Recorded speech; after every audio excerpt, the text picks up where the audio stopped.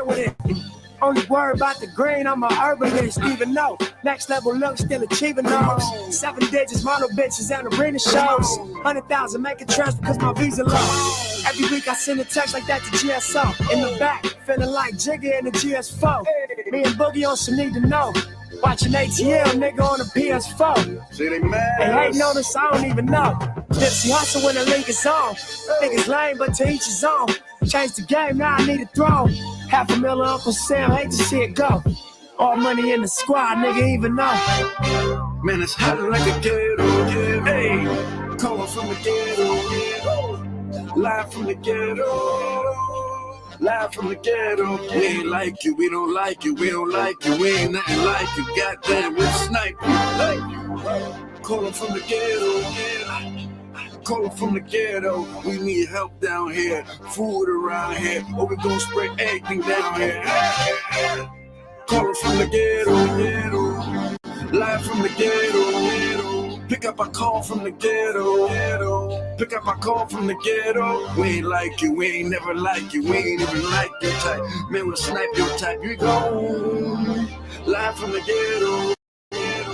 Man, it's live from the ghetto. Came from nothing and made it something. Now I got the whole hood jumping. Tell me what you want now. Calling from the ghetto. Got the block hot like a kettle. Can't even come back to your hood everywhere. Yeah, we good. Yeah.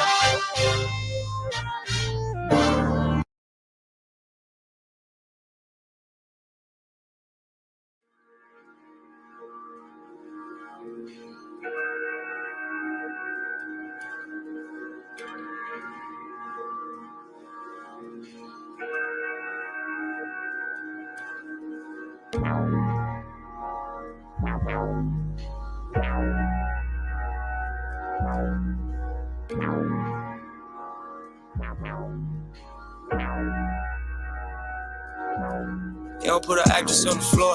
You don't never front line of war. You ain't never had a line of tour. You ain't got a line around the store. You ain't dead. You ain't dead. I never see your name up in the force. You ain't got a line around the store. Never put an actress on the floor. You ain't never front line of war. Nigga, you ain't dead. None of this. You ain't dead. None of this. You ain't got what I got. You ain't seen what I seen. Put a bitch on my, put a bitch on the bed. Put a 10, let me sing. It's a lot on my plate. I can make no mistakes. Shoulder hold a lot of weight. V's jumping out the face. You ain't gon' feel like I feel. Niggas ain't real like I'm real. Smart, they can't feel like I feel. They bring it to you, try to take it from you. You ain't finna kill like I will. You don't even wanna live like I live. You ain't gotta get it out here. I'm a driver and I shoot on a mission. I was raised by the realest niggas. All they told us was kill all these niggas. We never gonna lose if we handle this business. You could turn on the road to the bridges. Set my heart on the curb in the trenches. Everything that I want was expensive. So it came with a lot of conditions. Poison that got in your system. Boy, you done shot through the ceiling. At first it's the awkwardest feeling. We're fucking my nigga, let's get it. Doing donuts or something ridiculous.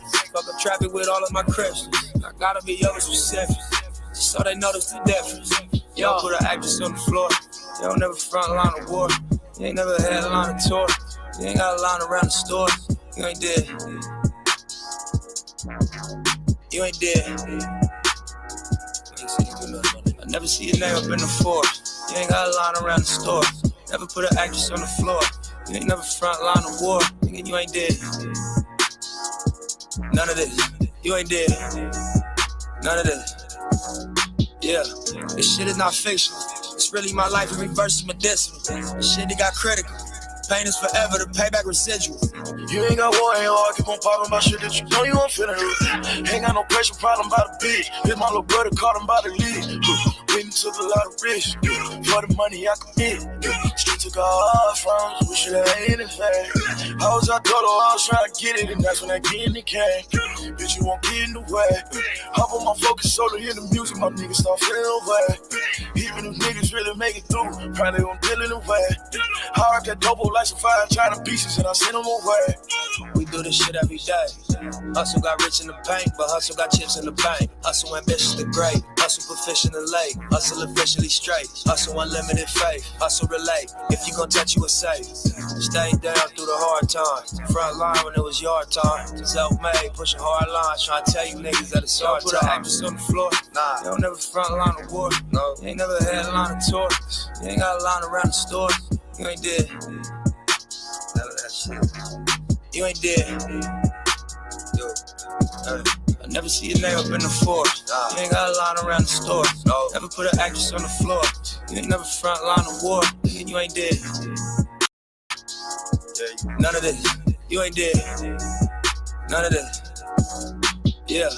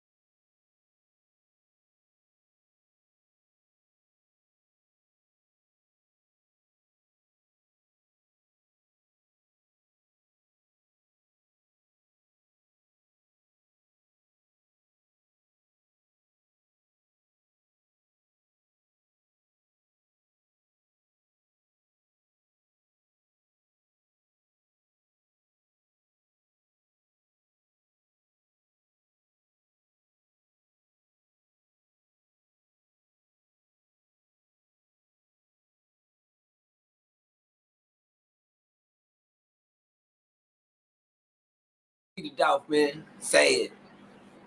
Say it. Say it.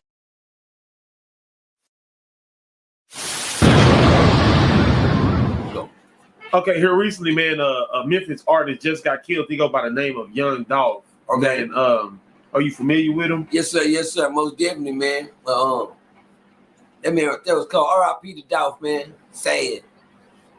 Say it. Say it, man. Another piece off the chessboard. Yeah. You know, when you playing chess out here in this game of life, you got pieces and you got major pieces. Those are major pieces. Not to the street wise, but to business. Like Nip was. Yeah. Like Nipsey was. Nipsey was a major piece. But Yeah. back and back door to hit us with Dolph. Character wise, you know, they match character wise. I was looking at Dolph the other day and who was that, Country Wayne? Video. And that was just, you know, Dolph, you look at the man, tell his intellect was on point. Right. You know what I'm saying? Everything he was about was on point.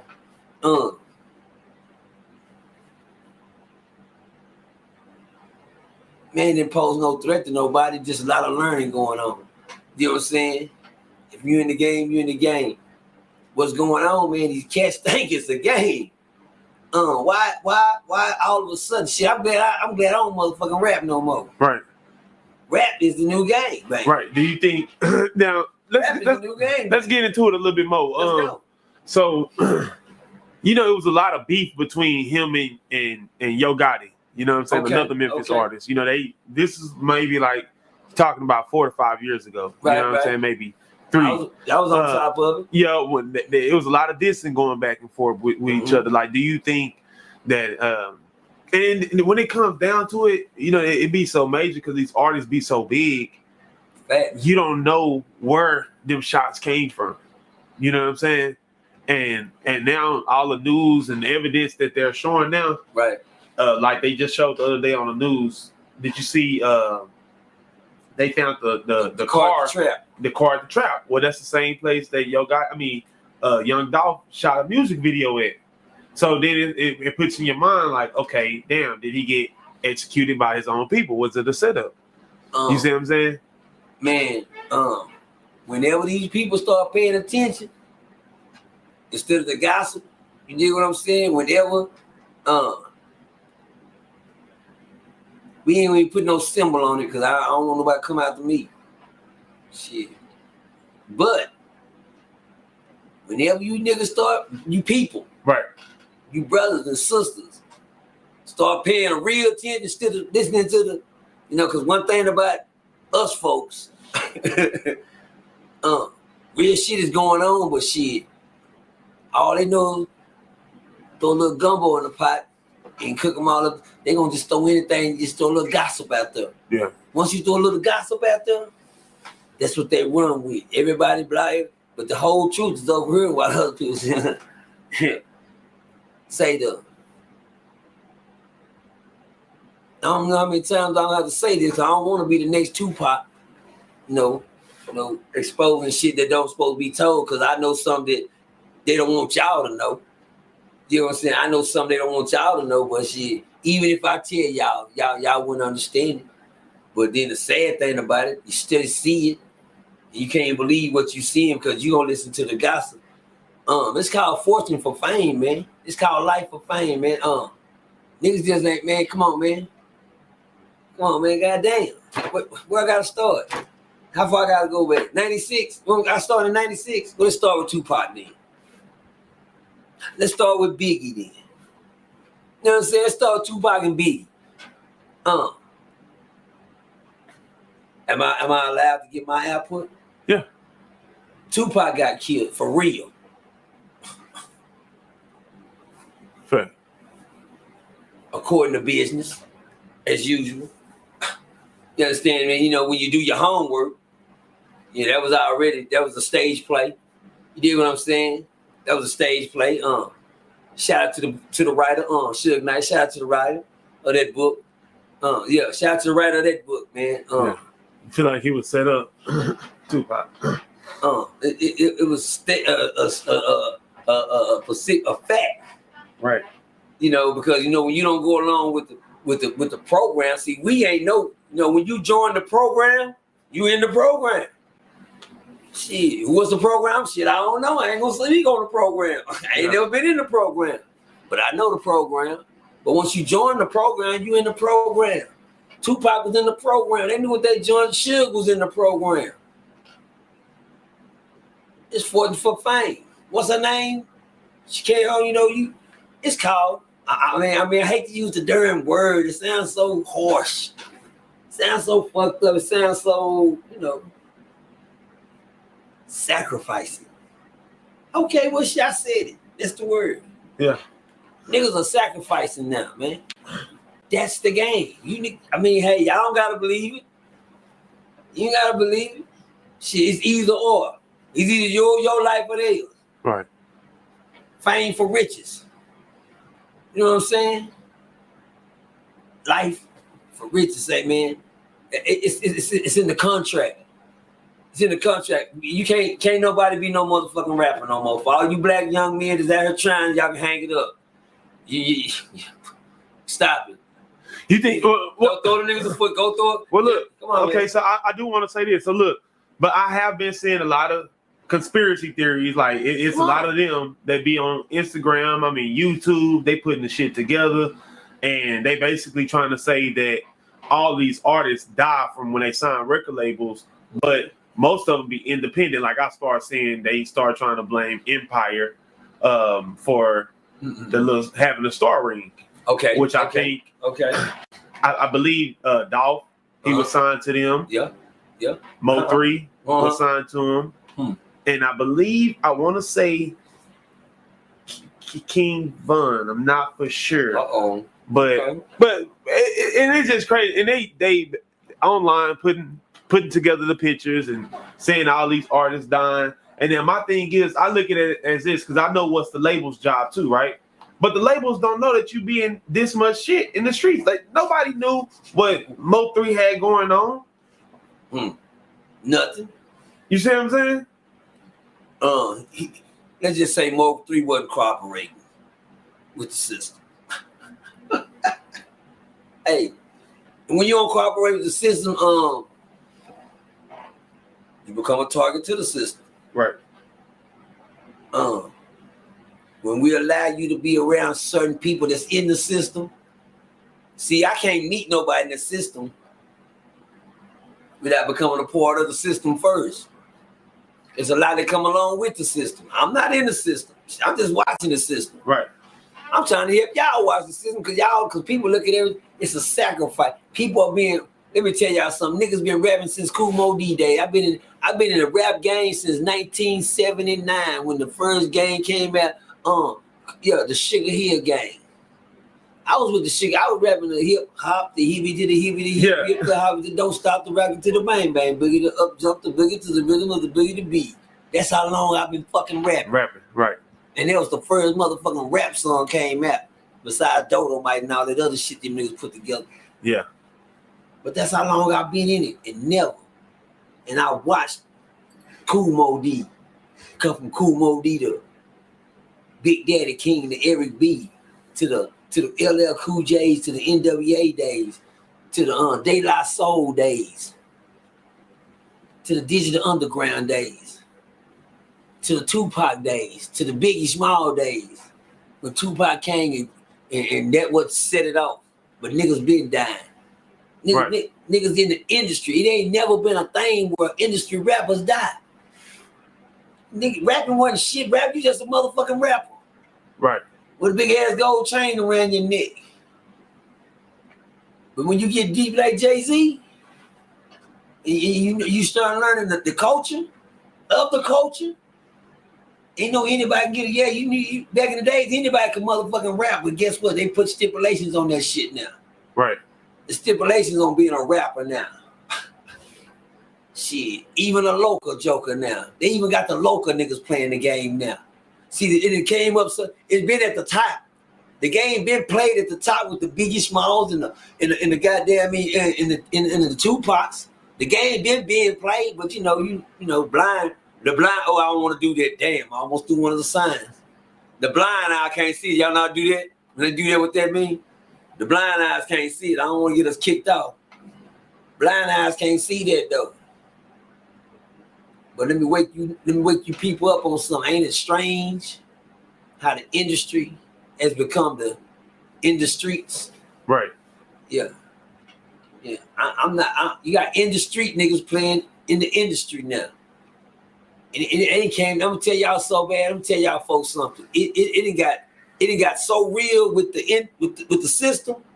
You know, we call it. The system. They not already mastered you niggas in the incarceration system. Right. Oh shit, they running none of us. You niggas, y'all can commit crime. Yeah, they got y'all down. It's a whole new system in case you want to be somebody.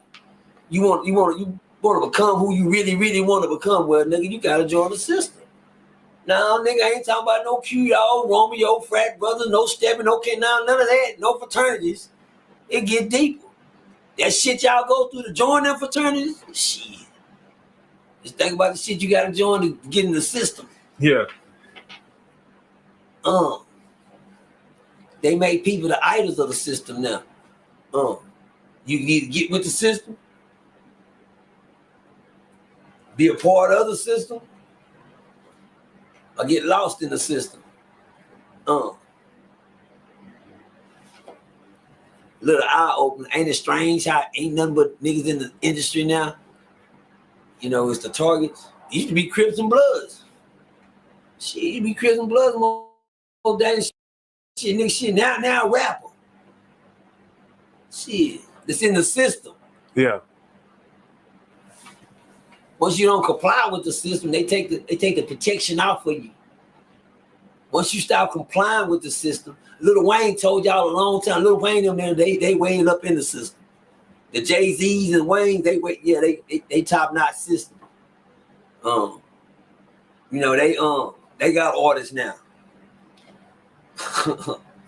they how they in their system. They got orders in their system now that they control. You didn't understand me? And the same orders that go for them in their system goes for their orders.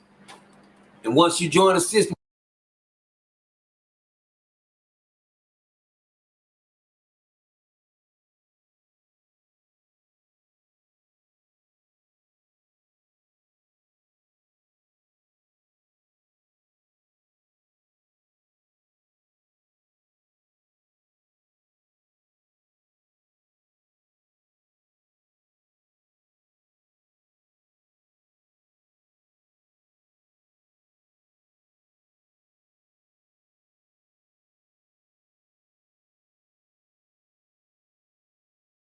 you will not leak nothing out of it.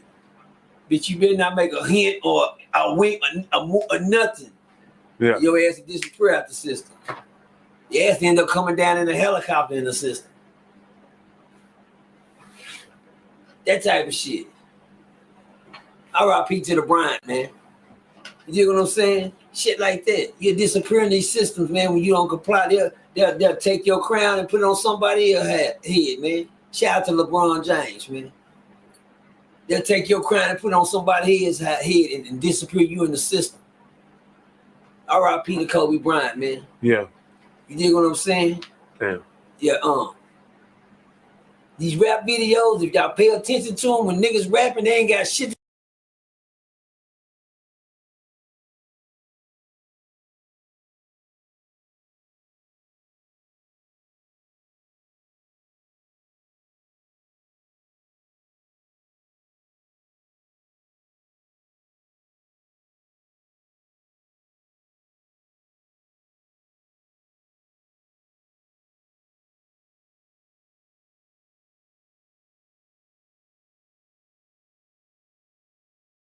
to do with the background. When you see the shit in the background playing, look hint to the system. If y'all want to learn the system, learn the video. You watch motherfuckers all the time.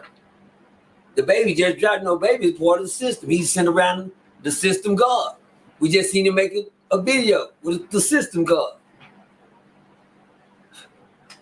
Lil Wayne is a top-notch player. I learned to decode with Lil Wayne rap. I almost stopped listening to Lil Wayne motherfucking ass for a minute. Why you say that? Because that motherfucker deep in the system. Yeah. You know, and I liked him too much. he lowered me in the system. One thing about Lil Wayne rap, if anybody can rap, Lil Wayne's the only rapper that you can't never repeat what he just said, nigga. You have to study that shit, nigga. He deep in the system. I had a debate the other day with somebody say, "Oh, the baby just brought Lil Wayne back." Yeah, bitch, you crazy? What do you mean the baby brought Lil Wayne back? Lil Wayne never went nowhere. Just to be in the presence of Lil Wayne, nigga. Come on, what the fuck is you saying? Look, the baby can't do shit to Lil Wayne. He can't bring Lil Wayne back. Fuck you mean, nigga? If anything, that's a good look for the baby. He felt honored to be. If anything, that's a good look for the. Yeah, he was in his presence. If you look at the video, you can see how he was sitting there diagnostic the baby. You know, writing down what he was doing. You know, the baby was sitting there letting all this shit out his head. He told him he picked the Peter Piper about you, nigga. Say that nigga really broke. Just to be in the other system. The baby became a brand for the system. What I mean by that, the baby killed some niggas in the mall, got away with it, went to jail, went to court, got away with it, came back, and became a part of the system. That's what we need, right? That's what we need to keep the system. We need more like, he the man. One thing about the baby, he a rapping motherfucker. Right. It can't take his skills from him. But once you become a part of the system, here, your skills get better. Not due to nothing that you do. They gonna give you something to make your system run a little better. One thing about if you listen to the video with Lil Wayne come on with the baby and the Lil Wayne, the baby, and the lady run by and she said, I'm a Christian. Yeah. If you look behind, you see crosses upside down and shit in the background. You know, he just doing the mailbox, you know, the man rolling them. If you ever look at a video and you want to know what the system is about, yeah. And you want to know what the system is about, pay attention to the background. Right. Pay attention to the background of the video. I used to look at Kanye. Now, Kanye, you know, people that's part of the system. What is the system? I mean, it's just the system. I call it the system. Y'all might call it something else. I don't know. But anyway, the system. In Kanye's background, I used to look at everything, and it always showed you was what to come. What was what of to come. Right. Kanye is part of the system. How is he part of the system? Everybody in the system has to at least make a sacrifice.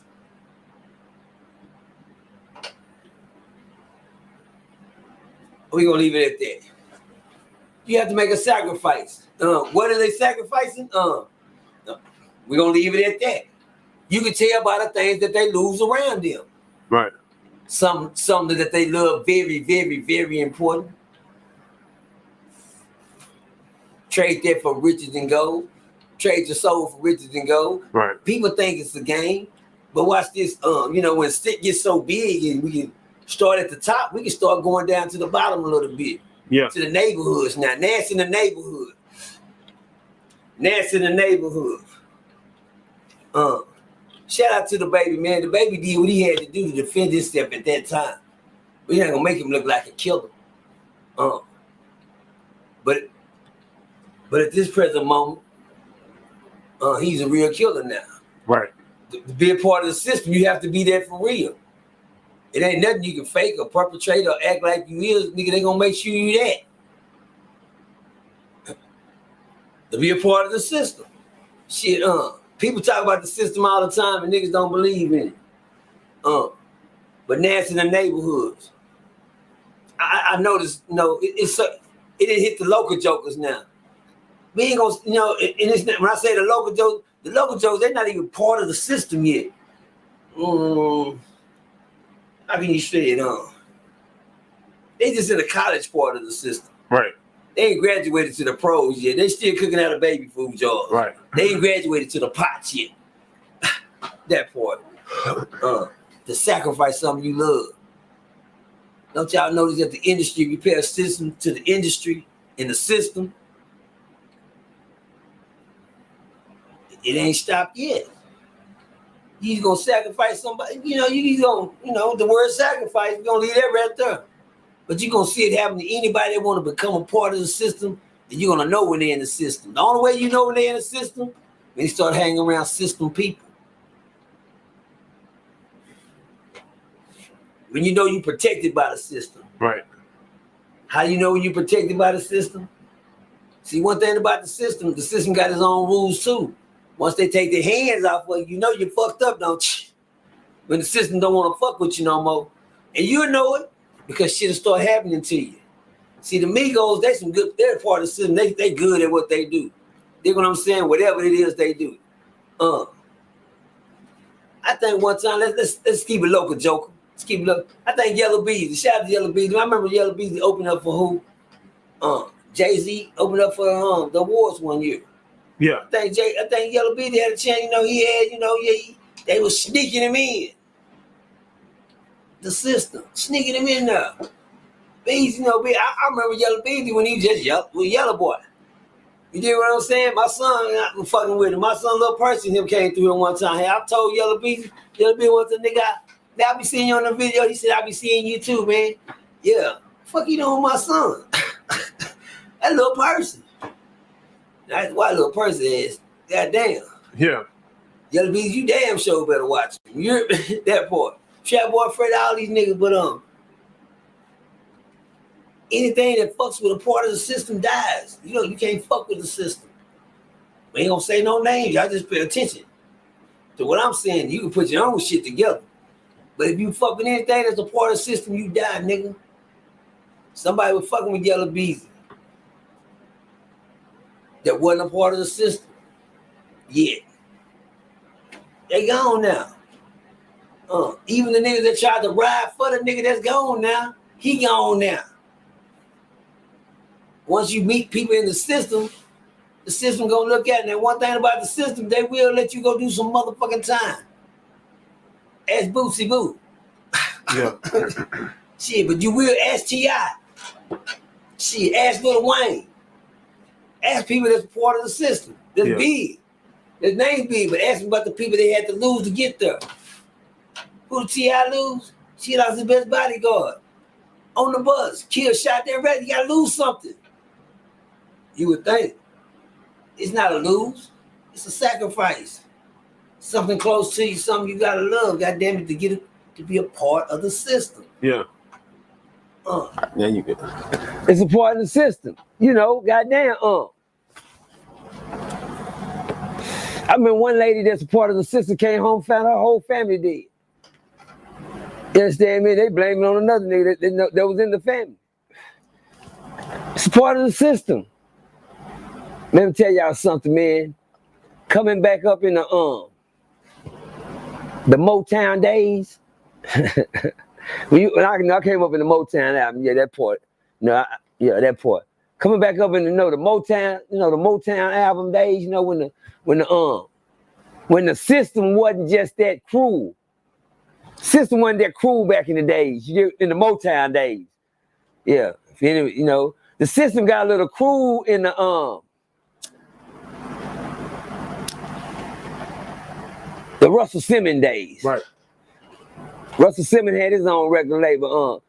What was Russell Simmons shit called? It was called something. He had his own Rush Records or something, whatever it is. Yeah. Russell Simmons had his own shit, but he had shit. He had people in the system like Jam Master Jay. Excuse me, part of the system. R.I.P. to Jam Master Jay. Where he died. See, people just looked over Jam Master Jay, Run DMC. I forgot. Some of y'all ain't older than me, but I'm letting y'all know how long the system been in business. The system got cruel. You got to sacrifice in the system, man. And we ain't talking about the rappers, nigga. We talking about the niggas that own the niggas that own the labels. Yeah. They protected by the system. Nigga, your rapper is the sacrifice. You niggas that's signing all these contracts, you better read the fine motherfucking print, nigga. The shit way down there at the bottom in little bitty letters that you niggas don't look at. Oh, the shit you gotta pull out your third eye, nigga, to see down there at the bottom that you didn't motherfucking see. That you didn't read. That you didn't read at all. They always say, you gonna miss something. You better make sure you properly learn before you read your shit. You better go take a lawyer to read your shit before you get in some shit. Make sure that you read what you know you read, because what you think you understand might be a whole different meaning to the system. Right. And next thing you know, you didn't got a penalty call on you in the system. And then what? I got a penalty. Yeah, you've been penalized in the system. Right. What that mean? Well, it's gonna cost you something. You won't lose a freedom. You won't lose something dear to you. Shit, or you lose you. Shit. Everybody has their decisions to make in the system, man. Right. Me, myself, I just listen and learn. And I watch it. And I watch it grow, and I watch it grow, and I watch it grow. And now the system that got so dirty, they got Master P's in the system. Yeah, the masters in the system. You can only stay on the airways in the system. You can only stay on the airways so long in the system. Right. Yeah, you ain't. Yeah, you got a brief amount of time to shine in the system. You get that. Some get reincarnated in the system because they do well in the system. Some accept their fame. They sign for 5 years of fame, fortune, everything you want. You dig what I'm saying? You get that. Just don't violate the system. Shout out to Jeezy. He never violated the system. Yeah. Jeezy one nigga I've never seen violate the system. I ain't never seen him go down, get locked up, get penalized, flag through him. He come, he shine, he do what he's supposed to go, and he get the fuck out the way.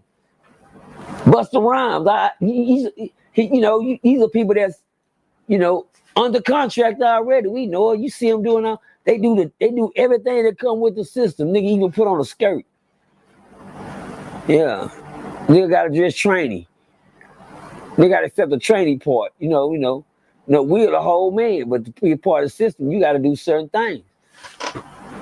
Oh, you ain't putting on that dress? So who you want to lose this week, nigga? Oh, that's what I thought. Nigga been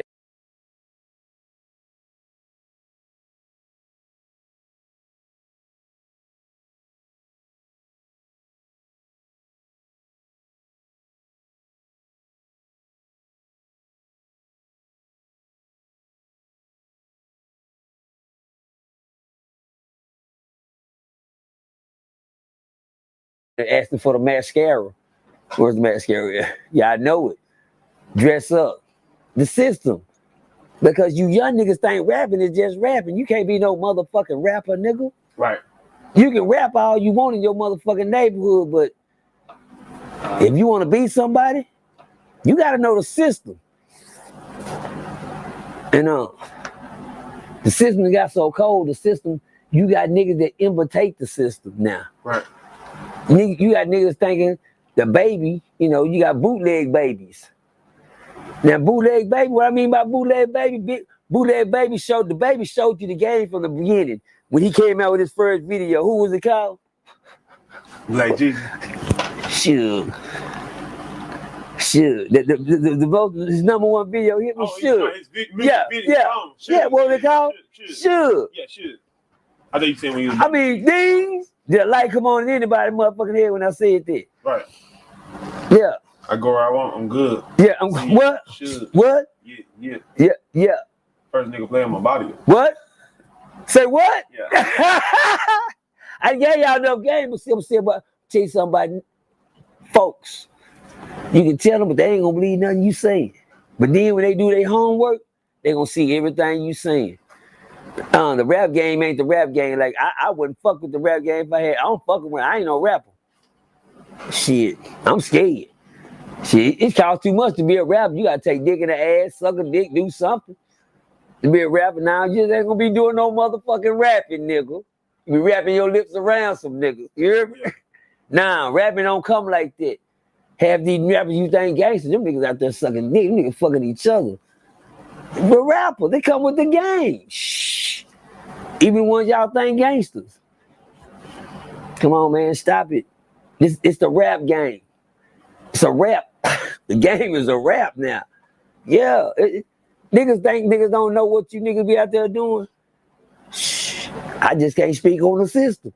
Yeah. Look. You gonna get caught up in that motherfucker. Yeah. But hey, I fuck with it. But I don't fuck with it. I just look at it. You hear me? Ain't nothing wrong with looking.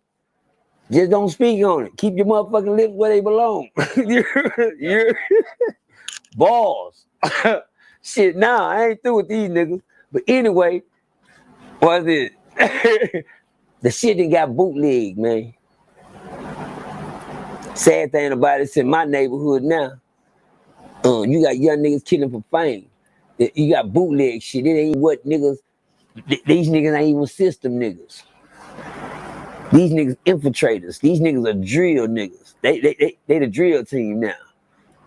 A team. They the balls. They the drill team. A lot of niggas running around here drilling now. You dig what I'm saying? And rapping like you gonna get some up. You not the baby, nigga. The baby is Suge. Balls. Yeah. The baby is Suge. That nigga was Suge before he became the baby, nigga. That means the nigga was business minded on top of his shit, had to get in the system, get out the system, stay, let him know that I'm in the system, I'm gonna be and I'm gonna participate, and I'm gonna be good at what I do.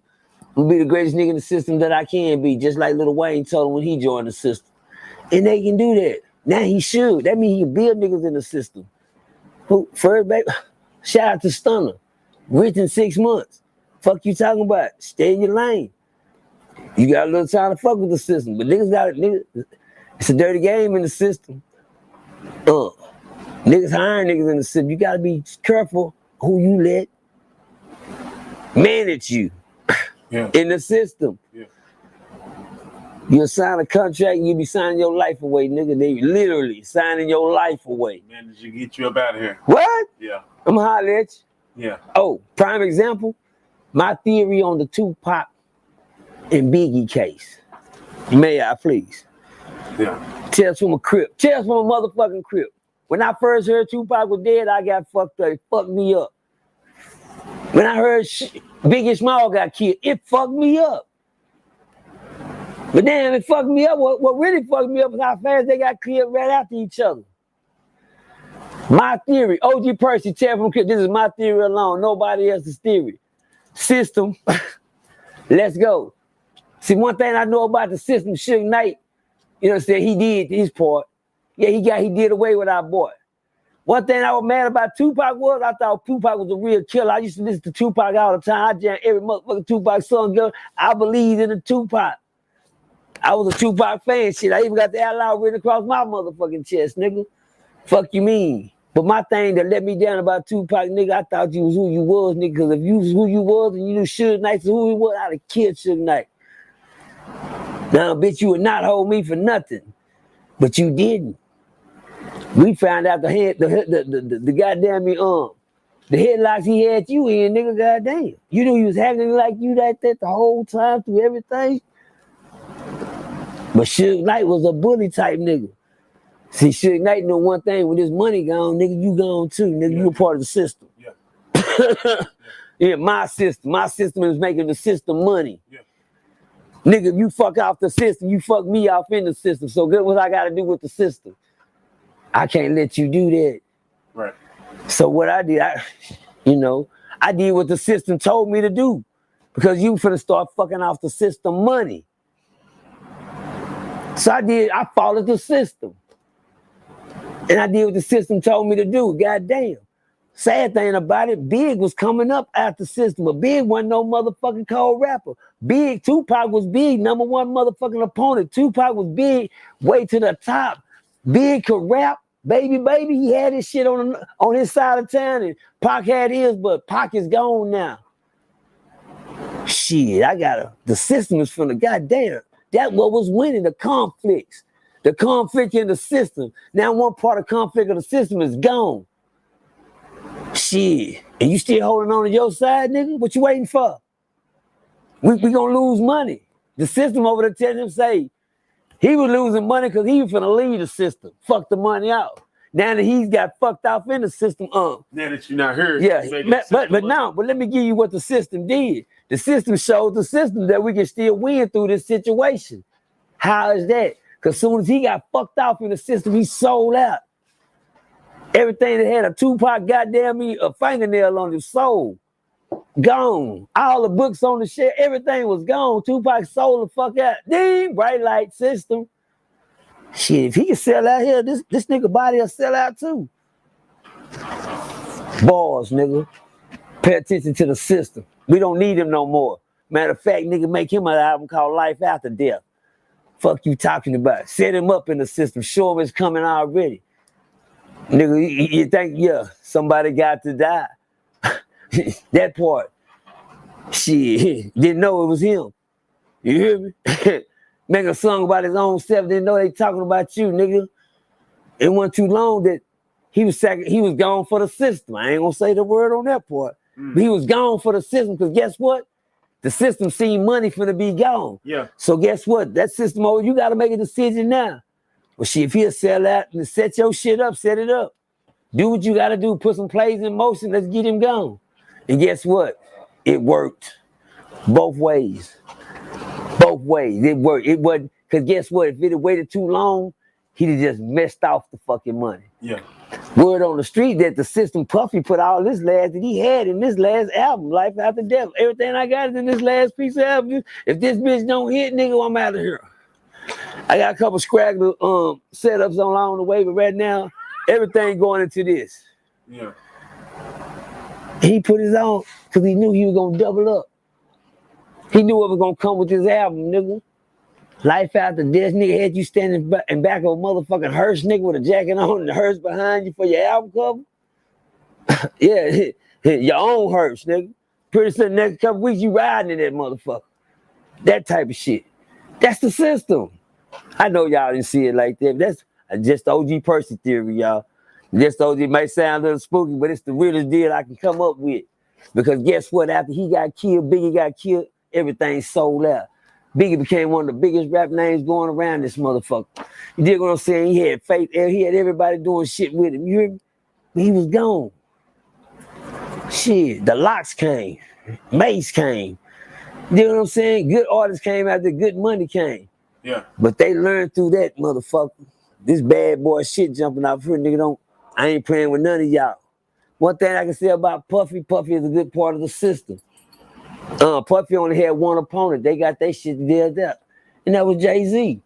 Wasn't nobody fucking with Puffy in the system game, but Jay-Z. They was neck and neck, and they still neck and neck to me. Right now, today, ain't nobody bigger than the next one. Them the top system managers. You hear? Yeah, yeah. The first sign artists, you know, the general, the one that can smoke their cigars in Phillies and own basketball teams and jerseys and state, yeah, shit like that. Yeah. Real system nigga that got the biggest Sean John clothing line. Come on, man. Yeah, factories and shit. Stitching your shit. Sean John shit ain't cheap, and Puffy shit damn sure ain't cheap. Yeah. Sir Rock, you can put your man and liquor and everything in the system, but we start off with rappers. This is what you can start out. This is what you can start out being a rapper, and you can become this. But that's if you make it through the system first. Yeah. Niggas getting found side on dead houses, and niggas getting killed. Niggas now they got bootleg systems for the niggas in the neighborhood. For you young niggas in our neighborhood, Eastwood, Stop Six, and Como, and West of everything, they got bootleg systems. They got you niggas killing each other, making y'all think y'all gonna get a name for yourself through the system and rap. And bodies are coming up every motherfucking word. Niggas are targeting the industry. They not the industry, nigga, the industry niggas. Cause there's a lot of niggas dying in the street, but you only get talked about if you're an industry nigga. You dig what I'm saying? Industry niggas, why just all of a sudden rap niggas are the target? That's the only gangs jumping off is the rap niggas. And the rap niggas, they got gangs now. They call themselves clique. They come over some, light for light clique. I'm just saying anything. The C8, the HC, murder, something, they come over shit. You know what I'm saying? And, it's a goddamn shame. Yeah. They started in the hood with you niggas. You niggas think that y'all kill a nigga hood, gun a nigga down the hood. Oh, I forgot. Oh, y'all steppers. That's what they call them. And we ain't talking about the frat, nigga. Balls. Hold on. We ain't talking frat, nigga. We ain't talking Q-Dog, Romeo, or none of that shit. Alpha, Delta, Sigma, we ain't talking none of that. We talking about steppers, nigga. Real steppers, true live steppers. You know what I'm saying? It's a war in the city and everybody caught on to it, man. Y'all that ain't caught on, pay attention. It's happening. Yeah. Young rap niggas are getting killed off in this motherfucker, man. I'm glad I don't motherfucking rap no more. Shit, I wasn't nobody anyway. But even if you ain't nobody, you a target. Don't y'all know every time we hear about a young nigga getting killed, guess what the fuck they say he was? They say he was an up-and-coming rapper. Ain't that fucked up? Yeah. That's what they say nowadays. He was up-and-coming rapper such and such. Who we got? Lil Snoop. Lil Snoop, up-and-coming rapper Lil Snoop. Up-and-coming rapper for Lil Boosie. Who was that? What my boy? Fats. Yep. Up-and-coming rappers like these getting gunned down, shot down. Come on, man. Them ain't no motherfucker. Come on, man. Good names, man. Shout out to Brad, man. Shout out to Little Brad, Fort Worth Little Brad, man. Shout out to Fort Worth Little Brad. What's cracking Little Brad? R.I.P. to Little Brad. That's a name that ain't been mentioned, you know what I'm saying? That's because the youngsters don't know Little Brad. Yeah. I mean, they don't need to. OG Percy know Little Brad. Fuck you mean? In my era of time or more. Oh, you know who I'm look, got diamonds talking about. Yeah, Little Brad, man. R.I.P. Little Brad, man. Little Brad used to come to my house, sit on the floor, man. I sit there and kick the shit with him. I had my little system called the Jukebox Studios back then. Yeah. And I didn't have no real good equipment. No, my shit was tape players and shit hooked on to amplifiers, shit like that. But anyway, R.I.P. Little Brad, man. Pioneer G. pioneer in this first kick it out rap shit, you know what I'm saying? Freestyle shit, but the sacrifices in our neighborhood now, the young kids are the ones dying from it. The young niggas stepping on each other. Yeah. The young niggas pulling up on each other, popping off on each other. Let's have a pull up, let's have a shootout. And the sad thing about it, the old people are the ones paying for it. The old folks died, the young niggas took over. When I say the old folks, the grandmamas and granddaddies and shit, they gone. Yeah. It's a wrap. I'm talking about my grandmama. Yeah, that shit over with. Cause I'm a granddaddy today, but look at what kind of granddaddy I am. Yeah, bitch, I'm gonna go. You hear me? Pop. Yeah, I'm pop, and I'm pop. But then I got goddamn me kids with kids. Fuck you mean? I got kids with kids right now. Yeah. Shit, the kids I got, they fucked up. I mean, I'm just saying though. So I got some bad boys. Yeah. R.I.P. No R.I.P. to nobody. R.I.P. to AD, but free them kids, man. Yeah. Free them kids. The system gonna get you any way it can. It's gonna put your ass under the ground, or it's gonna put your ass in the system. Right. That's the game, young niggas, to keep up playing game, man. Play chess. Don't play checkers. Play chess.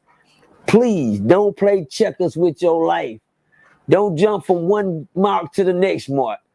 Just don't try to hop over people to get where you're going. Keep moving forward, goddammit. It ain't about skipping and jumping. Play chess. That's the aim of the game. But you gotta have smart moves. You gotta make smart moves out here. You gotta make smart moves, man. I got a couple of bad mood boards this couple of months, man. Right. You understand me? My big brother want to sacrifice, but at the same time, shit, you don't know what the fuck going on out in these streets. You dig what I'm saying? These streets are fucked up. Y'all strive to be more than a nigga that want to play with a football or a nigga that want to rap, nigga. Yeah.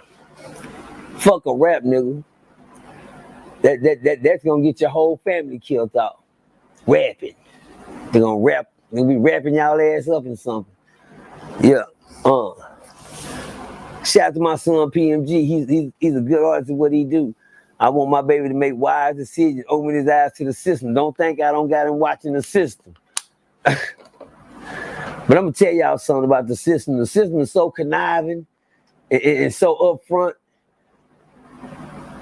One thing they know is to prey on the young and the weak, because them niggas don't know, even if you tell them. That's what I don't understand, Diamond. Today, if you even tell your young kids, little homie, don't stick your hand in that fire, it's gonna burn you. Soon as you do this right here, turn your motherfucking head, guess what they gonna do? Now they might not just stick their hand in it off the top, but guess what they'll do? They just gonna test it just to goddamn see. Right. Hell, why I know shit, I did the same motherfucking thing. Mom said, keep your hand off that iron, Percy. Man, that was so cold. I ain't gonna lie, y'all. Oh, fuck y'all up, nigga. I was fucked up when I was a little kid. I was fucked up. And we had them real big old hot irons that get real hot. And I ain't gonna lie, man. And we had them stoves on the heater right there. You know, we had that the heater built on the wall and shit. And Tales from a Crip, man.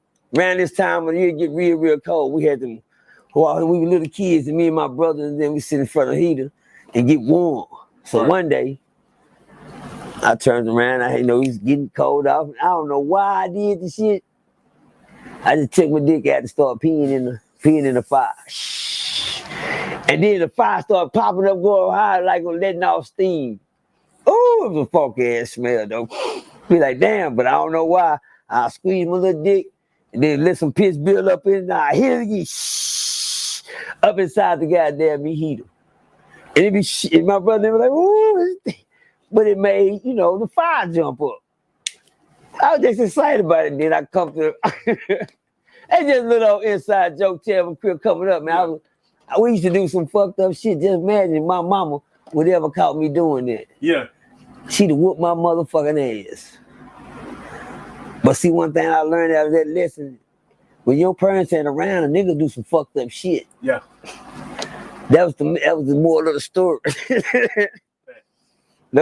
He say facts. That was the moral of the story. When the parents ain't around, the kids do, and you parents really be saying, see, like this, you know. And shout out to all the parents that's on top of their shit, man. Shout out to my son Price.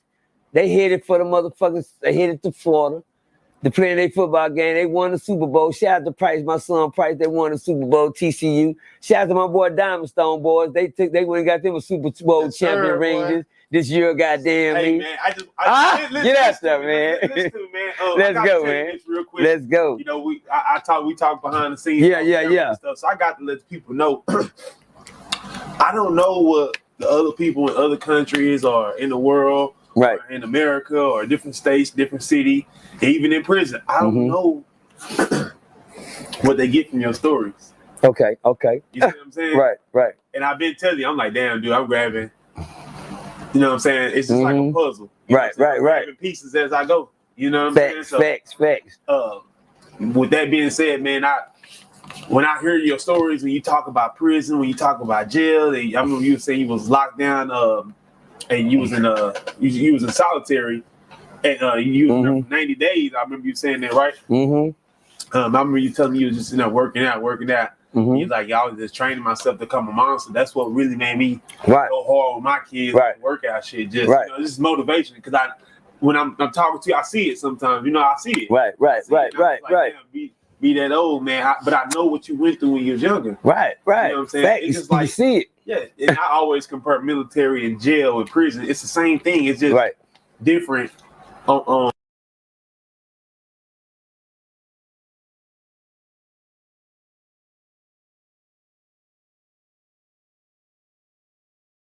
Getting right back every time I touch down. Maryland, VA, DC, the whole DMV area. I got love for all of y'all. Let's do this shit.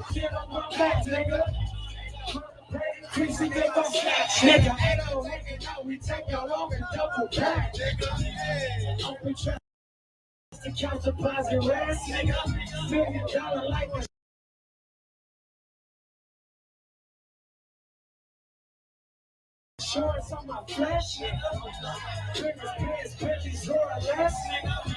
Ferraris in the Lambo. What's up? I ain't nothing like you fucking rap niggas. That's a fact, nigga. Nothing like you fucking rap niggas. Hey.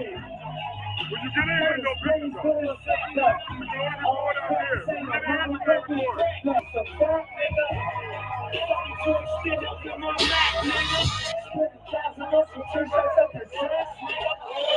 Hey, what's up, DMV?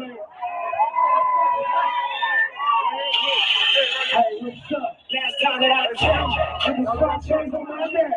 It was no month. Last time that I checked.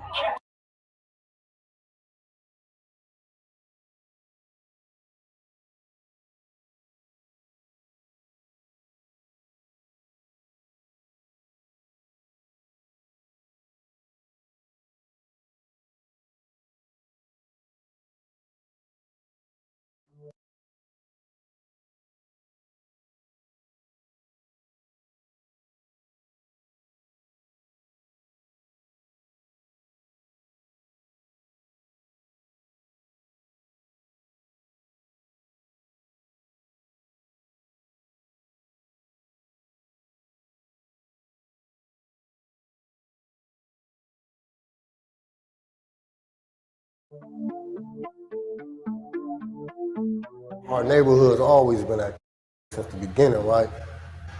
Yeah, we ended up running into each other at a restaurant on Slauson and Overhill, like right there where you from. It was crazy. I woke up that morning. I think I woke up in like Manhattan Beach or something like that. And me and baby, we was smashing back. And I'm like, we were trying to get something to eat, you feel me? But we couldn't make up where we was about to eat at. So when you go into the jungles, once you hit Slauson and Overhill, once you pass Slauson, going up what's that, Overhill? It's nothing right there, you feel me? So it's like either we gonna eat somewhere right here, or, you know what I'm saying? So we got right there to the light. And I'm like, man, I walked in, or no, she walked in first, and I just seen her turn around and look like, you feel me? And I think I was looking at my phone or something and looked up, and I just seen him, you know what I'm saying? He was standing in the doorway, basically. So I had to like tap him to get past. And when I tapped him, he turned around and it was like, "What up, Nip?" He looked at him, it was kind of like, we both did though. It was like, like, damn, all right. You feel me? All right. He was by himself. Yeah, he was by himself. But he told me in our conversation, like later on, that he was like, "Man, my daughter in the car," you know what I'm saying? Oh, but he didn't have no security. Nah, man, Nip a real nigga, man, you feel me? So he was getting a little green machine, a little green drink or whatever. Yeah, but it's just crazy though, because when I walked in, he was like leaning on the counter. He was talking to somebody. When I tapped him, walked past, we both, we looked, and it was like, "What up, Nip?" You feel me? I smiled like, "What up, Nip?" And he said, he nodded like, "What up, bro?" And when I got ready to walk off, he said, "Hey, excuse me." I turned around, he was like, "Hey, you firing, bro?" Huh? I said, "Yeah." He said, "You from Centennial Park?" I said, "Yeah." He said, "Yeah, bro, I respect you." That's the first thing he said. He said, "I respect you, bro." And I told him, I said, "I respect you too." He said, "Nah, I've been following your campaign on IG." He said, "But really, I've been hearing about you since I was a youngin' out here." He said, "And your name always been 100. He said, "And me and my niggas, we be paying attention just because we don't press the like buttons. Just know, you know what I'm saying? We salute it though." It's cast that, you feel me, across the tracks that, man, if he's speaking some real shit, you feel me, I'm finna, you know what I'm saying? Especially at the level where I'm at, I'm never finna disrespect my homies. I'm about demonstration. That's what he told me. He said, "I'm about demonstration." He said, "I ain't got no more energy for nothing negative, but I'm with everything." And he said, "I feel I'm a good judge of character and I know what I'm looking at." He said, "And it ain't no secret what you was out here doing." He said, "But that's why it makes me honored to deal with you, because I know what you're gonna do in times of," you feel me? And you already knew what time it was. So with that right there, it wasn't about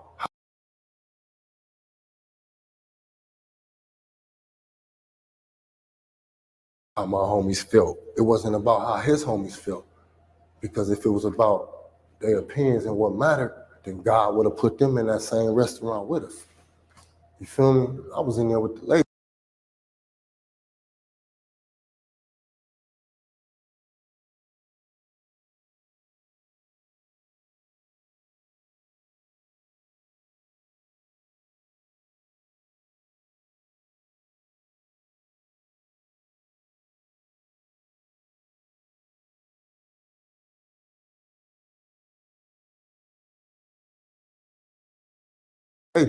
He was in there with his daughter. So he put us in the most docile environment to see, you feel me? And it gets so deep.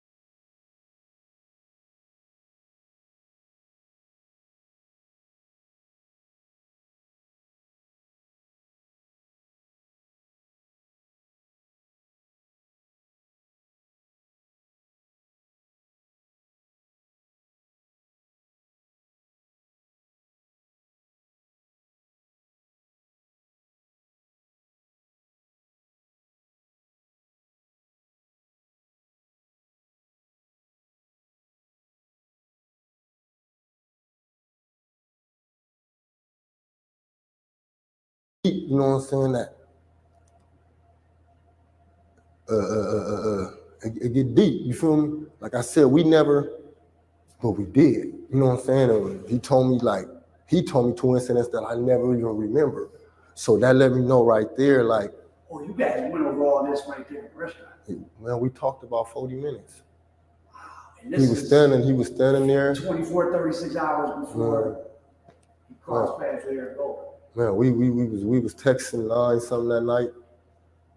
That happened in the afternoon the next day, and he sent that tweet out. So obviously, everything we talked about was still on his mind to make him say having strong enemies is a blessing.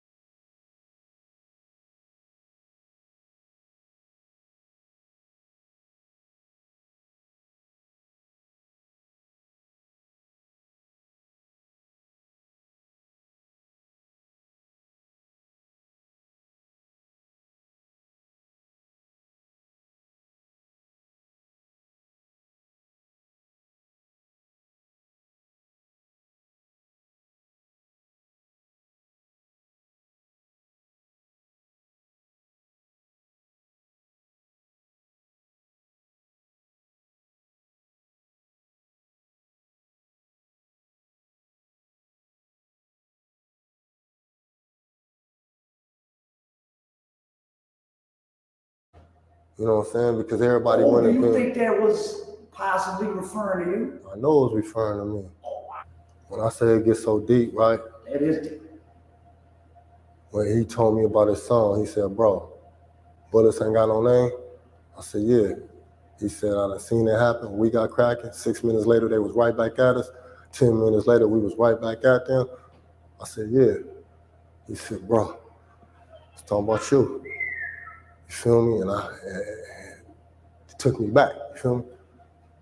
Because it done been a situation where something happened, and it led to about 5 shootings in one day. Back to back to back to back to back to back to back. And we took a strong casualty on one of those trips, you feel me?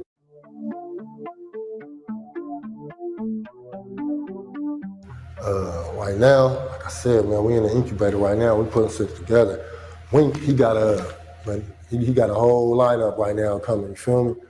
Mine's coming right behind me. But like I said, man, with me, my boy right here tell you, it becomes a little sinister process when I go in that lab because, like I said, I'm not the rapper that just sit down and write metaphors and punchlines and hey, tell me how this sounds.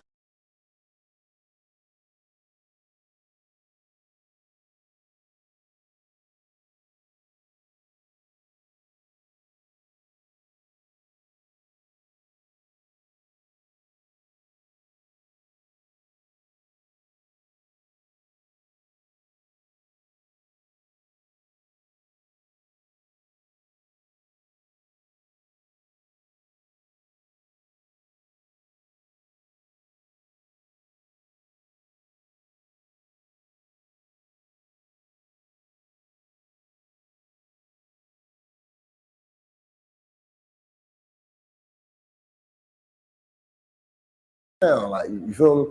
That ain't me, you know what I'm saying? Everything got right is everything I done been through. You know what I'm saying? Everything got right is coming from firsthand knowledge where we standing up on the toilet for hours at a time till your ankles going numb because you talking in the vent, getting game, wisdom from these old heads. You feel me?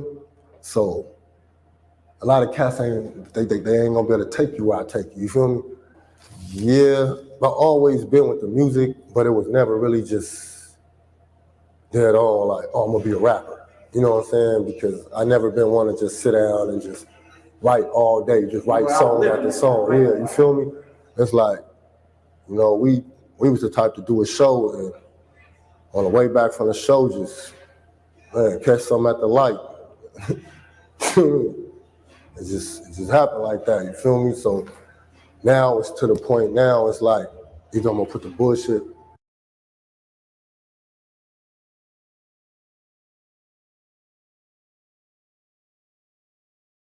You know, we was the type to do a show and on the way back from the show, just catch something at the light.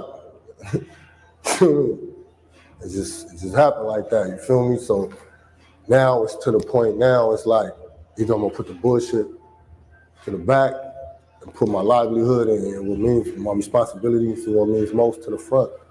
It's a cold cave to go back in to relive that and to put that out there for y'all. You know what I'm saying? And I'm just letting y'all know that so y'all understand like my craft, where I'm coming from with that. And that might, you know what I'm saying, what changed me might be a testimony for the next though. You know, so inshallah, man, I just pray I'll be able to bring that to y'all real soon, 2020, far above the mayor, rightfully gone. You know what I'm saying? Because I never been one to just sit down and just write all day, just write song after song. Yeah, you feel me? It's like, you know, we was the type to do a show and on the way back from the show, just catch something at the light. It just happened like that. You feel me? So now it's to the point. Now it's like either I'm gonna put the bullshit to the back and put my livelihood and what means my responsibilities and what means most to the front. It's a cold case. Yeah, I've always been with the music, but it was never really just dead on. Like either I'm gonna put the bullshit to the back and put my livelihood and what means my responsibilities and what means most to the front. It's a cold cave to go back in to relive that and to put that out there for y'all, you know what I'm saying? And I'm just letting y'all know that so y'all understand like my craft, where I'm coming from with that. And that might, you know what I'm saying, what changed me might be a testimony for the next though. You know, so inshallah, man, I just pray I'll be able to bring that to y'all real soon, 2020, far above the mayor, rightfully gone.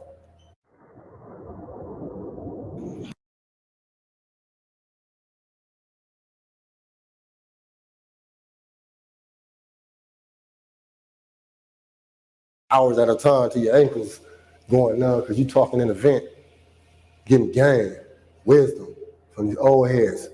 You feel me? So, you feel me? That ain't me, you know what I'm saying? Everything got right is everything I done been through. You know what I'm saying? Everything got right is coming from firsthand knowledge where we standing up on the toilet for hours at a time to your ankles going numb because you talking in a vent, getting game, wisdom from these old heads. You feel me? So a lot of cats ain't they ain't gonna be able to take you where I take you. You feel me? Yeah, I've always been with the music, but it was never really just dead on like, oh, I'm gonna be a rapper. You know what I'm saying? Because I never been one to just sit down and just write all day, just write song after song. Yeah, you feel me? It's like, you know, we was the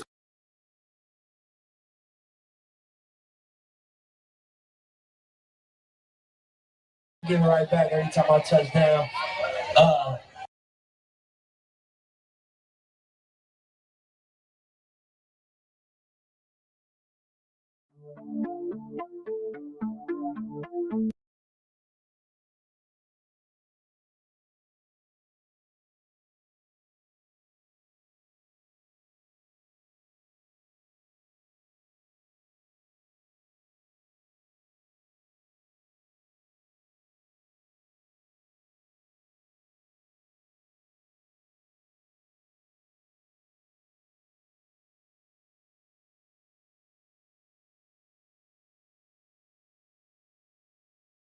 when I tapped him, you know, he turned around and it was like, what up, Nip? Turned around, he was like, hey, you firing Bugg, huh? I said, yeah. He said, you from sitting at the park? I said, yeah. They said, yeah, bro, I respect you. That's the first thing he said. He said, I respect you, bro. And I told him, you know, I respect him. We got cracking. 6 minutes later, they was right back at it. You know, we call it loyalty has its privilege. It's LHIP. It's a wink from the wood. You know what I'm saying? It's the label. It's loyalty has its privilege from the wood. We got some things jumping off that's about to just, we're about to beat some heads in with this music we got coming back to back to back. Letters from Siberia. Anybody that know my story, you know I just did 12 years. And I did, you know, over a decade in Pelican Bay. Oh, so 10 years in Pelican Bay. Yeah, so anybody know about Pelican Bay, you know what I'm saying? You got prisons, you got regular prisons, but you got Pelican Bay, that's just a whole nother orbit, you feel me? So when you up there, you get the feeling like you in Siberia. So basically everything that I went through, you know, writing home, you know, letters. When I've been home, they have violated me and sent me right back. I came to a halfway house. So really I was still up under supervision. So before I was up with my time at the halfway house, they had violated me and sent me back. When was this? This was last year. So I've been home a year now. Okay. I've been home a year now. So I'm still on papers, you know.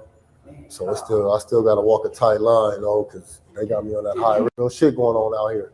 Be around them or just bad luck of life, it's even harder. So without that family and friend support, where would you? It's a popularity contest, you know what I'm saying?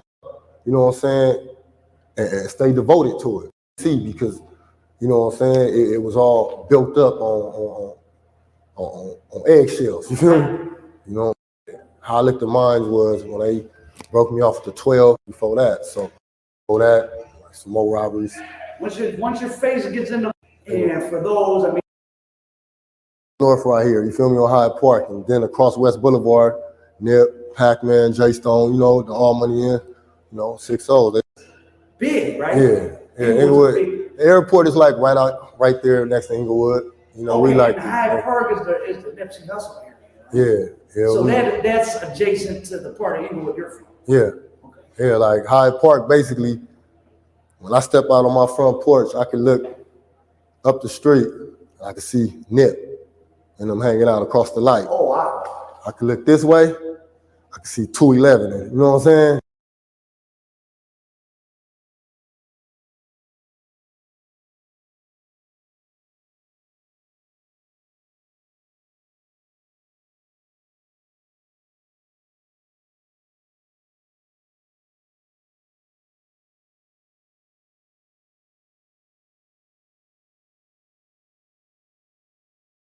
The north.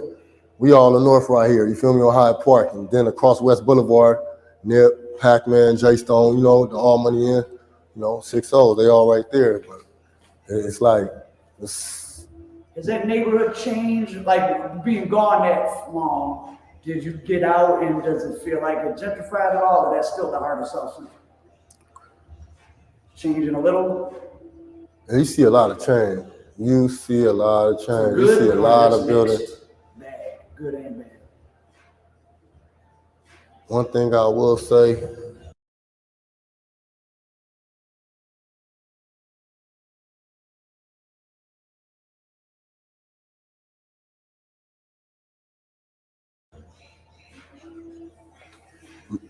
like sliding through both sides, you don't really see a lot of hanging out no more. You know what I'm saying? So when that aspect is good, you know what I'm saying? Because before, I used to just drive down the street and it's just, man, please don't let these guys walk up on our car. Oh, they right in your face. Yeah, like, you know what I'm saying? But now it's like for the better, you know what I'm saying? But I think a lot of people are becoming more and more conscious now, you know what I'm saying? So that part, aspect is better, you know what I'm saying? But we still got a ways to go though. You know, we still got a ways to go, but, you know, each one teach one at a time, you know, we reach one, so. And were you doing music before you, I mean, kind of your whole life, even in the midst of getting locked up, or did you really start getting serious with it now? Yeah, I've always been with the music, but it was never really just dead on like, oh, I'm gonna be a rapper. You know what I'm saying? Because I never been one to just sit down and just write all day, just write song after song. Yeah, you feel me? It's like, you know, we was the type to do a show, and on the way back from the show, some days I wake up and like I said, I never been 20 years now. You know what I'm saying? And man, cats don't give respect where it's due. You feel me?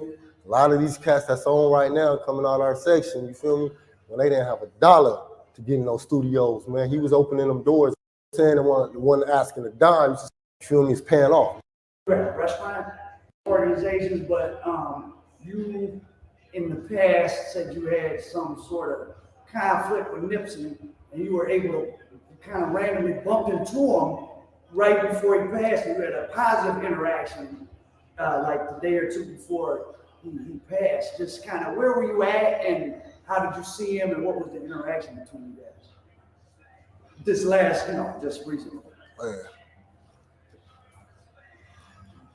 Yeah, man. Where were you at? Restaurant? Yeah, we ended up running into each other at a restaurant on Slauson and Overhill, like right there where he's from. But as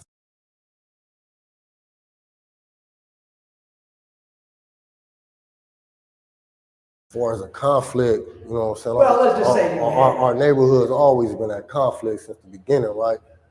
But it was, an incident way back that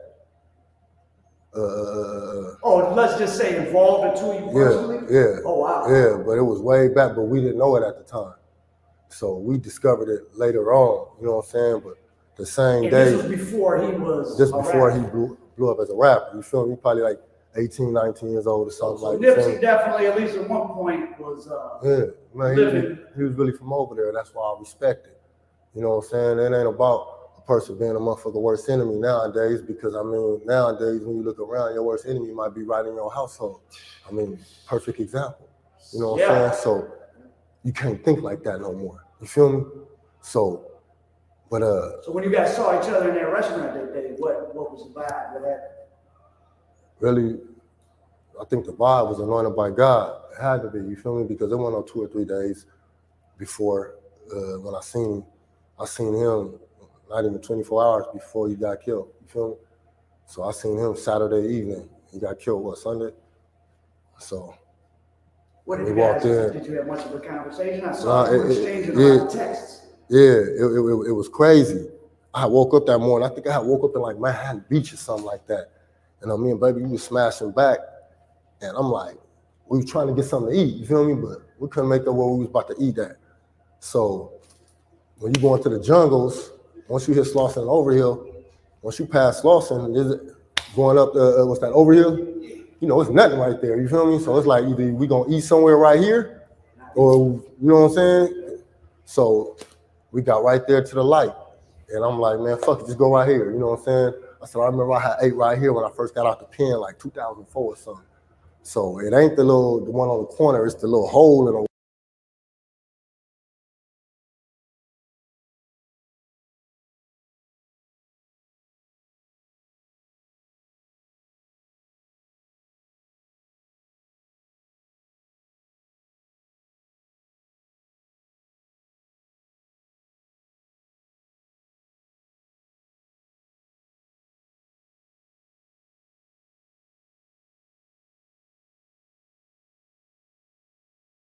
wall right there, a little Mexican restaurant.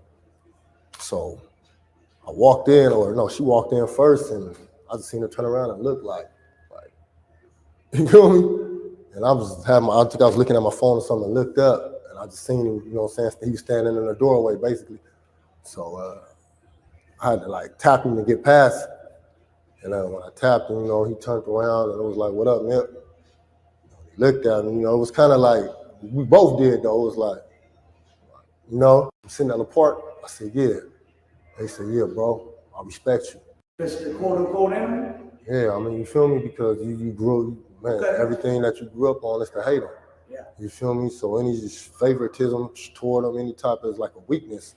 You feel me? I mean, that's what we came up on once upon a time. So somebody might say something to somebody like, hey, what I saw you like so-and-so's thing, and it might be some type of problem. I mean, that'd be petty, you feel me? Because it's cast that, you feel me, across the tracks that, man, if he's speaking some real shit, you feel me? I'm finna, you know what I'm saying? Especially at the level where I'm at, I'm never finna disrespect my homies. You know what I'm saying? I'm at a level now where, you know, when we grew up. Well, you could probably get away with doing things maybe. No, I wouldn't take it for granted or nothing like that. You feel me? Because ain't nobody bigger than the program. But it's just you become a man. You feel me? That's like when we was growing up. I might pronounce his hood in a disrespectful manner. Like, you know what I'm saying? They gonna address my hood in a disrespectful manner. But now I'm a grown man, so it's like, okay, you feel me? I'm from families or you from neighborhood. I'm not finna disrespect because I just walked the yard with cats with. We done had to take shit down together. Other races you guys gotta form together. You feel me? So for me to sit here and spread with this man, watch this man back when we go to chow and all of that, but then get back over here and say, oh man, fuck me. That's an interesting phenomenon. I want to carry myself and be able to speak what I say behind your back in your face. Because I don't ever want to say, oh man, fuck this, whoopty-whoopty-whoop. And then turn right here and somebody, oh man, well you just, nah, we don't, I can't live my life like that. You know what I'm saying? I'm gonna meet aggression with aggression.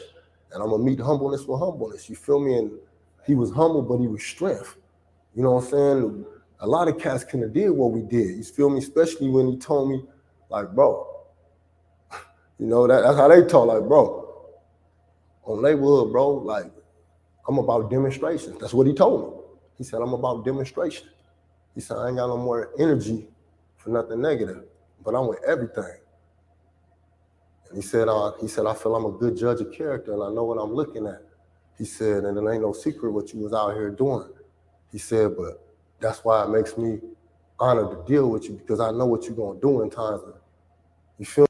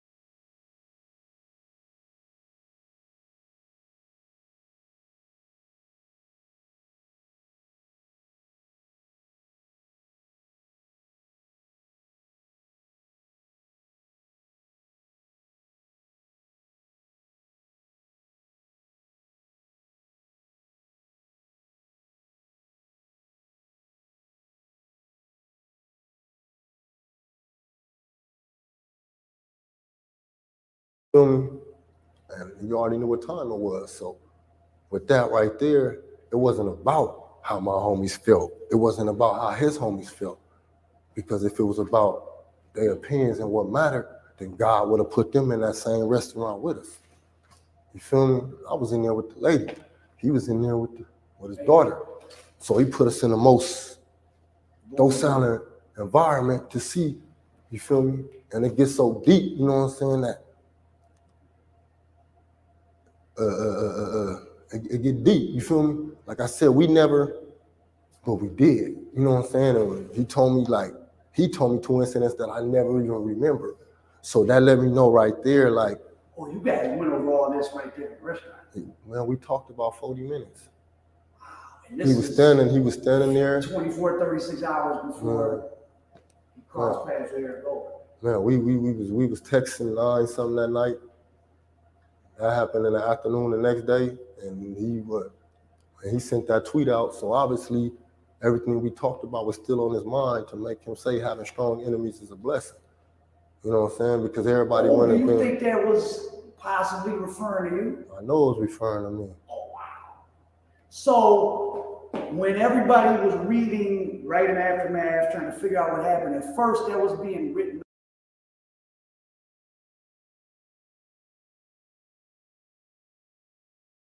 I said, yeah. He said, I done seen it happen. We got cracking. 6 minutes later, they was right. It's popping for 2020 with Fire Bugg and Link and everybody. Right now, like I said, man, we in the incubator right now. When I go in that lab, because it's a whole different wait period for me. I'm like my craft, where I'm coming from with that.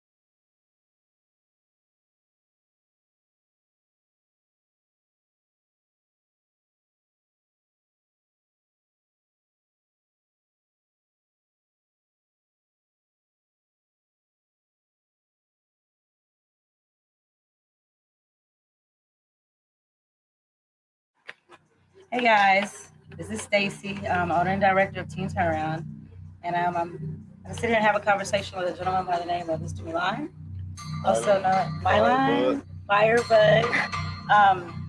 After the Nipsey Hussle situation out in LA, just reading through all the different things that were on television, I came across a picture of this gentleman and Nipsey, and just a lot of negative comments about how this guy probably had something to do with what happened to Nipsey. So me being the nosy person I am, I read the Instagram posts and I read the different articles about him, only to find out that right before this happened, he had actually met with Nipsey. Not on some negative nonsense, but on some fairly super positive peacemaking type stuff. And so I'm going to let him kind of introduce himself and tell you a little bit more about that, so we'll get a feel for who he is before we keep talking. Don't know. My name is Mylan. Better known as Firebug, the streets of Inglewood. Across the street rival from Nipsey. It's been a war that's been going on forever, since the beginning of time with us and them. But people don't understand, it wasn't a meeting, it was basically an accidental run-in with each other that just turned into a blessing when I look back on it in hindsight.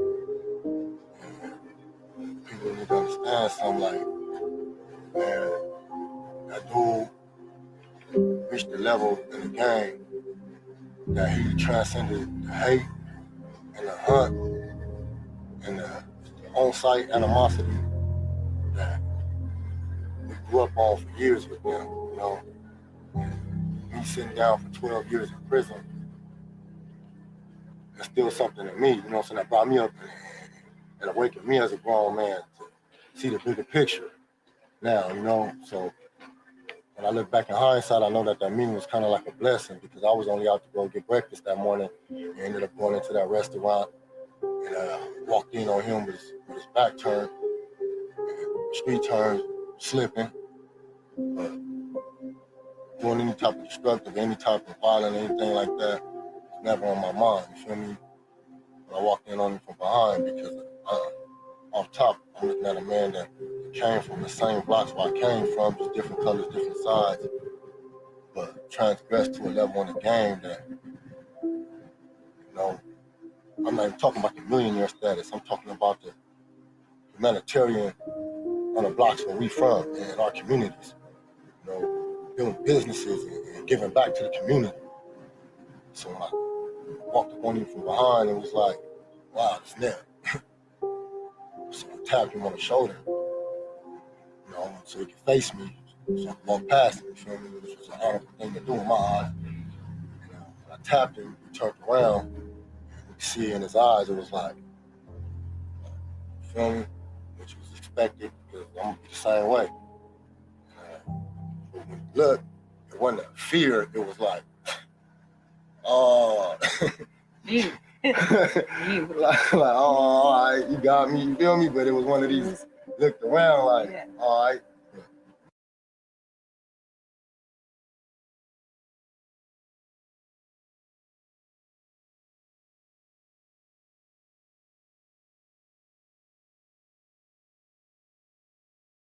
Mine's back at him was like, got Okay. you. What up, Nip? You feel me? It was one of them things like, what up, Nip? No pressure. His whole face was like, just a humbleness, strength though. Just smile. He was talking to somebody and stopped like, excuse me. Hey, bro, you feel me? I just turned around, I was at him. He was like, man, that ain't far, bud. I'm like, yeah. Like, you sitting on the park? I'm like, yeah. That's me. He laughed. He already knew the way he laughed. And he said, yeah, man, I be seeing you on IG. He said, yeah, real nigga shit. And he said, real nigga shit. I said, all the time. He said, nah, for real nigga shit. Like, you be on some real nigga shit. He said, man, real my niggas be paying attention. Like, you gonna be pressing the like buttons. You know what it is. You feel me? I'm tired. You feel me? Like, you know, social media. So I told him, I said, man, I just watched your whole career from prison. And I respect, you know what I'm saying, what you becoming, what you've done for the people, period. He smiled and he was like, we're about to sit down and eat. I told him, yeah. So he said, all right, I'll conversate right here and can I join you? I said, man, yeah, I'm gonna be back here. I walked and sat down. I didn't think too much of it, but then like after 5 minutes, I'm like, hold on, is he really about to come back here and come holler at me? And I looked, he had his hand on the door like he was getting ready to leave. And he turned around, I see him staring in my direction, so I stood up.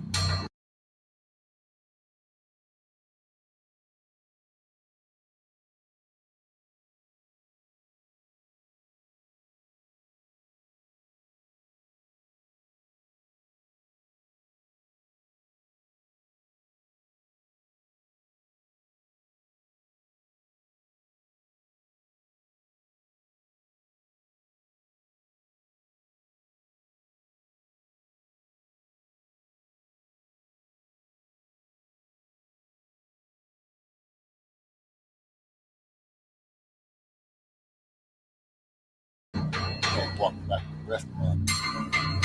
I stood up and greeted him, shook my hand.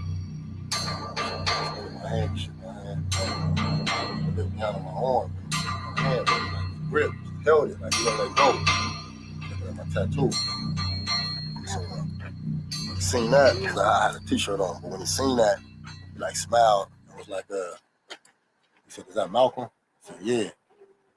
He just smiled and he said, bro, I've been waiting on you. But at the time, it's like, you know, you just, in the moment, it was like you said you waiting on me. It didn't really hold no factor to me. It was just like all the time, bro. You feel me? It was that couple of seconds all the time.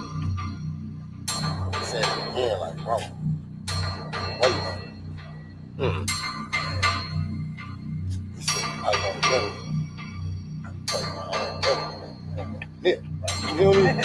Like, just be honest though, you feel me? Like, I don't remember you, I didn't know you. I know you. You know what I'm saying? He said, nah. He said, man, before I go on here, when I go play, he said, when you first fell on your bed, I was in the home tank. Wow.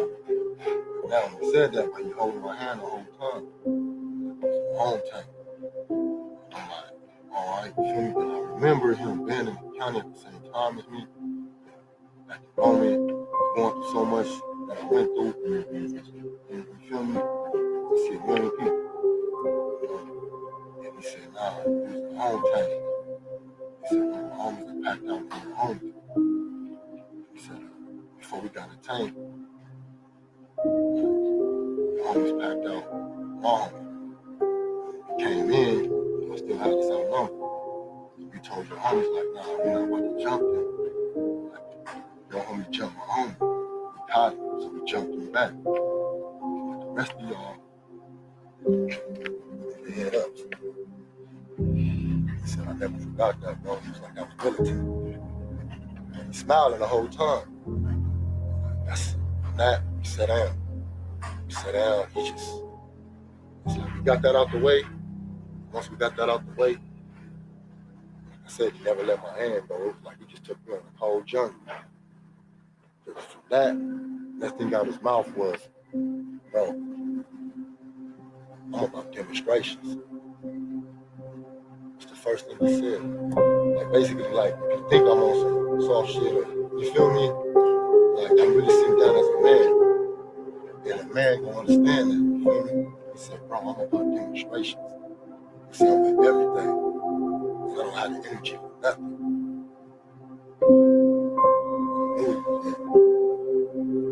That summed it up how I was doing. Everything. I don't have the energy for nothing. The dumb shit, the negative shit, the fake shit, the buster shit, the snitch shit. I don't have energy for that no more. This man came from nothing. And I'm not the one to sit here after this man that lost his life and say, oh, we was best friends. Oh, I was just with him. Like, the world know I was just with him because he let the world know. He said, let's take that picture. And I was honored to take that picture. But the things that he spoke, he sat down and was like, the word peace treaty never came in. When you know, when you cross paths with another real individual, the word peace treaty will never have to come up because we already know the level that we on and that's when we awaken. And when you go deeper than that, the prophet knows when he sees another prophet. You know? He seen Malcolm on my arm. That's what the chain was Malcolm. I only think about that in hindsight. It didn't hit me till later on. I look back on everything I said. Like he was getting something like, I got a message. I got a message, bro, but they're not ready. He said, bro, that's my important. This is my important. You don't know how I've been living. I've been waiting on somebody to tell it on your side. Who else gonna tell the story better about the folks than you? Now everybody know how you been living, though, you know. It's out there.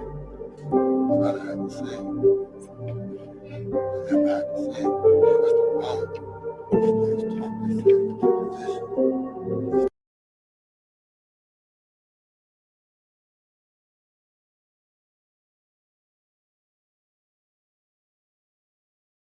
Sit down. It's like we got that out the way.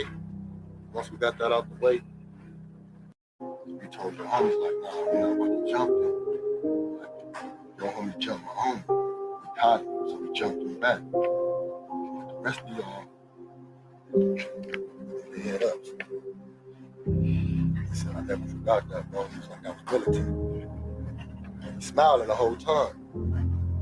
That's NIPSEY. We sat down. We sat down. It's like, we got that out the way. Once we got that out the way, like I said, he never let my hand go. It was like he just took me on a whole journey. Because from that thing out of his mouth was, bro, I'm about demonstrations.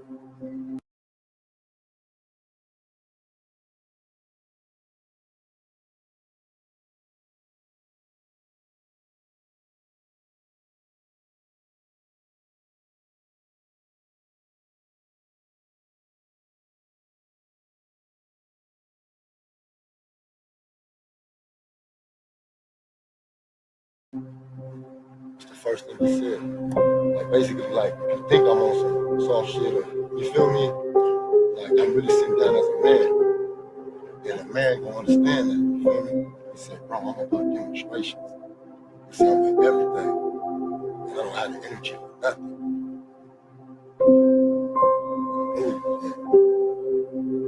That summed it up how I was feeling. Everything. I don't have the energy for nothing. Dumb shit, negative shit, fake shit, buster shit, snitch shit. I don't have energy for that. This man came from nothing. And I'm not the one to sit here after this man that lost his life and say, oh, we was best friends. Oh, I was just with him. Like, the real no, I was just with him because he had the real no. He said, let's take that picture. And I was honored to take that picture. But the things that he spoke, when he sat down, was like, the word peace treaty never came in. When you know, when you cross paths with another real individual, the word peace treaty will never have to come up because we already know the level that we are in the game, and that's when we awaken. And when you go deeper than that, the prophet knows when he sees another prophet. You know, he seen Malcolm on my arm. That's what the chain was Malcolm. I only think about that in hindsight. It didn't hit me till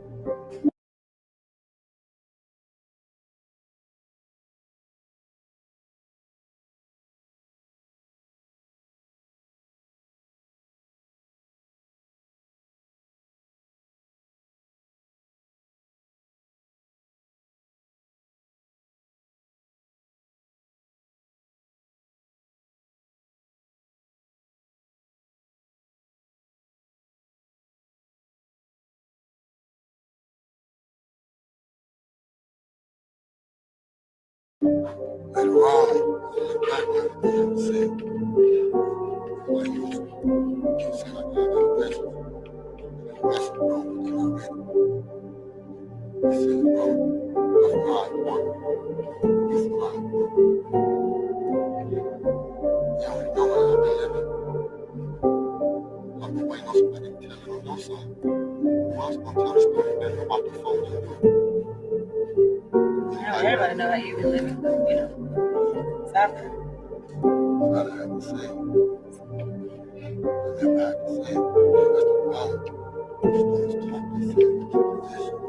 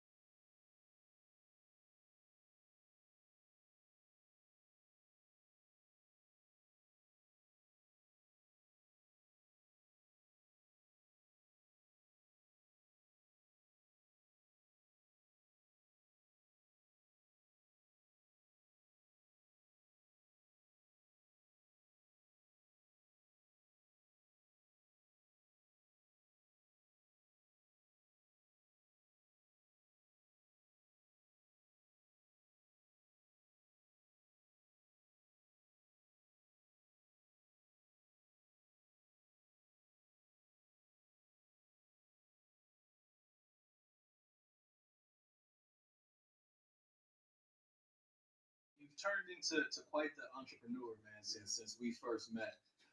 Bro. Congratulations There you guys on all go. the property You asked you for it, recently you got bought. it. What does that mean to you, man, to own that lot? You know what I'm saying? Where you basically grew up and you know, hustled out of and did everything. Right. Man, it's on one level it's sentimental because we grew up right there, and that's the corner that I'm connected to. And then on another level, it's just a great business move and a great piece of real estate to own, especially right now, what's going on with that train, that development on Crenshaw, just the whole area. It's a great piece of land to own. But then also, like I said, it's connected to us in a much deeper way. Used to, you know, my first Nipsey Hussle music was tested in that parking lot, you know what I mean? On just people. And just everything else took place in that parking lot. So full circle moment for sure. Man, that's Yeah. crazy, bro. If you really built this from the ground up. Yeah. It didn't happen overnight. Not at all. I could see as the songs continue to come out, the growth in the music. Yeah. You could feel the honesty in the songs. Yeah. You've had such an interesting story, and I know we're only like halfway through, if that. Right, I really could tell you're just getting started, Yeah. and people are looking at you as they should be, as the blueprint to how to, you know what I'm saying, really come up. You know what I mean? Because of the groundwork that you put in, 10 toes down. That part. What is your advice? Because we talk to so many young artists, and I see a lot of stuff on the internet. What's kind of your advice to younger artists when they're setting up their deals or not signing right away, knowing their self-worth? I just always love hearing you speak about that type of stuff because I think it's so important to the new generation. Right. Man, that's a tough question. For real, so much things that you gotta become experts at or just aware and knowledgeable about. But I feel like it's, you know, don't be in no rush to take no money. That's my main. Yeah. Like, don't be in no rush to take no check, build it. You know what I mean? Go slow and build it. Because as you learn, you'll start to really see your best route as opposed to, you know, learning after you didn't already put your name on something and then having all these regrets and, you know what I mean? Like looking like a complainer, somebody that going back on their word when you try to wiggle out that, you know what I mean? But no, I would just say, just don't be in no rush to take no bag. Like, go slow with it and build it. You know what I mean? Y'all want me to rewind that When shit? You got out of your first deal, I believe it was with Epic. Epic Records. Yeah.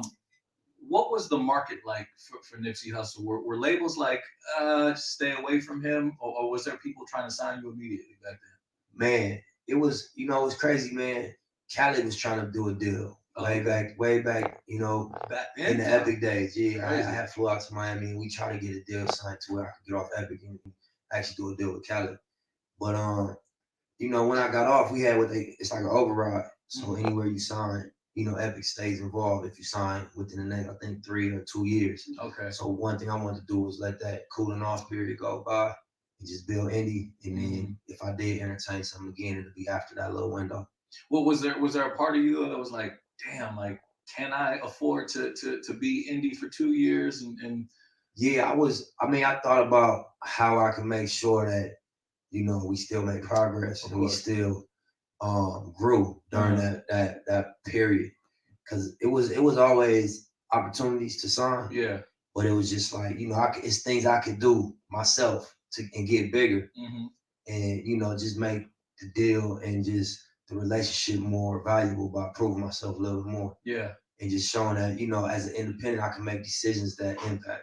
Okay. Cause that mean everything going back into a building. Cause I got some history where I could be like, them decisions was us. We did the Proud to Pay $100 mixtape and Mailbox Money or whatever, the indie move, marathon, the tours, whatever that we done. You know, them was us. So we got to take credit for the success of it. And when something like that happens, you know, the $100 mixtape, when you see the success of that, is that a point where you're like, I don't got nothing to worry about? Or like, was it nerve-wracking leading up to that? Like, damn, like, should I? Like, what if nobody comes and spends $100 on this? Nah, I wasn't worried because it came out on iTunes the next morning, and it came out.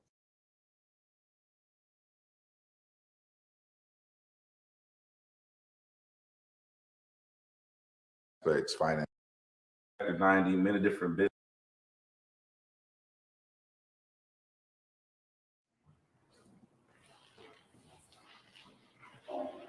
Yeah. My brother, what's good, bro? Yes, sir. Yo, so hey, I'm DJ Head.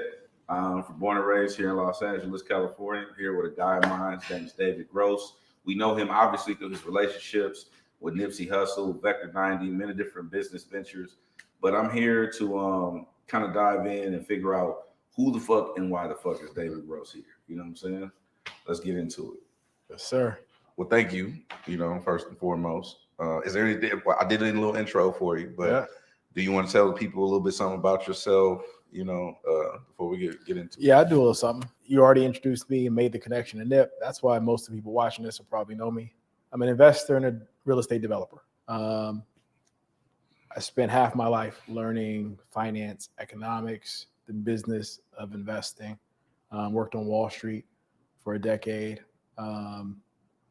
before coming back to LA and then kind of transitioning and getting into the things that people identify me with. But there was a whole lifetime before all that. I mean, obviously, people who know me know I love this city. Yeah. I love it. It is what it is. But you have an interesting background as far as being somebody who is kind of bridging the gap between the finances and the turf. You know what I'm saying? I want you to get into because you left LA, right? Mm-hmm. You're from here, your family, your lineage is from here, but then you left, right? Yeah, so I left here when I was in the fourth grade. And so I didn't leave alone. I have an older brother who's 3 years older than me. So say 9 and 12 or 10 and 13, we both got sent to Texas. Our family life, me and my brother have different fathers. So family life between my mother and father, my mother, his father, it's just wild era, crazy times. Our parents were kids, and then LA was tricky. And so they sent both of us away so we'd have a shot to escape the shit that caught all of our uncles on both sides up, all of our cousins up. So we both got sent away to Texas. And that gap, he was already outside. He was already kind of in it at his age. So we both got sent to Texas, and within 6 months, he got sent back. And then it's just, a gap emerged like that and just got wider across the years. I was 10. I ended up staying. And we were in different places. He got sent to Houston. I got sent to a small town in East Texas, a really small town, 500, literally, I don't know anybody else that's from a town as small as when I was growing up in, 500 people. And that was just a whole different head trip. I was in Texas until I was 18, and then I went to New York. Yeah. And your reason for going to New York? Because I didn't want to go back to LA. LA was chaos. There are aspects of it I loved. I missed my family when I was in Texas, but the shit was chaos. And even as a kid, I knew it was chaos. I didn't love Texas, though, because I went from South Central LA to a fucking little bitty town where there was just nothingness. You know what I mean? So it saved my life probably, or just changed me from having a very different life. I'm lucky that I lived in LA first because I saw shit I never would have seen in that small town. My range of vision would have been smaller. I had an uncle who was 18, 19. Every other month, he'd have a different BMW, a different fucking Mercedes, a different what's up. Ducati, right? He might not have kept it or he might have been getting it, but I saw it. I saw his Rolexes. I saw his chains. I was in a small town in Texas where, the wealthiest family, I remember their names, the Spivey family, because they own the hardware store, right? And they had nice pickup trucks. So if that would have been my reality my whole life, I never would have went to New York. Yeah. But I knew I wasn't coming back to LA. I knew I wasn't staying in Texas. And I just had this image of New York in my head as a place where I could go do something, be whatever I wanted to. Gotcha. And the trippy thing is, I thought all of New York State was like the city. All I'd seen was on TV or movies. Yeah. And they only show Manhattan. Yeah. So I thought all of fucking New York was. They might show Brooklyn a little bit, but it's still a big city. Yeah. So I thought all of New York, and I just wanted to be in a big ass city, and it was not that.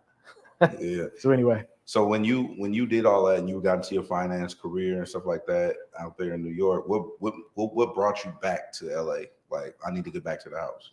Well, don't skip over the finance career, because I talk to people now, and it's crazy when you see yourself reflected through the eyes of others or their perceptions of you, and people just think, oh, you just had it all mapped out, or you just got dropped down and you landed in finance or on Wall Street in a place where things were figured out.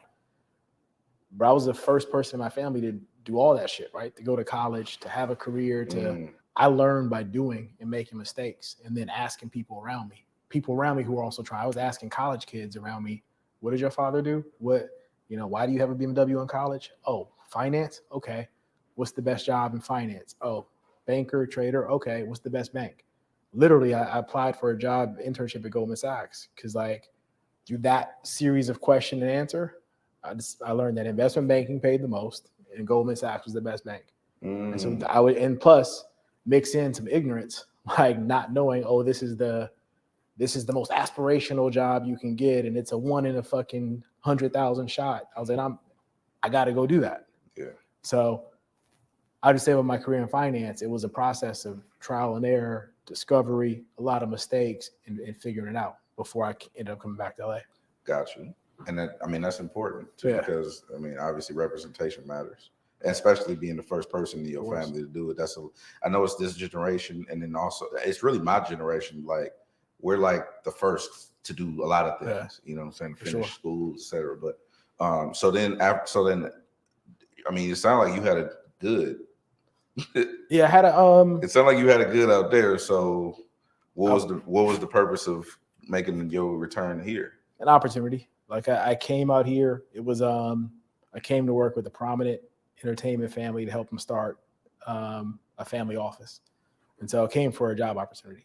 It was also a chance to reconnect with family, friends, reconnect with the place where I was originally from, and so the reconnecting to other stuff ended up dominating and becoming a bigger part of my life and story than I ever would have thought about before coming back. Got you. And so now you come back here, you got a job opportunity. Obviously, that was big enough for you, and big enough opportunity for you to leave and uproot yourself. So why the pivot into doing your own thing? Because I see this relationship start to forge with NIPSEY, and that's where a lot of me and my peers and my friends we know you from. Like that's when we started to pay attention to you, because it's like, okay, he fuck with you. I trust his judge of character, so that naturally opens us up to your introduction into who you are for us. So how did that happen? Like, did you meet him like in the process? Did you start to build a relationship? When I came back, like I have a lot of brothers and sisters, and they were all born after I left LA. So I grew up loving them from afar and knowing them from afar, right? And watching them grow up from afar. And I'm in New York, tunnel vision, just trying to survive and trying to thrive on Wall Street. So it's easy to kind of exist in two spaces and kind of understand two spaces. But if you're not really living in something, it's kind of out of sight, out of mind.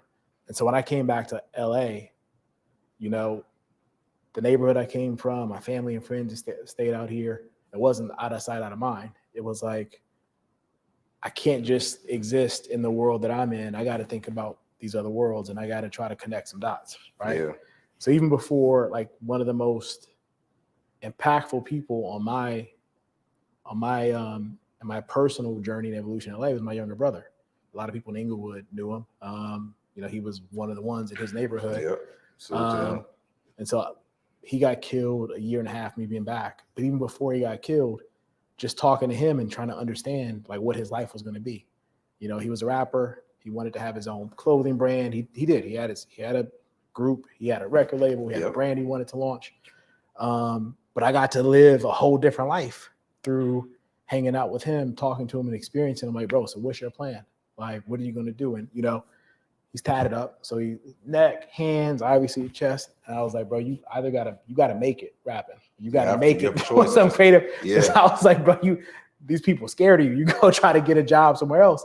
So understanding the thought process and hearing like the path that got him where he was, that's what first made me like, yo, this shit is different. And like, I left LA when I was a kid, and when I left, gangs and crack and that was real. But I just took for granted that the whole world had changed since then. And like, I would have, if you had asked me to say, are there more kids going to fucking university or going into gangs coming out of high school in South LA? I would have said for sure college.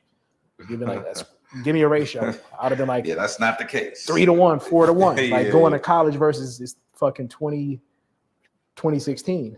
But I came back and it's definitely not the case. And I'm like, why is this? Why is, South LA kind of stuck still in kind of the same place? Some physical changes, but like that whole shit's still there. And so I couldn't just rock out and do my own thing while I'm living in a city with people that have my blood in them that are connected to me and they're trying to figure it out, And so then I started figuring out, started thinking about what can I do? And it's almost immediate. What can I do that's authentic to me? Because I'm not a preacher. I never wanted to be some other shit, right? I just want to be a person that made money. I want to live a good life, but I want my friends and homies to live a good life. So I was like, what can I do that doesn't feel fake to me? And I want to start something that's oriented around business and specifically real estate, because that's what I was focused on in South Central. And so that's the start of our story, the story everybody kind of knows a part of. Yeah. Vector 90. Yep. And then that's where I just said, like, that's where we kind of got the introduction to you. Yep. And your relationship with NIPSEY forged because of Vector 90, or you already had a pre-existing relationship with him? No, we didn't have a relationship. Obviously, I had 10 years of knowing who he was and being a fan and loving his whole movement. And so when I started working on the deck and the business plan for Vector 90, like in March or April of 2016, like I wrote it like with him as I knew that me going to South Central and trying to be like, hey, look, everybody, this is the shit we about to be on. That's not happening, right? Like I'm not a dumbass. So I was like, I need somebody who touches the people, who the people like believe in, the people's champ, right? And he was the only, I didn't even have a list of here are the 2 or 3 people. Like when I started writing it, I was like, I need somebody who is the vessel, who is the people who can bring everybody in. It was Nip. And so then I started trying to get in touch with him. And it's crazy. My little brother I was talking about, him and one of Nip's little homies, actually one of YG's little homies, Ace, who was cool with Nip, they connected dots and put me on with Nip's team. And this is like probably the summer of 2016. And I had the idea and I was like, yo, this is a plan I wrote for Nip. I want to present it to him. I met with his team, JP and Steve-O, and they're like, look, he's in album mode now, but this is definitely something he'll fuck with. Let's bring it back to him, like once we get done with what we're working on. And as fate would have it, me and bro connected at a Laker game, like later that year. So I had the idea, was sitting on it. We were sitting next to each other at a game. He was there to see Harden play. Him, YG, and Karen Sybil. And so we naturally just said, what's up, dapped up, and just started talking a little bit. And then by the end of the game, I told him the whole play. And he was like, bro, he was like, I'm with that. Like, let's run. And I was like, all right, when you want to meet? He was like, what you doing tomorrow? And so the rest is damn. Yeah. I remember that Laker game. I was there. And it was I remember YG got a lot of shit for having that Harden jersey on at the Laker game. But I remember that too, because he turned around and he was like, he from Bompton. Like he was yelling at people. I remember that. That was funny. Yeah. But so Nip was like, let's connect tomorrow. Yep. And he followed through on that. Y'all end up linking. Majority. He literally, my office at the time was in Calabasas. So he really showed up the next day, him and the homie BH. They showed up in Calabasas. We had a 3-hour meeting. We walked out, shook hands, said, let's do it. And then we started looking for the Vector 90 space. Wow. Yeah. Damn. That's interesting. I think that's important to know too, because if you have a vision and you saw it all the way through to completion, like it wasn't like, oh, I can't get him, I'm gonna do this, no plan B type shit. The Vector 90 thing, I felt like that was something that had never been done before, especially in our community, because there you have a lot of groups, Boys and Girls Club, you have all these different facilities, but you don't really have anything that's kind of merging all encompassing aspects, finances, real estate, co-working space, etc. When you were putting that together, did you ever think about like, this isn't possible, or has it never been? No, you know what? I actually heard that because I know a lot of people who have done things. It's like, well, this isn't possible. Who knows who's going to believe in this? So it's funny. So let me start with what you said in the beginning. You're like, there are Boys and Girls Clubs, there, community centers, different things. I didn't even really know what I wanted it to be. Well, we had on paper what it was, right? But one of my defining things was I didn't want it to be that. I didn't want it to have a community center nonprofit vibe. Like, we have more entrepreneurs in our community. We have more people who are ambitious and hungry to go get it in our community without some like space to connect, vibe, and plan. So I wanted to be for them, right? And it didn't matter the age, but really we were targeting people who have businesses, trying to start businesses. We wanted to be a place to connect, work, socialize, exchange ideas, create. So at the core was a co-working space, but it was always just this place for people from our community to connect and be themselves and really trying to figure it out. I went on an award tour of the top co-working spaces at the time, and everyone was like, look, it's just not going to work because there's a bunch of shit you need to be around it. You need restaurants, you need this, you need that, so people can like step outside and live the rest of their life and then come back into work. But I was like, nah, we can figure it out. When we reopen, I'm going to take all those lessons and it's going to be even better than it was the first time. Gotcha. Yeah. And then now obviously it was definitely a devastating blow when Nip passed. Your involvement both professionally and personally, I think that, well, it took a toll on everybody. Yeah. Let's be honest. You know what I mean? It hit everybody differently. And then somebody like yourself being that closely knit within whatever that 4-year span or 3-4 year span that you guys were, every day in and out with it. How did that affect you? Like when, that happened? Because I would imagine, I know how the rest of us dealt with it. I had to be in the forefront of it because that was requested of me. Like, we need you to be a voice. We need you to be strong. But everybody else, it seems like they kind of just took a step back. Yeah. No, I think anybody in LA, I think probably anybody in California, but definitely anybody in LA, Black and Hispanic, like, you really felt that shit. Like, it was you lost a friend, a family member. Like, it was just a generalized hurt. And then obviously the closer you are to his life in some way, the more hurt it was. And it's just tough being in LA during that time because everybody's grieving and it's always the thing. If people connect you with them, it becomes a conversation or something like that. So one, I was always super sensitive to the fact that like 2018, half of 2017, 2018, going into 2019, we were super visible together, right? So people saw a lot of imagery, a lot of the initiatives we're working on. I was always super sensitive. Like, bro has a family, like a great family, right? And then he has friends that are like family, and they're hurting the most. It's their loss. So even though, you might not see the homeboy that's been his homeboy for the past 15, 20 years, has been his day one, you might not see or know him. Like, they lost their son, brother, they lost their ace. Provider. And I loved them like a brother, but I felt a deference to, respecting it really is there. Like, it's like I lost my brother. That was like something deeply, it was just a different level of pain and hurt. And so my instinct was just to step back. You know what I mean?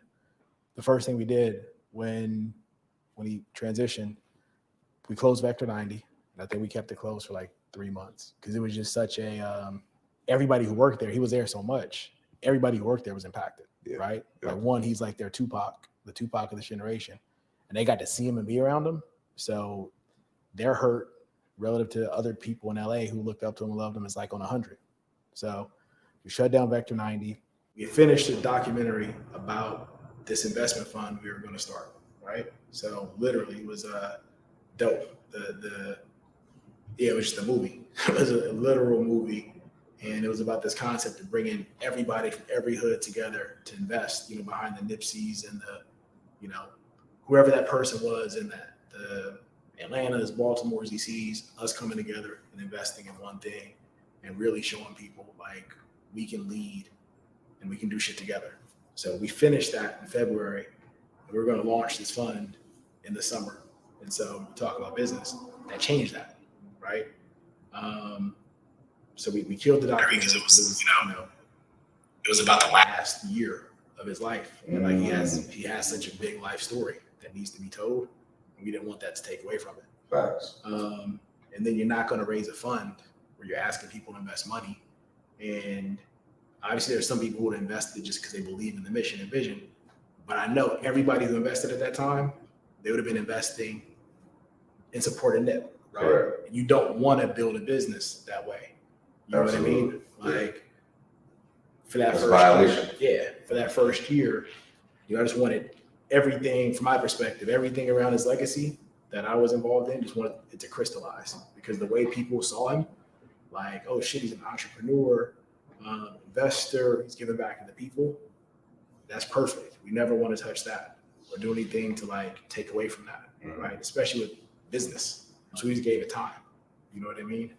And took care of the shit we had to take care of and fought the little fights that in my space that I was involved in this world, did that and just kind of like kicked back. I feel that. Now you mentioned this documentary being forged around what you're building now, which is On Our Own, but it transformed from another company, right? It was just a different name. It was a different name. It was the exact same concept, but the name was a play off of a law called this legislation about opportunity zones. You probably heard it as a buzzword, but it's about it's a tax incentive to get people to invest in inner city communities. And so we were raising the fund in that way. But you know, the more I dug into it, the deeper I got. I pivoted because I'm like, man, this isn't the first idea was dope. Like to have the NIPSEYs and the, you know, if we're in Atlanta, you know, there's a million people, but the 2 Chainz in Philly, get the Meeks of the world, to have that group together is powerful. Yeah. That's representation, that's cultural leadership, it's symbolism. But because I got the chance to just step back and do nothing on our opportunity and lean more into the law, and I went around to different inner cities and talked to people and heard the feedback and even talked to legislators about the law. And I started thinking like, damn, it's gonna be dope if we do this. Why can't we do it with the people? Why can't they invest with us too? And it's just not possible with that law because you got to be investing capital gains, and most of our community doesn't have it. Literally, I was part of all these committees in kind of thought leadership groups on the law, how to make it better. And so I fought for the longest time to implement a change where people who lived in opportunity zones could just invest their savings or their earnings and not have to be capital gains. But it got shot down. So at that point I pivoted. I was like, because whatever I do, I'm going to take the cultural leaders and the entertainers, athletes, people at platforms, but I'm taking the community too, and we're doing this shit together. So that's been the tweet. But it's the same mission, same goal, same vision. The part of the name that was keyed off of opportunity zones is gone, and On Our Own is just more direct. Like, oh, let's own our own shit. On Our Own.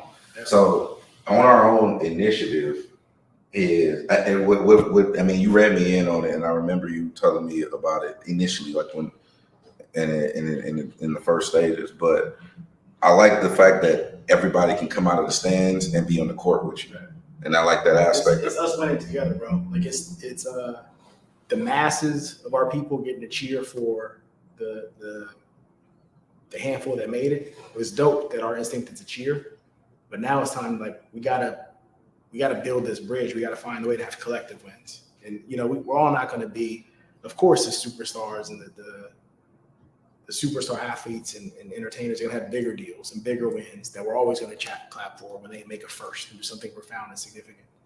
But like, there needs to be some structure, some systemic way that we can all partner and win together. Right. You know, so collectively we're building wealth, because that's the only way that I see change being made. You know, I figured there would have been more Black kids going to college than joining gangs, or at least in LA, places like it, and it's not the case.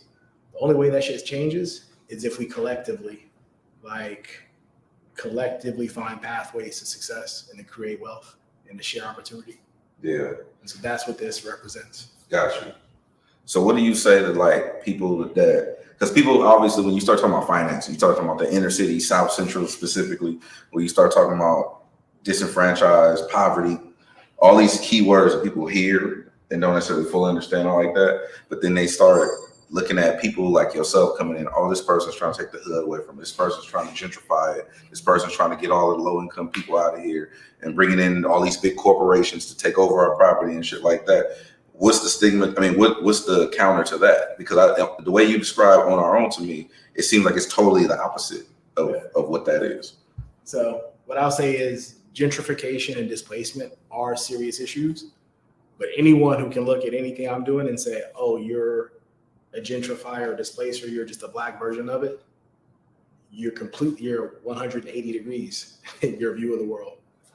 First of all, it's so much easier for someone like me just to make money in the traditional way, to stay on Wall Street, to build houses in the Hamptons, to invest in real estate, in nice markets. There's a lot of money from banks and institutions to back me to go and do that in neighborhoods they understand and believe in. So this isn't an easy path, and I'm not doing it because it's more money. It's harder, and it's less money.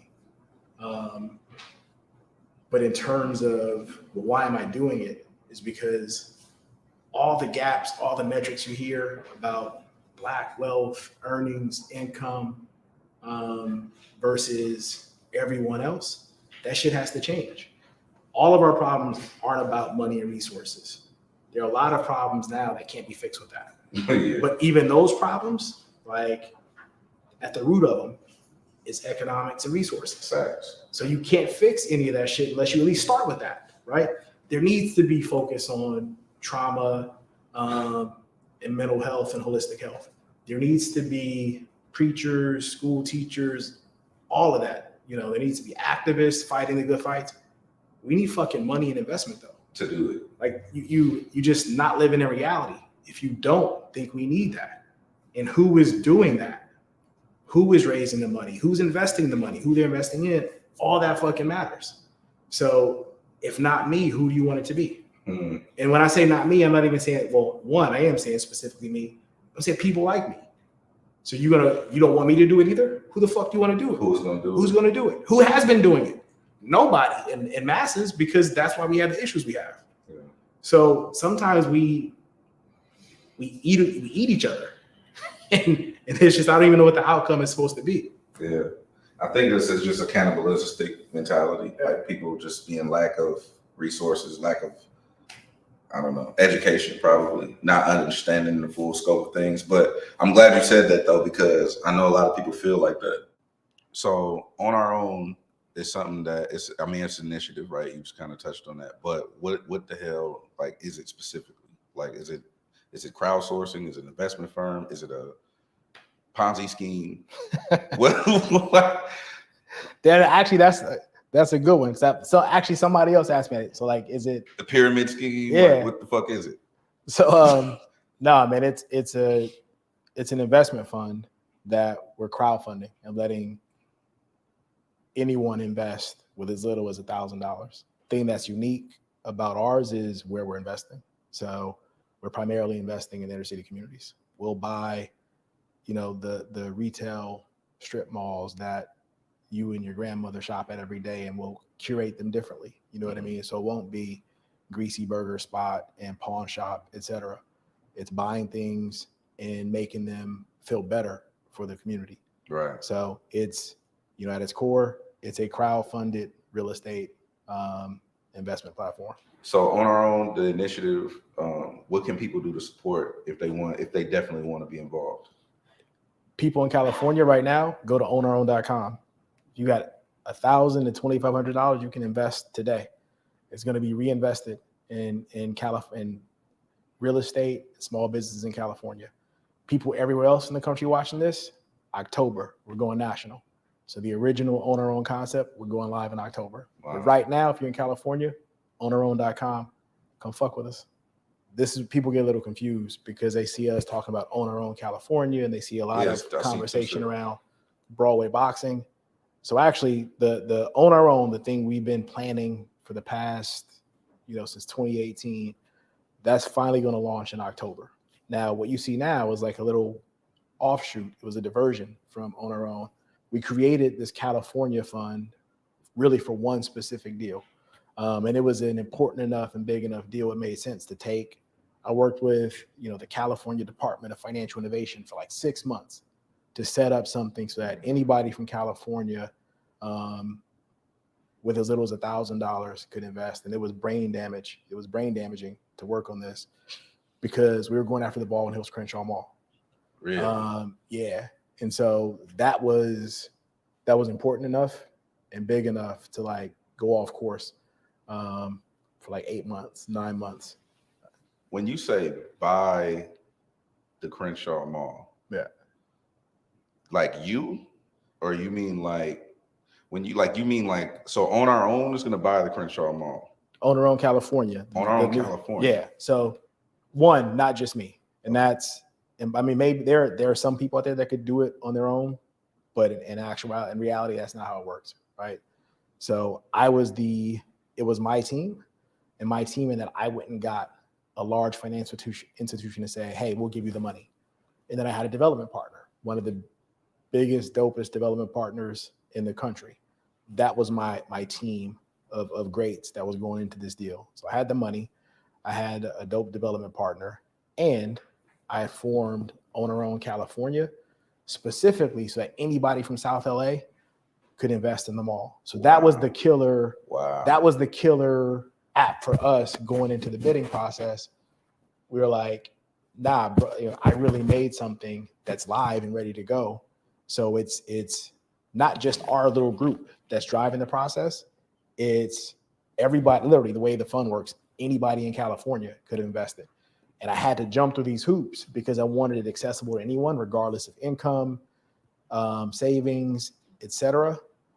And so we had to impose this $2,500 cap on how much can be invested, which is fucking difficult if you're trying to raise a fund and raise a lot of money. But I made that trade-off so that anybody could invest because I wanted every person from South Central who wanted to be a part of it to be a part of it. Yeah. And anybody beyond South Central from California to be a part of one of them all. So yeah, I had a core group. I had the largest investment firm in the world. I had Lincoln Properties. It's one of they've built and managed 450 million square feet of commercial real estate.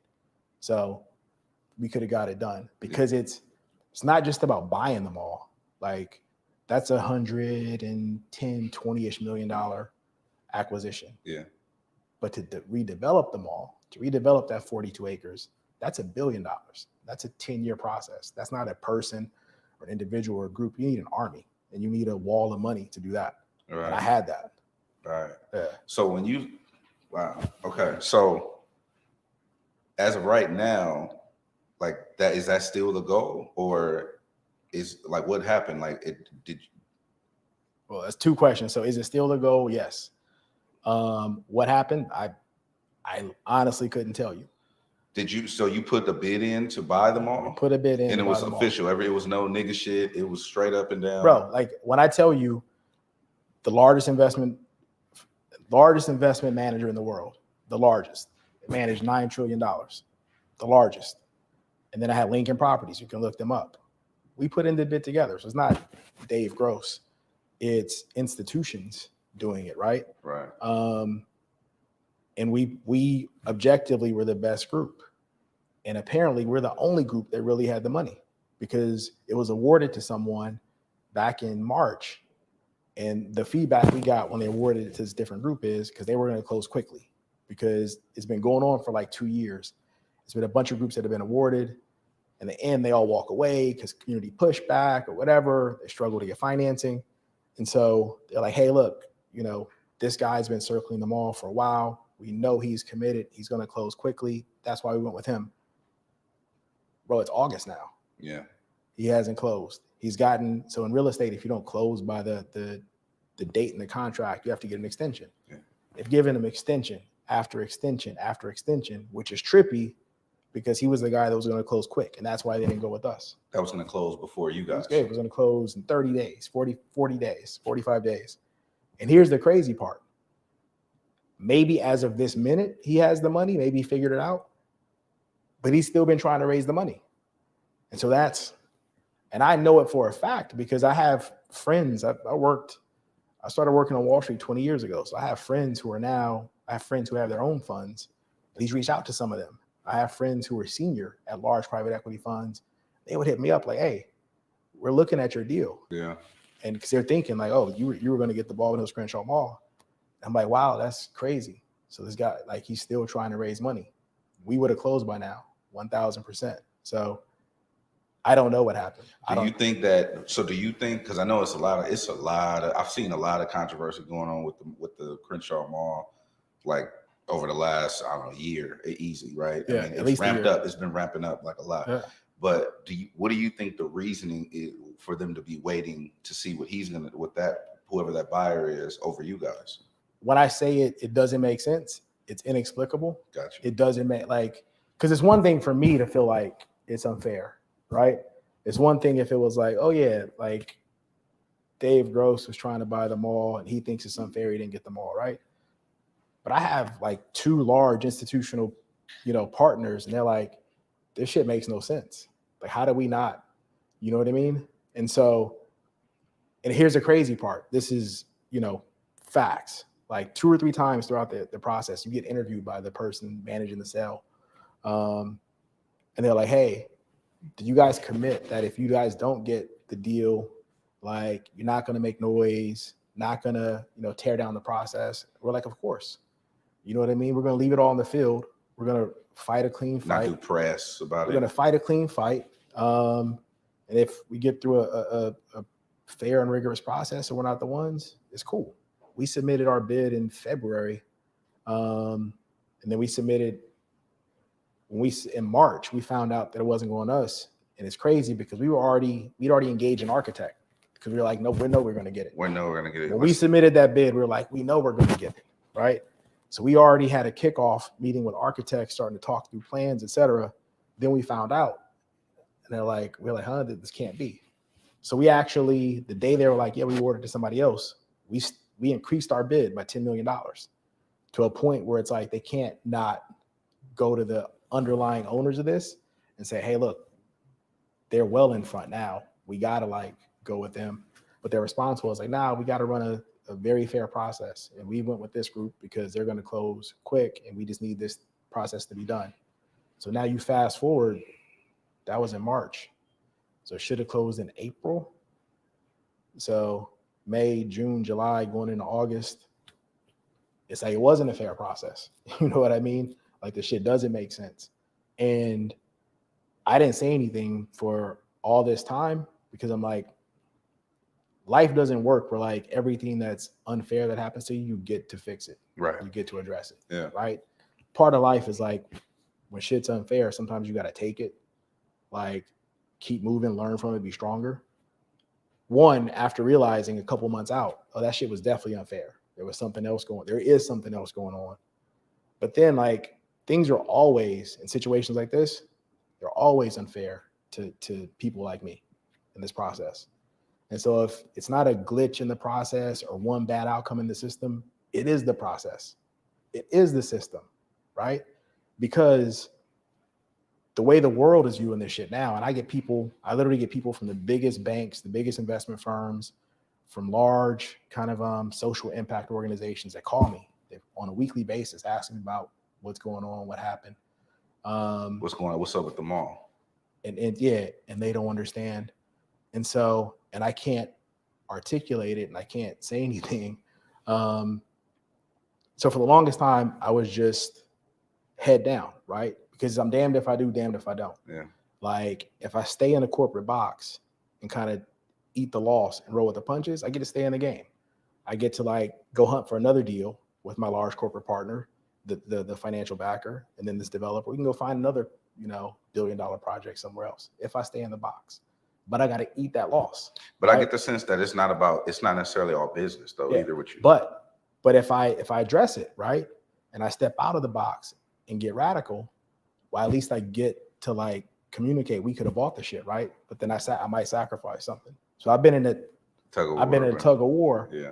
But I had to do it because the way the shit is getting framed right now, so the people who hit me up, they view it as, okay, the developer who got it, he might not have any connection or he might not be the best fit to build this, redevelop this 42 acres in the last Black neighborhood in LA. He might not be the best guy, but he's like the only guy that has the capital and the capacity to do it.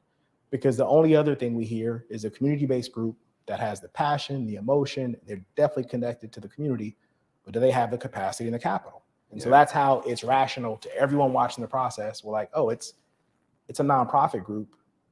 that's trying to develop $1 billion project, or it's this guy who he might not be connected to Crenshaw, but he can develop $1 billion projects. So if that's your view of the world, then it doesn't feel great, but it's like, okay, we understand it. That's just business as usual. But in this particular case, there was a third option. There was the objectively best option in terms of actually having the money. Like Lincoln Properties, one of the best developers in the country, 450 million square feet commercial real estate. Definitely have the capacity. We're the only group that had the capital. We had infinite capital. And then on top of that, right, put me aside, put any connection I have to South LA aside. I'm the only person that created something that was like, okay, everybody has to have a bank that has a lot of money. Everybody has to have a developer. But y'all are talking about, do you care about community? What's a connection with community? I was like, let's bring the community into the deal. Let's put them at the top of the pyramid in the deal, right? Let them be involved in the Let process. them be involved in the process, in the deal. So it just doesn't make sense. And that's why I got to address it now, because it's like the shit is just, we'll be in the fourth quarter, and then he'll still be getting extensions and the mall won't be closed. When they ask, they'll just be like, well, we had to give him extensions and he was the only one. We were there. We're still there. Yeah, that narrative is definitely like, that's the painted narrative. Yeah, like, and it's all facts. Yeah. Yeah. Do you think that there's any specific reason why you and your team are not being treated fairly in the deal? Like, is there any reason that exists? You think that for whoever's selling it, I want to know who's selling it as well, but for any reason, do you think that it's a reason why your team specifically is being treated unfairly in the process?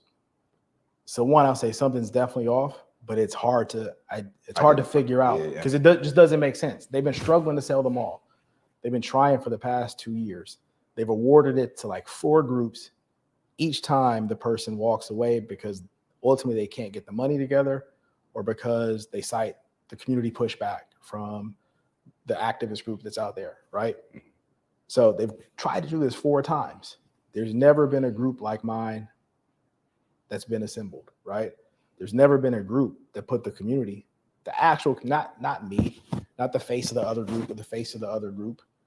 Fuck an individual person. Correct. Like somebody that said, hey, we're gonna make it so that anybody who was born and raised in Crenshaw, I couldn't narrow it to just Crenshaw, but anybody who was born and raised in Crenshaw with at least $1,000, you can invest and own part of this for generations to come. I did that.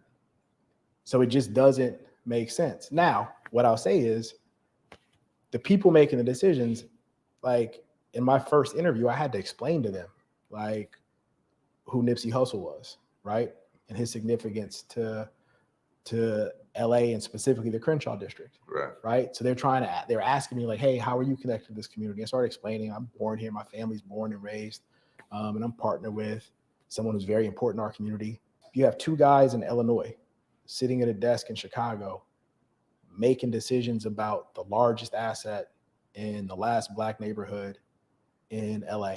That's crazy. And I got to explain to them. That's crazy. Like there's a billboard of NIP on the side of the mall. Right. I got to explain to them like that. Yeah. And so like I'm telling them what I want to do. And I'm going to do what every other developer's going to do, like highest and best use. That's a real estate term for maximizing the value of something. But I'm like, nah, we're going to build like a 50,000 square foot STEM maker space. Like we have a little one we started, but this is going to be the one.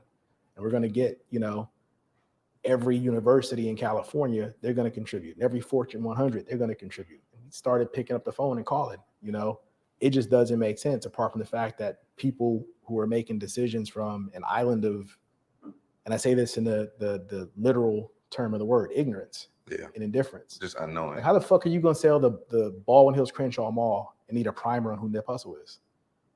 It doesn't make sense. So, and I don't know what the relationships are. Real estate is a relationship game. So I don't know if there are relationships behind the scenes that are making them act in a way that doesn't make sense. Gotcha. I can't call it. That one of my challenges, even in the entertainment industry, is trying to quantify and explain culture to people who only care about net metrics or numbers or whatever the fuck it is, right? Now, when it comes to, you mentioned like pushback from the community, right? And I've seen that over and over again, as far as like, oh, this group is pushing back because of this white guy, or this group is pushing back because they feel like this black guy is in cahoots with this white guy. There's all kinds of conspiracy theories and stuff like that, right? Have y'all experienced that on your side of things? No, that was definitely a concern. Yeah. Like, it was definitely a concern. It's like, I think I said it. This is $110 million acquisition, but it's $1 billion development over a decade, right? And the way these things turn out, it always takes longer. It always costs more money because you go through an economic cycle, you go through a real estate cycle. So just assume this is going to be a very long-term project. You're going to need a limitless amount of money. So whoever does it is going to have a major investment partner, right? So you're going to have to go to one of the big boys, the traditional players. I had that, but yeah, we had some concern that they're going to find a way to attack us. They're going to say, well, oh, he's gentrifying, he's bringing them in. My response is a couple things, right? I feel confident that I should have been the one to lead the process because I stand in the middle of two worlds that never really connect. Like, on one hand, I can bring in, I can bring Lincoln Properties, and I can bring in, a $9 trillion investment manager to do this $1 billion deal. And I can do it authentically and native and fluent in that world, native to that space. But I can also go to Broadway and 108th and sit in the car with Jeep Rico and talk about buying, where his first studio was. Yeah, Broadway Boxing. Yeah. Where the Subway Out store that used to be his shit, it still is, right? Yeah. I can do both things. And there aren't many people occupying that space, and we need that. We need some bridge between the worlds where there are people and places that have little or no resources, and the institutions and people that control all the resources. And you want somebody who is not just empathetic and understands, but who's really connected to it and comes from it. And like I said, my entire family is from, I can point, like, grandfather died here, brother died there, other brother got shot there, the home, like, uncles, cousins, this is what happened. Like, come on. But if you want to make it about who's really connected to the community or for the community, then don't make it about an individual. Like, that's what fucking I created something called Own Our Own. So however many people there are in South Central, every one of them could own a piece of the Baldwin Hills Crenshaw Mall. And the finesse is, I got this partner that manages $9 trillion. They're going to give us all the money. We're going to put in a little bit of money. We're going to take a piece of their profits.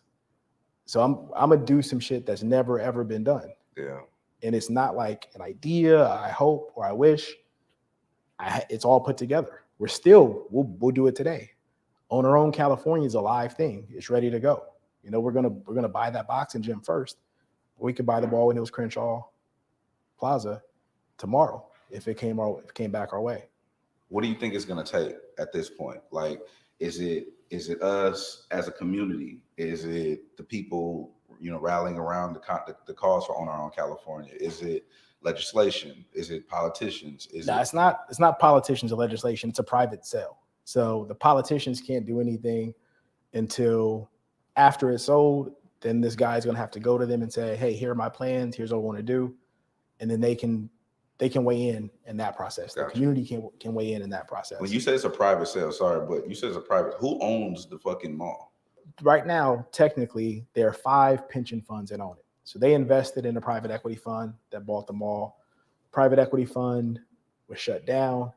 So they have to sell the mall to return the money to the private equity funds that are calling the shots. So it's a group of large investment, and so these entities. And these entities picked another large corporate player. So Deutsche Bank has an arm that does this sort of thing. They manage real estate assets, they manage sales and acquisitions for people.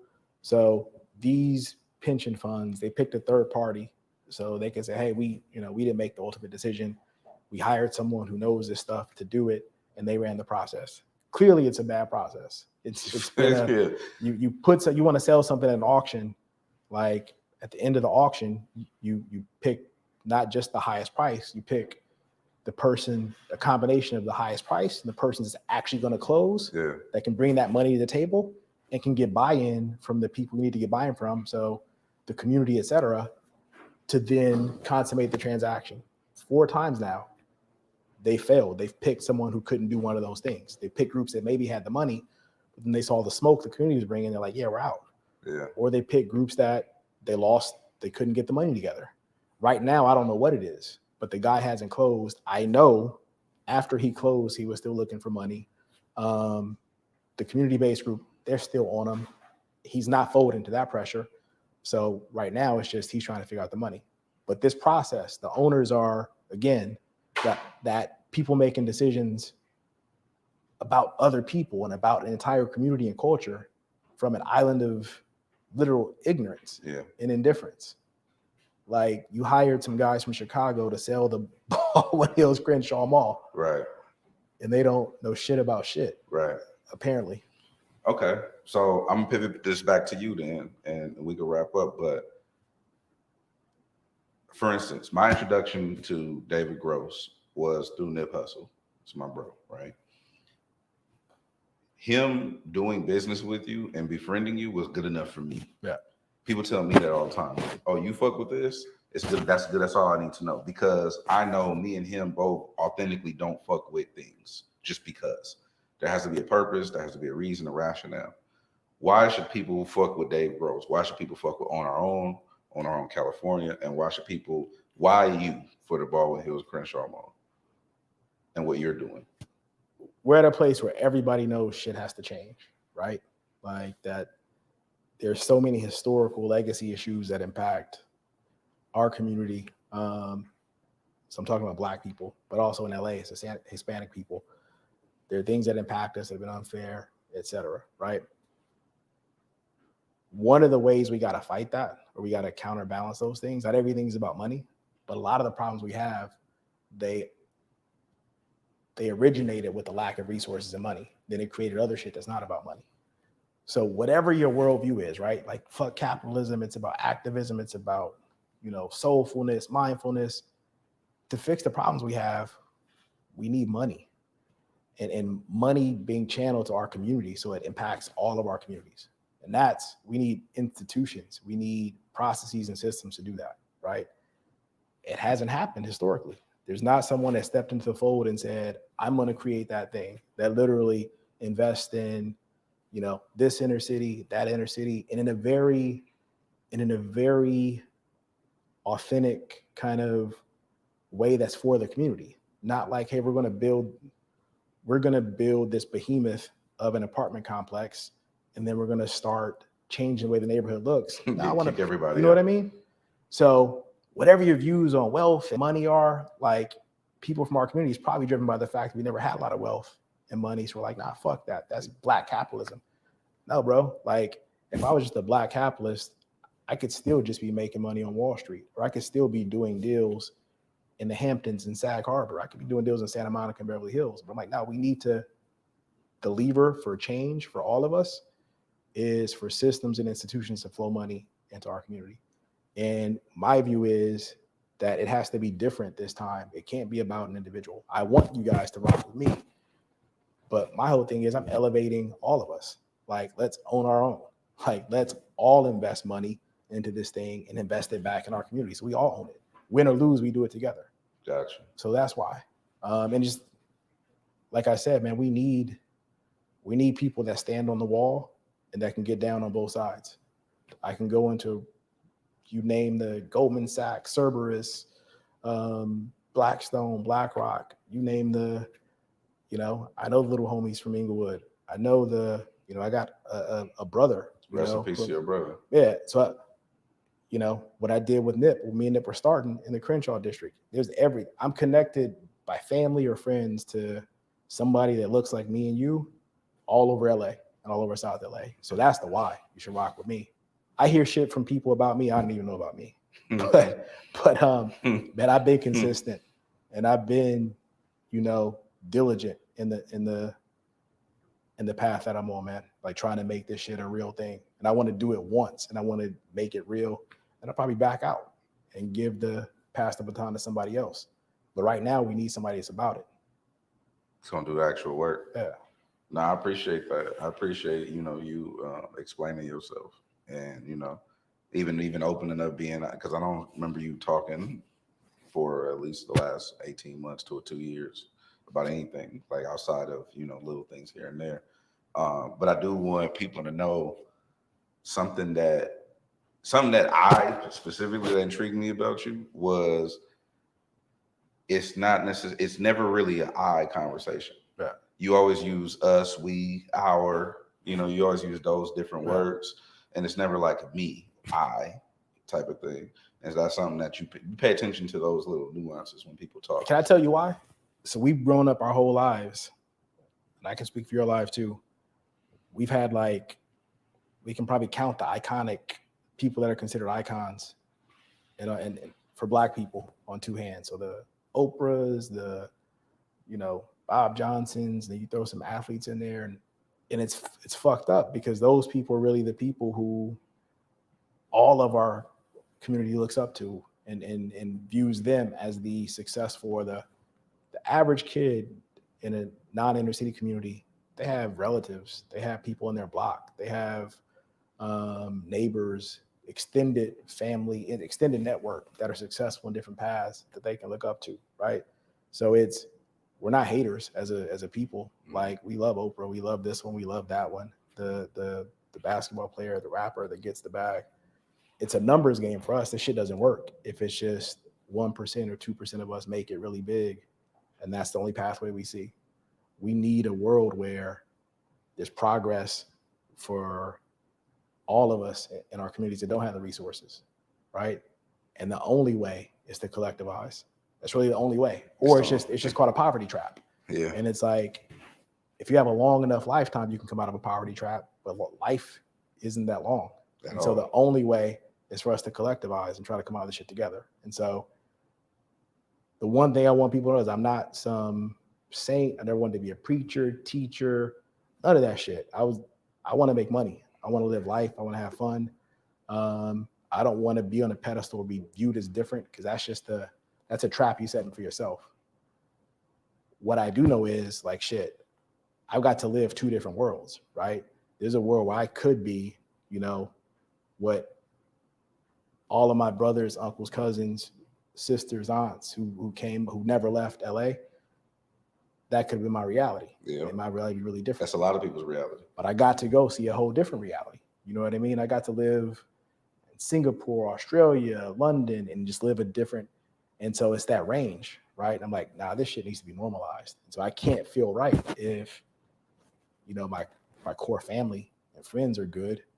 And then beyond that, well, like, shit, you want your community to be good too. And then it's like, even if you're not from New Orleans or not from Baltimore, well, fuck, that's kind of your community too. Yeah, you know what I mean? So I'm normal and I'm regular. I want the same shit everybody else wants. But I feel like, now if I don't got the money, but I do have the knowledge and I have the heart, you know what I mean, to make some sort of wave or change. So the reason this shit was so important, and the thing that compelled me to step up and speak, because I could have spoke up about it a long time ago. I could have tried to use the shit to like build my career up more. Like, I was pursuing $1 billion. I only told a few people.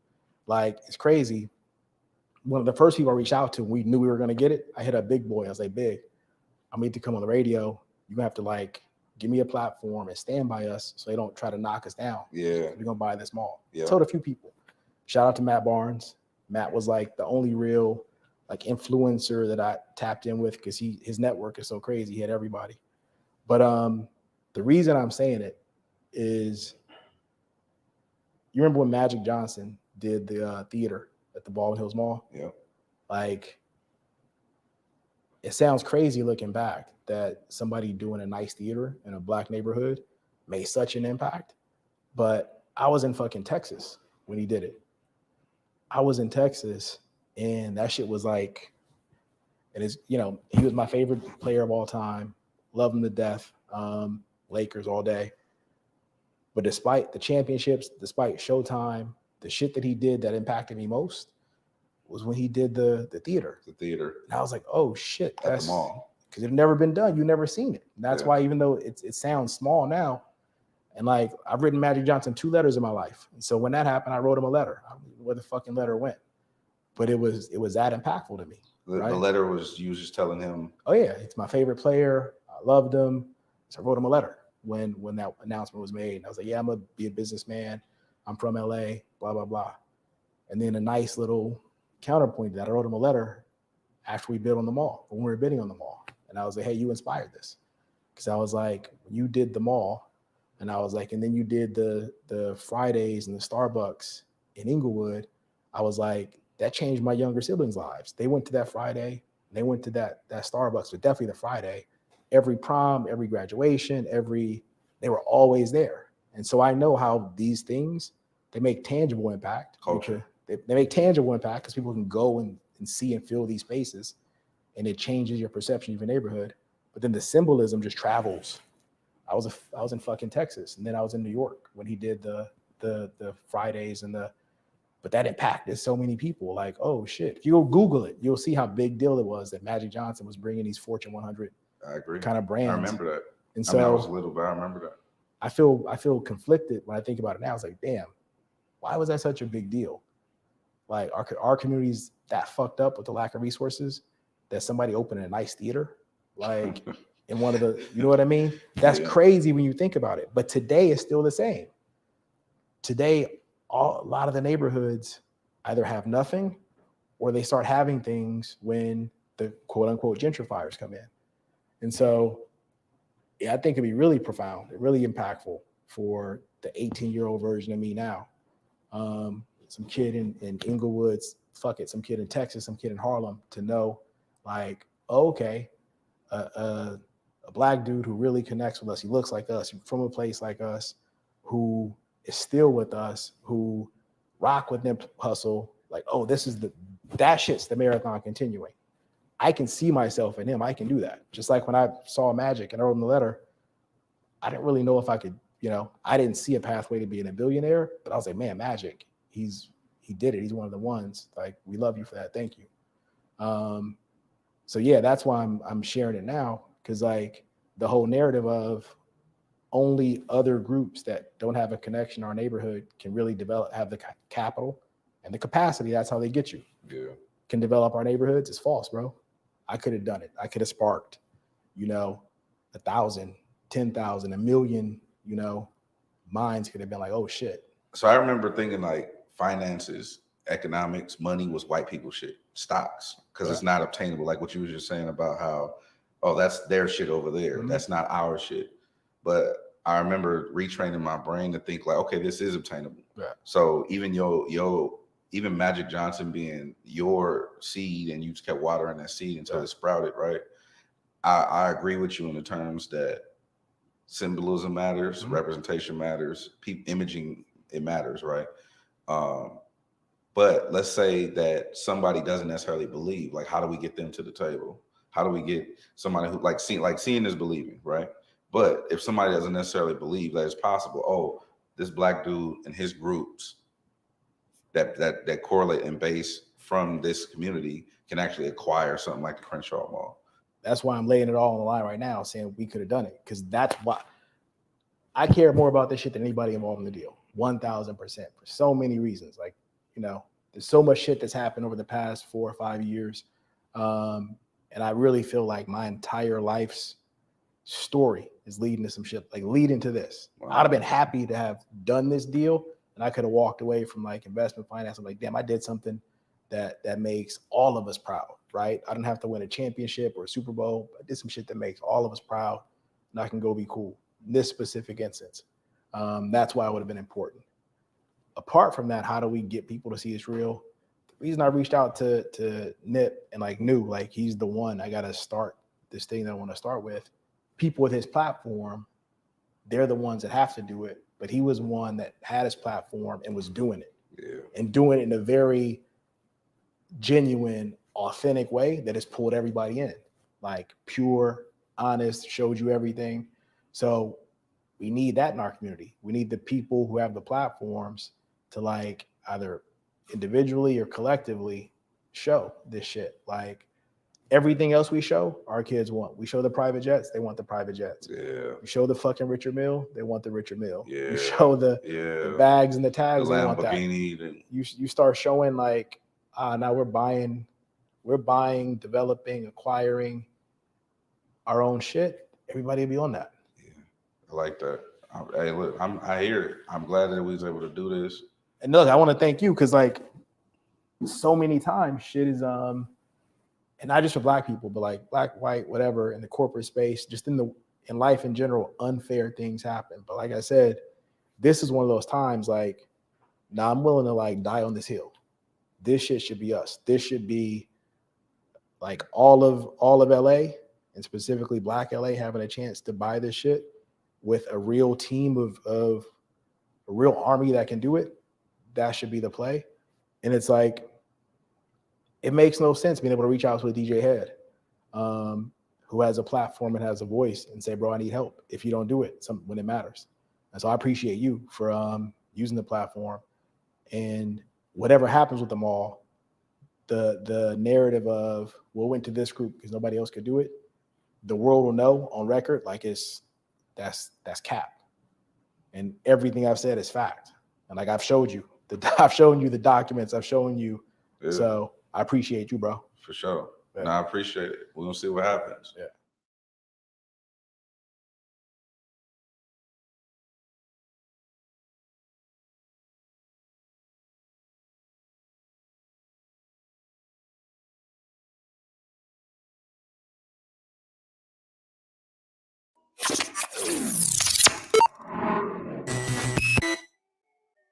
What did you think when Nipsey Hussle was murdered? I was shocked. I was actually shooting. I was shooting some video out in North Hollywood, doing some drone shooting, and I got the alert that he was shot. There was no report that he died. It was just that he was shot. Right. So I started calling people that I knew that was in his circle. And even, it was crazy, even people within his own circle, they didn't know. Is he alive? He might be alive. Is he dead? No, he's dead. I'm like, does anyone know? But then within like maybe less than an hour, they pronounced him dead. And I was like, wow, that hit hard, because if Nip can get hit, it's just a reminder. Any of us out here can get hit, you know. I can get hit from doing an interview. You can get hit. Look what happened to the kid from Chicago, Zach. I mean, so it's just a reminder, like, wow, you know, Nip got hit. So yeah, I was devastated. You know, I knew Nip before he blew up. I've been a fan of Nip since the day I met him. Since the day he walked in through I was at this shop from a friend of mine that had a shop, and he walked in. And the day he walked in and I chatted with him and talked to him, I knew he was going to blow up. So yeah, it hit hard. Knowing the guy personally. I did one of his first interviews that he ever gave, maybe like the third one he ever gave. So yeah, that hit hard. Mm-hmm. Now, did you know much about the dude that shot him, Eric Holder? I knew nothing about this dude. Initially, a rumor was like, oh, this might be an enemy gang, or this might be some gang stuff. But then pretty quickly that got, that got pretty much stalled, and it came out that it was somebody from within his own community that did it. I don't know anything about the guy. I just heard the same things everybody else heard, that he might have been a snitch on a previous case. And, Nip has a lot of integrity when it comes to snitching. He's very vocal about that, and he's not going to associate and allow people like that to associate in his circle. And he just told the dude, like, you need to get your paperwork right. And if this is what it is, you can't be around me, like any man would say. So that's all I knew. And I'm still shocked. I'm still shocked right now. That was 2019. And here we are 2.5 years going on 3 years later, and I'm still shocked. Mm-hmm. Now, since that, there's been court transcripts that came out that kind of like, from the witnesses, kind of like tell what happened. Now, basically, it seems like Eric saw Nip. Eric was with a girl, and Nip kind of confronted him in front of the girl in a bad manner. and that kind of that's what set him off. Yeah. I think that's all it takes. When you call somebody a snitch, when you call someone an informant, it touches a nerve. It touches a nerve whether you're a snitch or not a snitch. And he didn't take it right. Eric Garner, he couldn't handle it. But you got to know that when you do accuse somebody of that, there are going to be some consequences. Especially a street dude. Exactly. Not all street dudes are going to respond the way Eric did. It might have just been a physical fight. It could have been a stabbing, but Eric took it all the way. He took it all the way. And I'm not surprised that he did that, because I know a whole lot of people that will do the same thing. You call them a snitch in front of people, you're asking for consequences. And, it's unfortunate that he ended up going out like that. Right. I remember on Clubhouse, you had said, you kind of put it in a better perspective for people, that imagine, there's this video of Nip confronting the paparazzi. So imagine Nip talking to you like that. Right? I always tell people, Nip will go off on you. Mm-hmm. You see the outside Nip. He's always nice. He's always articulate. He's intelligent. I mean, he was speaking on cryptocurrency like 5 years ago. But I've seen the pissed off Nip. I've seen the Nip that's in that video where I guess someone was following him and he was just upset about it and he went off on them. I've seen that side of Nip before. He can get really irate and he will go off on you. And I'm just imagining that's probably how he was speaking to Eric that day. Nip has that side. And I think that video is probably the only video for the public to see how Nip gets mad. When he gets mad, he gets mad. He did it to me once, many years ago. And it really shocked me. I was like, whoa, Nip, relax, man. But hey, men will be men. Exactly. There's one thing for two dudes that know each other talk like that.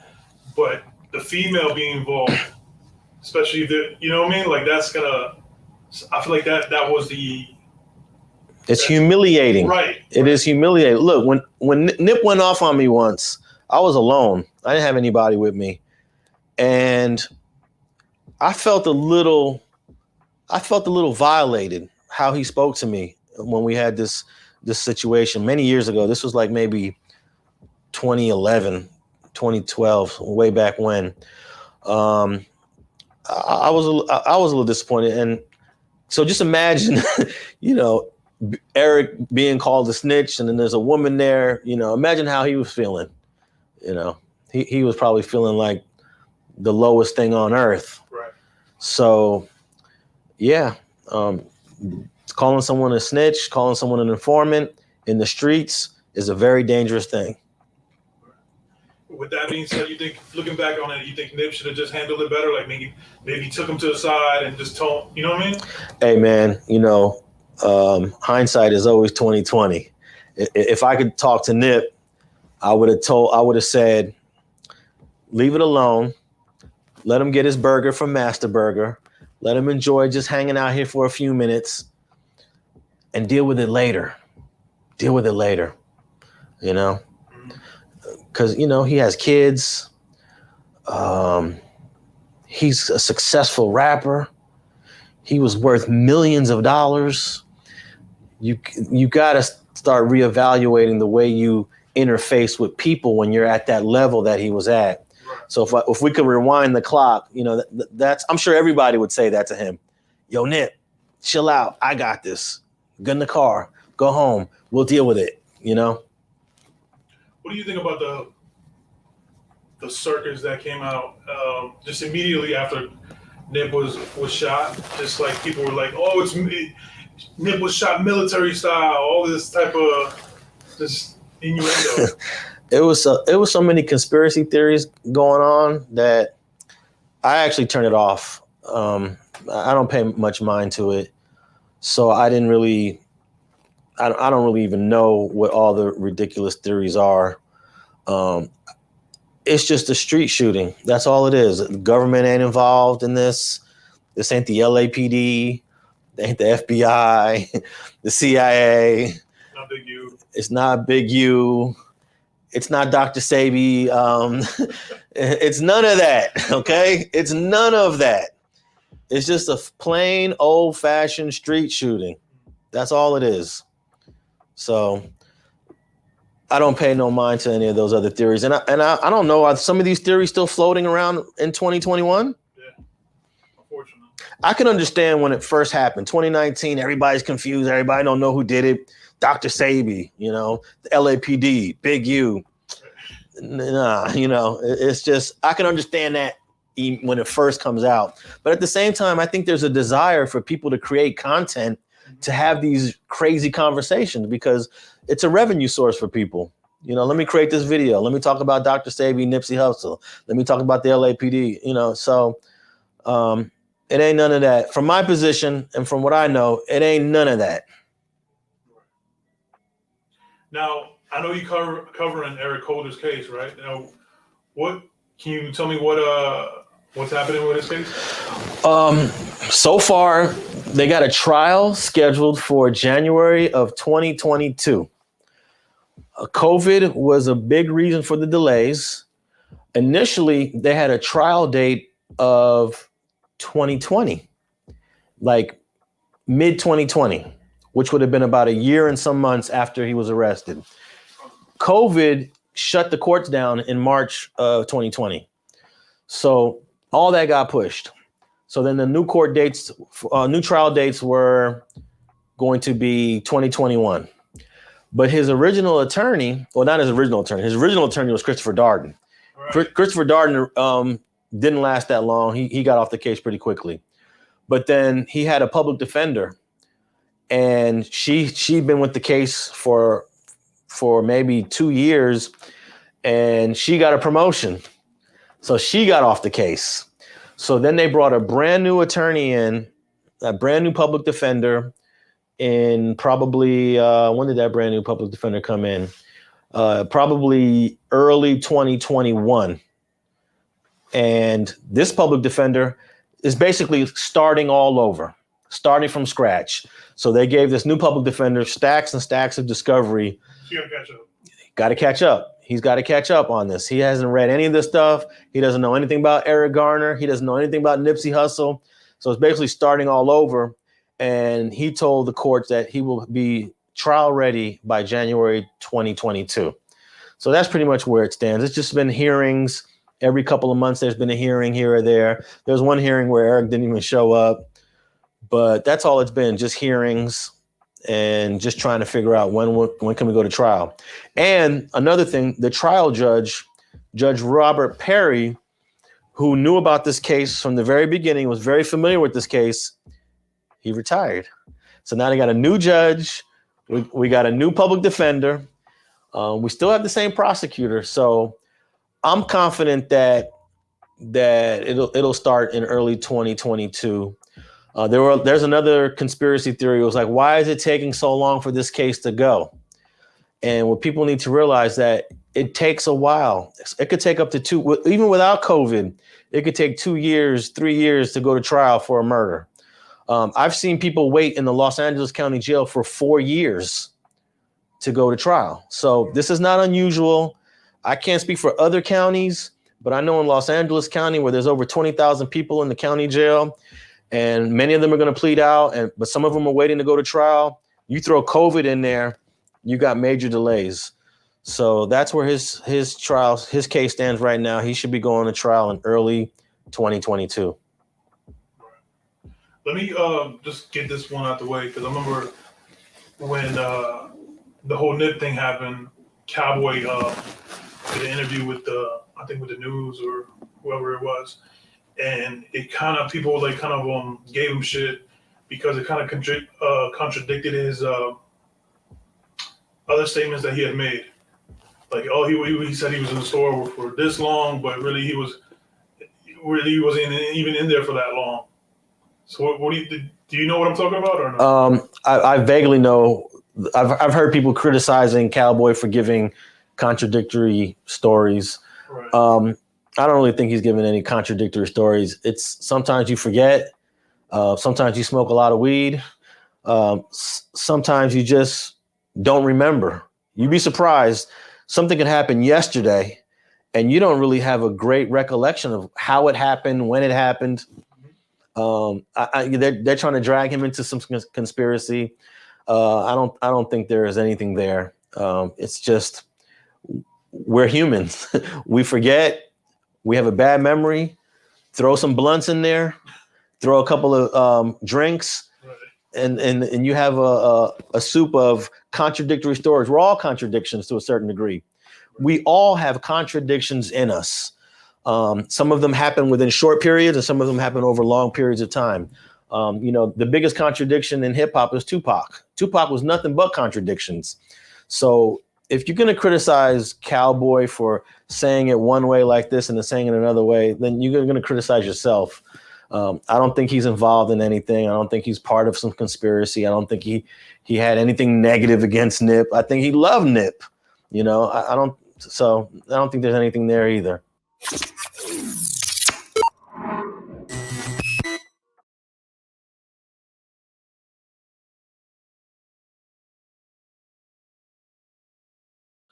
Do you believe that he, answer yes or no if you can, that his death may have something to do with his plans to build up and take over the area? Like he said, he wanted to buy back the whole neighborhood.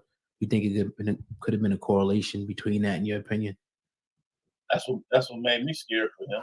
Hip hop uncensored is the vibe, so subscribe. Hip hop uncensored is the vibe, so subscribe. Oh God, driving Sam and riding passenger side, and you heard it out the mouth of the greatest rapper alive. Go gang.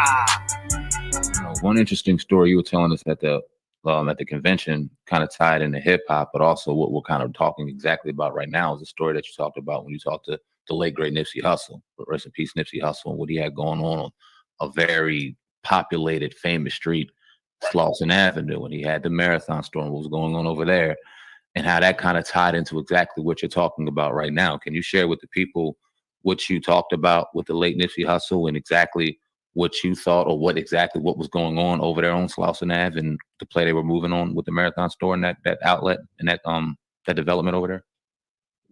The Marathon was on a street. It was off of Slauson and Crenshaw Boulevard. Mm-hmm. Boulevard and Slauson are like the Black Wall Streets.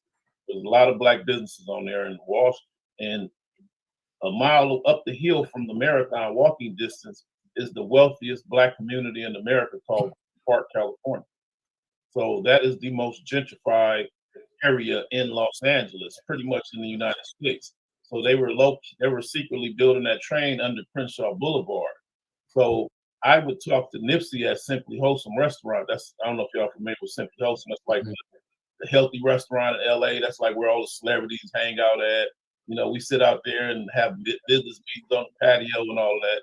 So you would always see, next time y'all in LA, y'all gotta go there. But Simply Wholesome, they shoot that movie, the TV show Insecure there sometimes. Oh, okay, dope.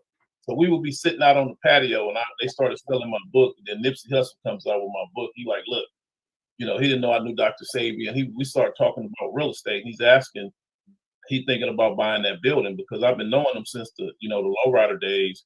He would always come up there with his buddies about getting a lowrider for a video or something like that. What kind of car we build? But my point was, so I was telling him if he gonna buy the Marathon, which was something else back then, I said, you can't just move in a gentrified area and think you're going to clean up the building, throw some paint on the wall, and start selling stuff. You got to make it match the rest of the community because they finna gentrify this whole area. So he already knew about the initiative to buy back all that real estate in that area. When I found out about that train going to Crenshaw, I started telling all my car buddies, y'all need to buy as much of this real estate as possible because all these black billionaires are doing it. So we need to buy it as well. So Nipsey said, he started singing the same song. Okay, well, I'm gonna buy my neighborhood back. I'm like, dude, that area where the Marathon was, it's the hood on the corner. But when you start walking in the neighborhood, them houses $700,000-800,000 for a 2-bedroom, Then you get up to the top of the mountain, you're talking about one of my buddies, he invited President Obama over his house, and they had a fundraiser at his house. You can walk from Marathon up to his 15,000 square foot mansion on the top of the hill looking at the Hollywood sign. Ain't the Beverly Center like right there too? I know we went there right from there.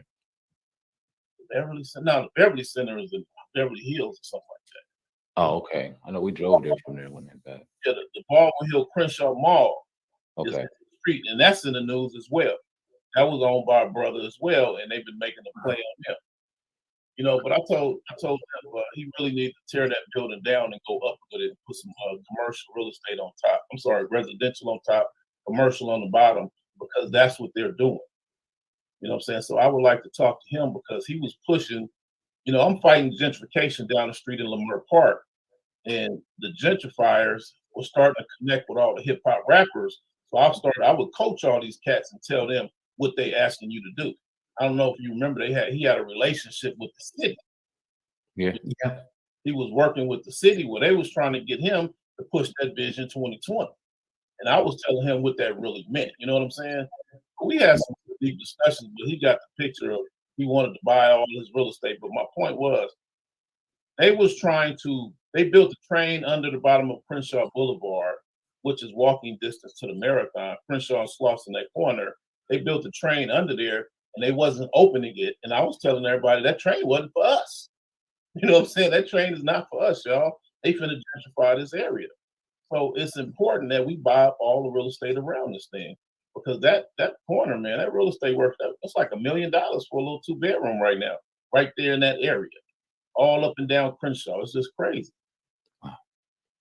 With Nipsey, talking more about Nipsey, do you believe that he, you know, answer yes or no if you can, that his death may have something to do with his plans to build up and take over the area? Like he said, he wanted to buy back the whole neighborhood. You think it could have been a correlation between that, in your opinion? That's what made me scared for him. Yeah, I wouldn't put it past it because you're talking about the wealthiest neighborhood of undervalued. You can go to SpaceX.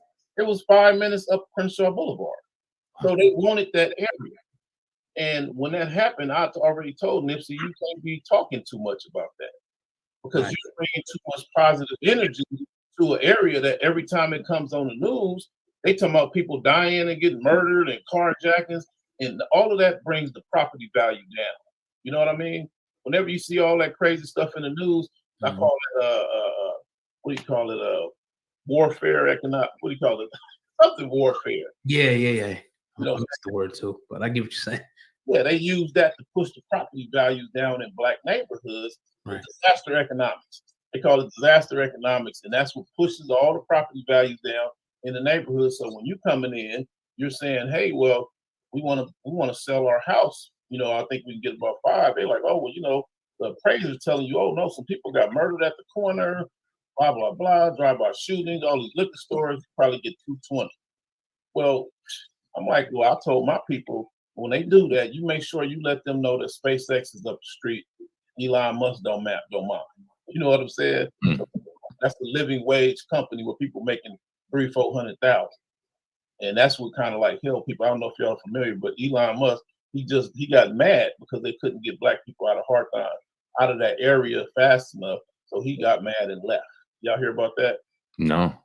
Yeah, so you Google that, pull it up. He got mad and moved out of Hawthorne. He moved to Texas, and he went out there with a vengeance. They just taking people's houses, just building like crazy. But from an investment standpoint, I always tell people, you know, we got to stop looking for real estate just because it got granted and a swimming pool in the backyard or a nice closet. We got to start moving in neighborhoods where Elon Musk just moved in. So I'm buying something across the street, if that makes sense. You know, I want to be in walking distance from that neighborhood because the property value is going to skyrocket within the next couple of years.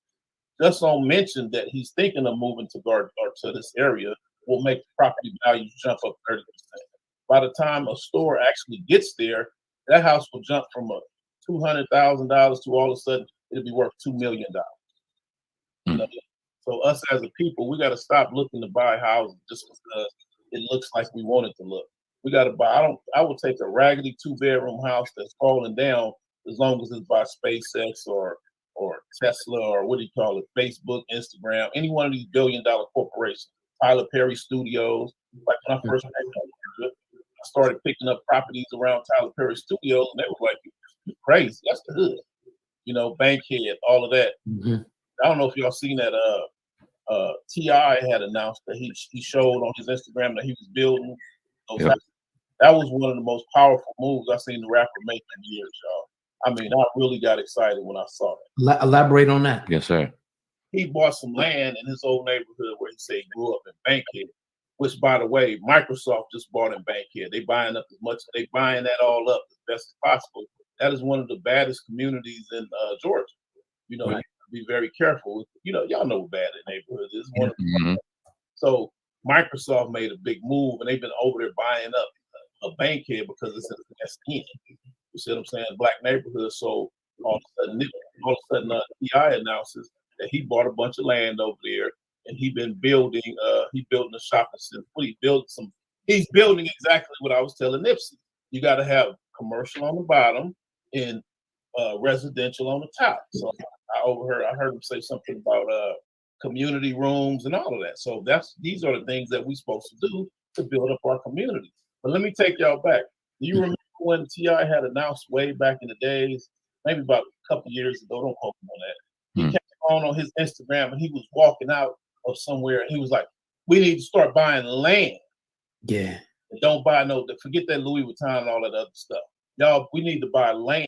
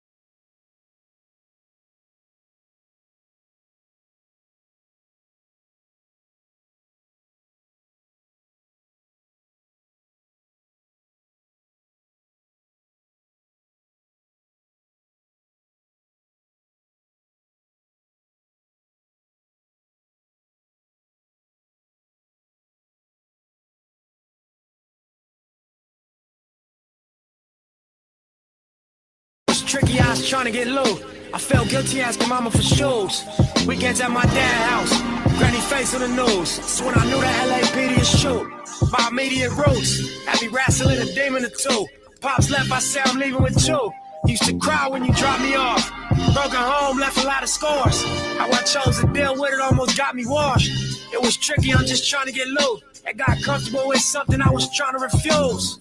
You take blows and you liable to bruise. Play this game and you liable to lose. Told me nigga go and get it, bring it back and then divide with your crew. When you went on your terms, you redefining the rules. At this point, I ain't got nothing to prove. It's extra credit how I'm busting these moves. You said ain't beat nothing, I'm still in the streets. Sometimes I'm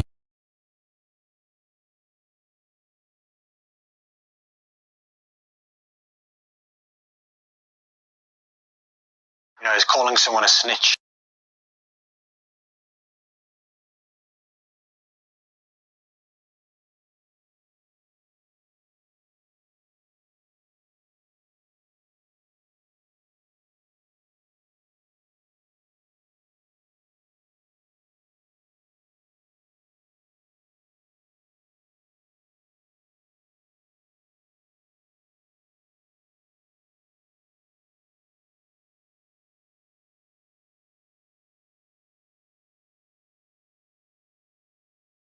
Bad thing. That's the worst thing you can say because That's a pretty bad statement. That's a bitter bad statement if you cowered out. You have to defend yourself if someone says that. You gotta go kill that nigga, man. I'm killing you calling me a snitch and I ain't a snitch. It's the equivalent of being called a child molester. Yeah. That's the level that's on. There's loads of conspiracies around Nipsey's death. You know, maybe the government did it, the police did it, somebody ordered the hit. Do you think they're all just a load of... Nipsey was stupid. How come? He was stupid. He didn't have his gang didn't protect him, and they wasn't gonna protect him when he got that money. I would have never had a shop with Slauson and Crenshaw if I was him. You would have just left. I would have just left. What do you think is once you've got that money, once you got that name, just leave. It's risky. Yeah, it's too risky. There's too many dudes that ain't gonna like you. You only helping Melvin and Jack? Nah, man. Don't work like that. You gotta help everybody. We are one. It's a lot of pressure, isn't it? It's a lot of pressure. Nipsey, for one, he should have never been at that store without security. But he felt comfortable.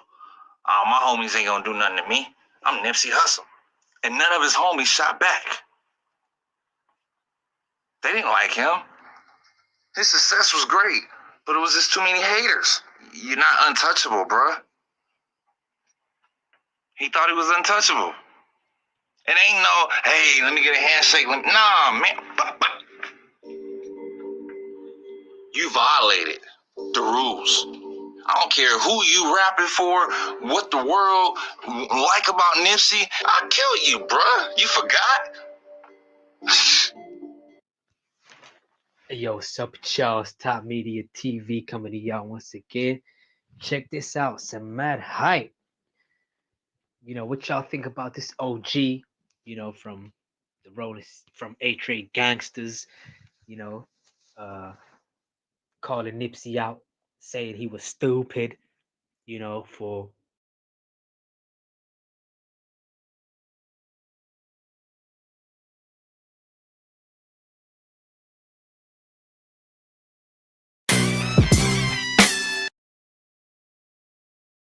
DJ Ski exclusive. Still right, my friends. They're good listeners. And with this new drug, crack, I'm attracting a younger crowd.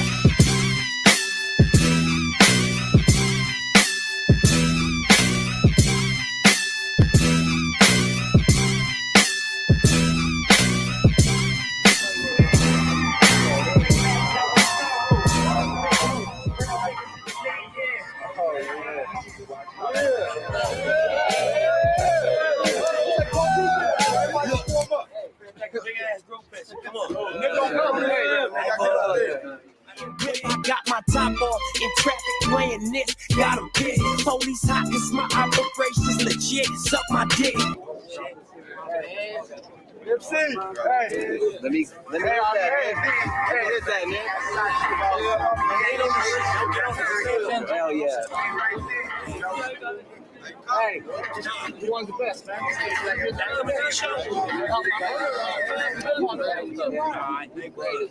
Hey, I got that mailbox money. Hell yeah. Buy that victory lap. Hell yeah.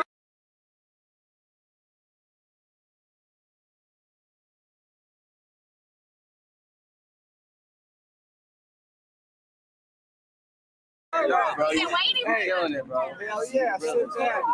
You're the best, man. I love y'all.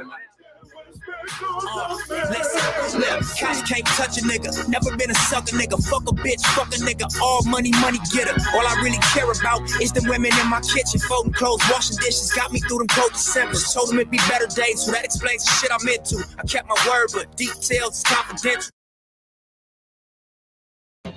What's up, Kyle? Do me a favor, put that camera down. All money in, no money out. Brand hustle. It's a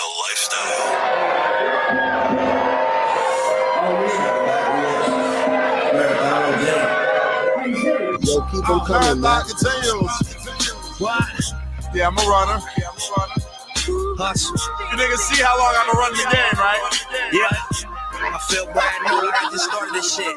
You sprinters. Like at the beginning. Your legs getting tired. I know y'all been waiting. Foundation solid. Catch up,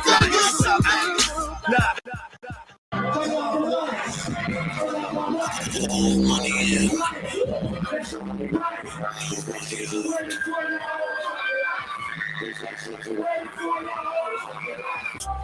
got that good, still in the hood. I kept my word, yeah, my nigga, I make good. 6-figure niggas in them V12s. No 10 niggas, so you see well. My Cuban lane, that's 14K. My presidential, I wear it every day. It symbolizes I'm a making profit. I came from letting Dickie Brown, so I emphasize it. You check the files, niggas say I kept it silent. But fuck the rumors, money talks, and you made less deposits. I dropped some videos, you should go check the comments. They love me all around the world, my nigga, what's your problem? Turn off the lights, turn up my mic, roll up some flight. Let's all get right. It's that shit you waited for your whole fucking life. It's that shit you waited for your whole fucking life. All my liquor from France, my cars from Frankfurt. Told them keep they advance, distribute and market my label. I own it all, I own it all. Word in the offices is that I want it all. That's right, I don't. And who the fuck is you? Had a couple trains, now they coming true. I'm at the Porsche lot, asking do they come in coats? Walking out the club with 100 goals. Magnum bottles of the Bugg and a pungent fuel. Model bitches stunting in them fucking shows. Bring your home girl, cause she coming toast. Fast cars with them leather seats. Drop top, she a fucking freak. Blow me down while we ride on PCH. I'm that pussy to break. Middle fingers in your face. Oh, gangsta.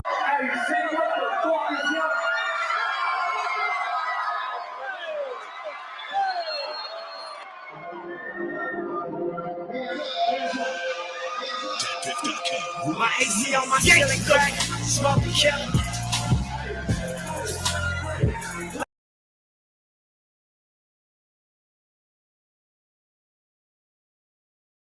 Like my back counter, 100 racks. Smoking killer. Gangsta, great deal. That black on black. Smoking killer. My AC on my ceiling crack. Smoking killer. Smoke something with the people, man. I wake up in this state of mind, like sky's the limit. My nigga strapped you across the line. Well, I'm gon' kill you. I'm focused on $1 million cash. That's the vision. Speeding and I'm finna crash. That's the feeling. Until my tires burn out and my wheels give out. These backwoods burn slow, like my bills to shout. When the people come for you, they gon' steal your house. Put your name on their papers, they gon' fill you out. Couple moves from your quota, come fuck up your count. How you think and bounce back when you out? Look, I'm tiptoeing over traps. Tight roping at a height, you fall, you know, and it's a wrap. But I'ma keep this balance, cause it ain't no turning back. Ain't no looking down, my niggas ain't concerned with that. They're more concerned with cash, more concerned with running laps. Running rap, getting rich to running back.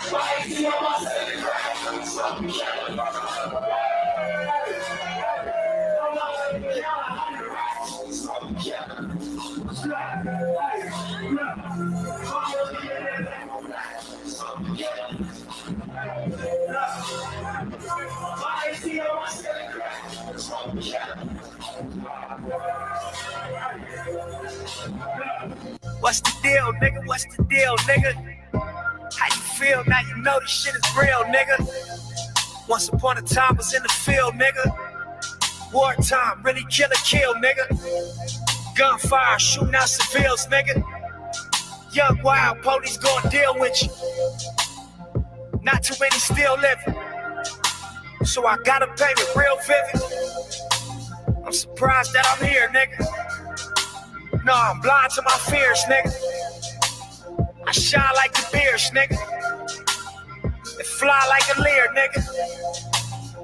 Climb like the stairs, nigga. Spend time out in Paris, nigga. Come from where the grannies gotta bury niggas.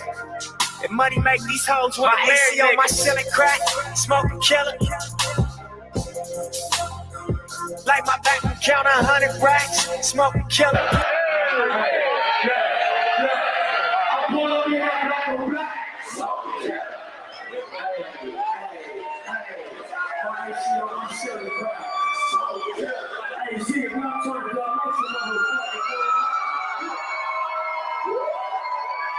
What's up, that shot? You gotta show your ladies real quick. Things I want to see it. Get this up, go to it.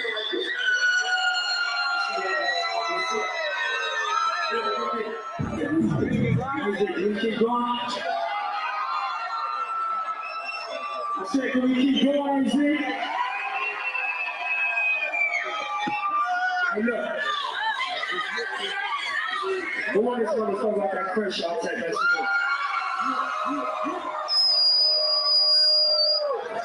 Left side, y'all heard that pressure, I'll take that shit fucking real. Alex Gilbert. Y'all heard that pressure, shit. Come in. New NIPSEY hustle, check me out. You in trouble, check me out. Pay us now, check me out. Pay me double, check me out. New NIPSEY hustle, check me out. New NIPSEY hustle, check me out. New NIPSEY hustle, check me out. Nigga fuck it, check me out. Nigga fuck it. I came from nothing. Shoot out some public. Ride buses. Buying Benzes. Just buying buckets. Knock me off from my grind, that's what they was. My life was ugly, and I got money. Caught a glimpse of that, that's not for me. She say she love me, she thinks she love me. She want my money, I think she funny. All bad bitches, V12 bitches. Broke niggas die slow, while the rich get richer.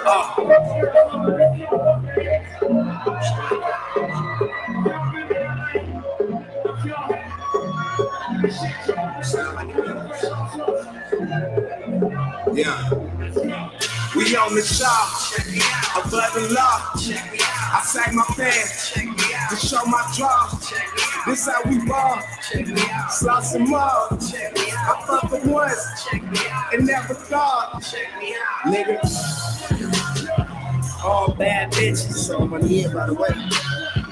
V12 bitch. Broke niggas die slow. So you think while the rich get richer. Balenciagas, no Gucci problems. Get money with Thomas, Louis V persona. Hit a nigga with a llama. You don't want them problems. I do my thing in the kitchen. See, that's a Pyrex bitch. And I roll with the riches. Stay flipping those bitches. Stay away from the snitches. That's how you get those stitches. Only fuck with my circle. No square ass niggas. And we don't smoke on purple. Only kush out the Benzes. Where a nigga come from? My niggas is so relentless. We don't play no games. Send a nigga to the dentist or to the ICU. That's our ICU. All about my business. A money business, bitches. Look at my girl, I like the star. Look at my life. Came up, nigga, we came so far. You see it? First off, hey, you see it, nigga. Hey, look at my car. Look at my girl, look like the store. Look at my life. Came up, nigga, we came so far. You see it? Hey, you see it, nigga. Hey, look at my face. Look at my wrist. Look at my waist. Niggas is fake. Number one reason we'll never relate. Me, I get cake. And I don't speak for them niggas that can't. Hustle the great. Setting up shop or running in banks. Fuck did you think? I was slow that? Fuck as you said. Niggas was playing. Me, I just went from a bucket to Benz. Up in the pen. Where they predicted I'd be up in 10. Humble begins. But now I stunt so hard it don't make no sense. Like in Japan. They pay me in cash converted to yen.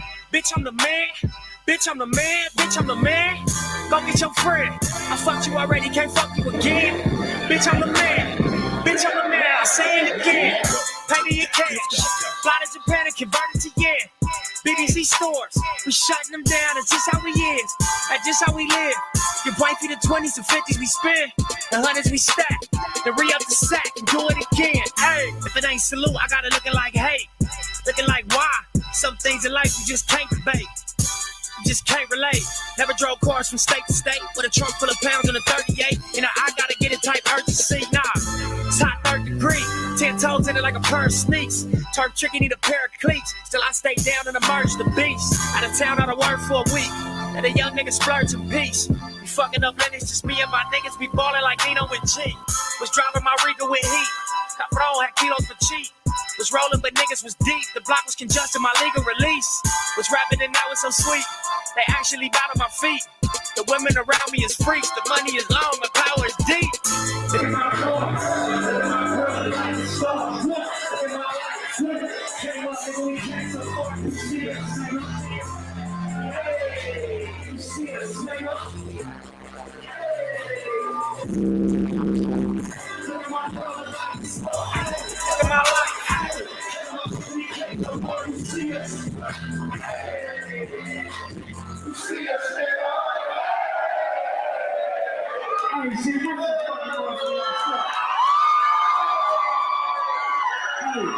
I'm fucking sorry, I'm turned up. There's more niggas in this section, I can tell. Okay. Hey. So look, y'all paid y'all money. What y'all down here gonna talk to me, nigga?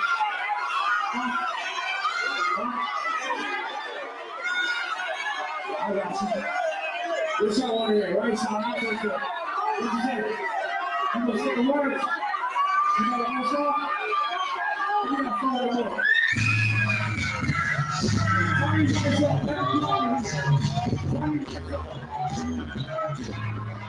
You gotta say this whole shit. You gotta say this shit. I'm off this Red Bull. I got a head full. Niggas stressed out. Let's get this bed full. Sexual healing. So appealing. You a bad bitch. I'm a real nigga. Tell me that you love me. I'll tell you the same. That's a fucking shame. We both running game. I just want your pleasure. You just want my pain. I just want you off of me and you just want the same. Let's take a flight. Let's live this life. Let's get a hotel. Let's both spend the night. I'm a busy nigga. You a busy girl. It's a fast life we living in this busy world. We in my fast car. You ain't no fast broad. Got your heart broke. He did your ass wrong. Plus your dad gone. Let me be your daddy. I wanna see you happy. We both come from broken families. You can tell the truth. I'ma tell it too. We gon' smoke this weed until they kick us out the room. Like fuck it, that's life. Fuck it tonight. We fucking right. You fucking right. I ain't gonna lie to you. I know I'm fly to you. No, fuck that, girl. I'm the sky to you. Ocean in the clouds. Birds and the bees. Your friends proud when they know that you fucking with me. I got you popping. I take you shopping around the world. Started on Slauson. That's real shit. Real shit. 4 in the morning. Tell me that you want it. Bend you over. I got you moaning. You love this shit. You want this shit. You got this shit. No politics. Hey, G, what's up? Y'all happy now? What's up? What's up with it? Who knows what's up with it?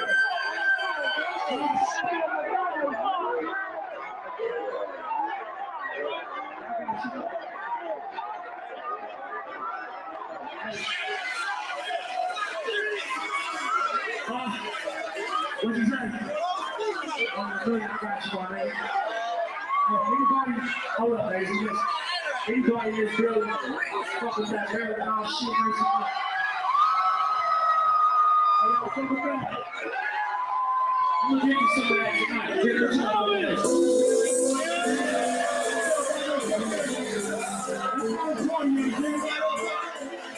Say what? Say what? When this shit drops, it's so crazy.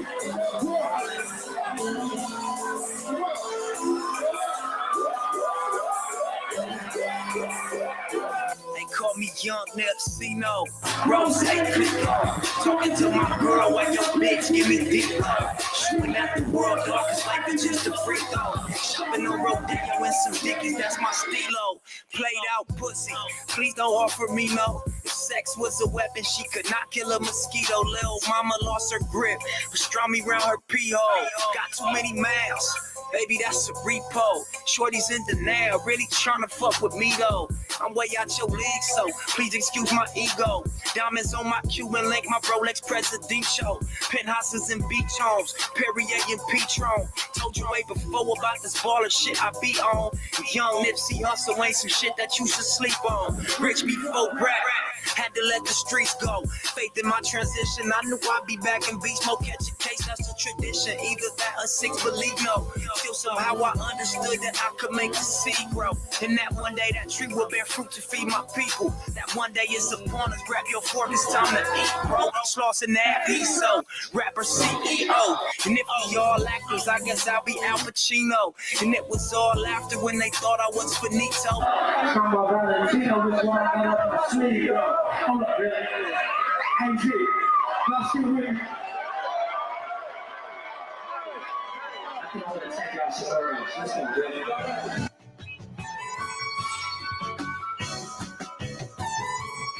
If y'all know this shit, I'm gonna sing this shit, man.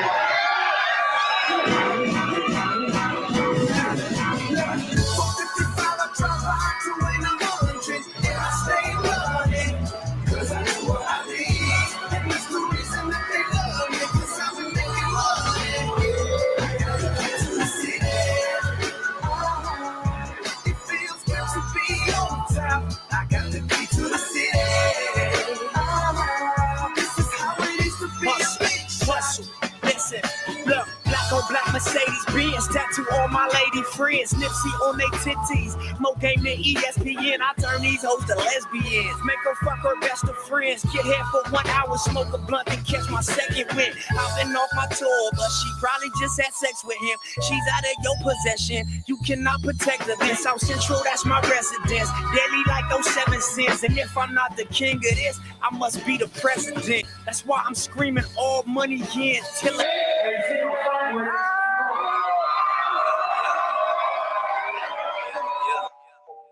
Why the fuck not, nigga? I'm in this shit, why not go hard? Don't make sense not to. Look, I be hopping on stages, drinking champagne with a flock of bad bitches and some niggas I was raised with. I rarely step the topic of their conversation. Bunch of miserable ass broke niggas jealous cause we made it. Young, rich, and famous, plus I'm handsome and I'm faded. I'm just climbing up this ladder that my swagger has created it. My intelligence has got them so intimidated. Really thought that I would listen to that bullshit you was saying, right? Solo in my two-door with my top off with the tag and marathon and Crenshaw crew naked to knock off when we started. Independence, no label ain't gon' stop us. I'm in Rothen off the slots and I made all my partners profit. Look, I'm tatted from my face to my foot, so my body read like a good book. And honestly, that fire weed keep my mind cooked. Taking trips type of shit, usually keep a dime hooked. Pussy super good, got that sleeping side grip. Ass poking out them pockets with that she is fly stick.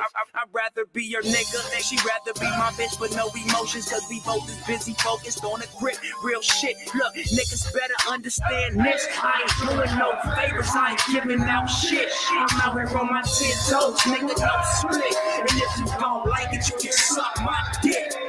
Nigga, on the road to riches and diamond rings. Young niggas doing big things. Fucking all these bitches is the song I sang. Real niggas do it. Let's go, so on the way to the studio. Cuz had that on that Biz and Percy next tape when he take that city changes. Beat on like, thought it's right for 58,000 later. So here we go. 7 days a week, 7 different freaks, but I got time to fucking hoes, so I just smoke and count my cheeks. Watching Godfather, leather couches, black screens. I say I'm on this marathon. She asked me what does that mean? Ain't no puffin' pass, please. Roll your own, I do the same. Girl, get on that Marlon Brando and stop trying to pick my brain.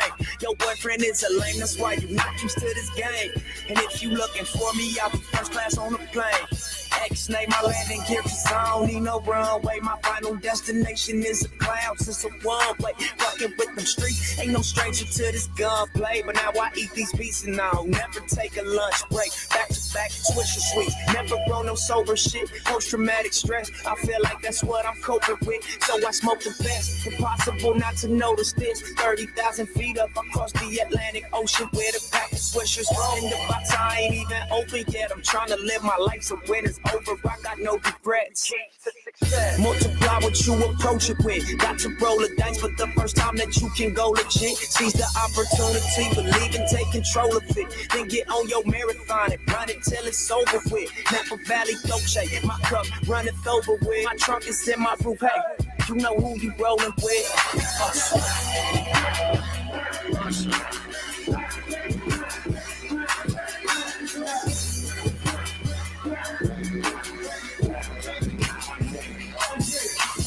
I know a place we can go where you can be yourself. You ain't gotta worry, we ain't gotta rush, cause we not in no hurry. You can't be afraid to let go. You gotta let go of yourself, but you ain't gotta worry, cause this gon' take some time, but we not in no hurry. Let's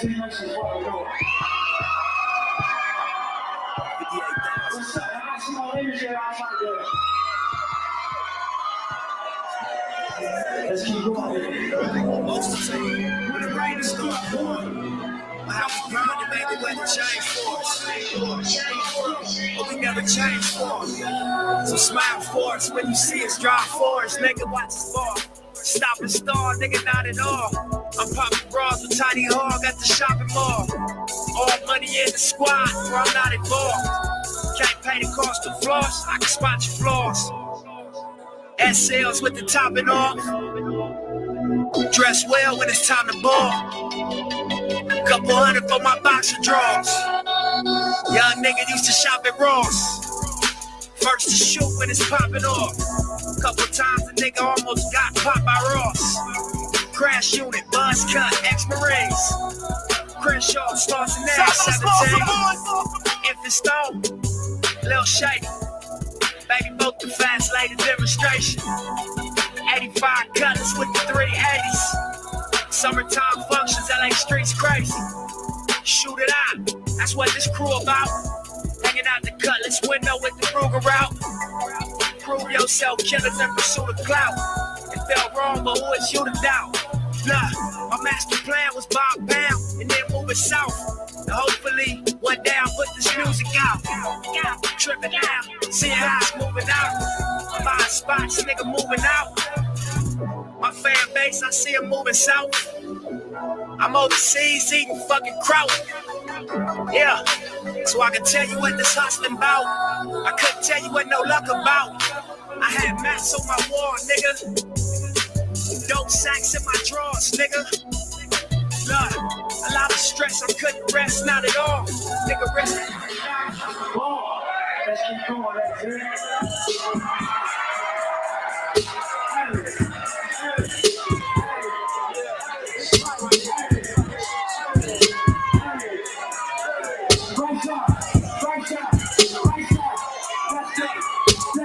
Summertime in that cut.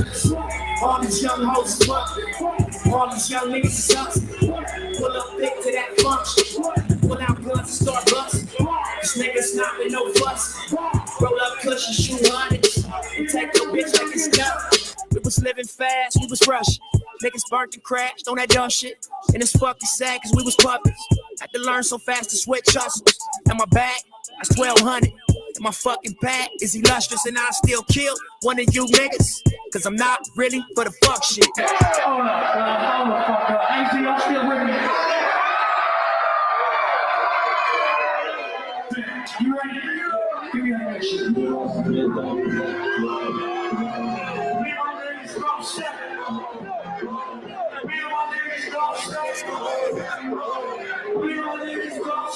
Gangsta Brazil. Been a hell of a run. Been a bit ended. Been a run of legendary proportions. One nigga dream on. And I do not fuck with fake niggas, so mix me with that snake. Put a little pro 3-piece chrome inside 2 wheels, that's how I'm skating. Also, pistol on my lap. Niggas making threats. Me, I'm trying to ball. Niggas wishing death. Probably all just talking. Probably idle threats, but since I seen this shit happen, I can't take this shit for less. Smoking as I drive, watching for them people. All I know is eat while in these streets, don't let them eat you. This one for my dogs, this one for my lows. Fucking with that fuck around, you fuck around and get smoked. One time for my killers, go hard bitches. Worldwide bosses, young real niggas. Had to make it happen, plus I gave my word. Started out the trunk, got it off the curb. Travel around the world, blessings that we learn. Blessings we deserve, cause niggas kept it firm. All my niggas, all my niggas, all my niggas, all my niggas, all my niggas, all my niggas, all my niggas, all my niggas, all my niggas, all my niggas, all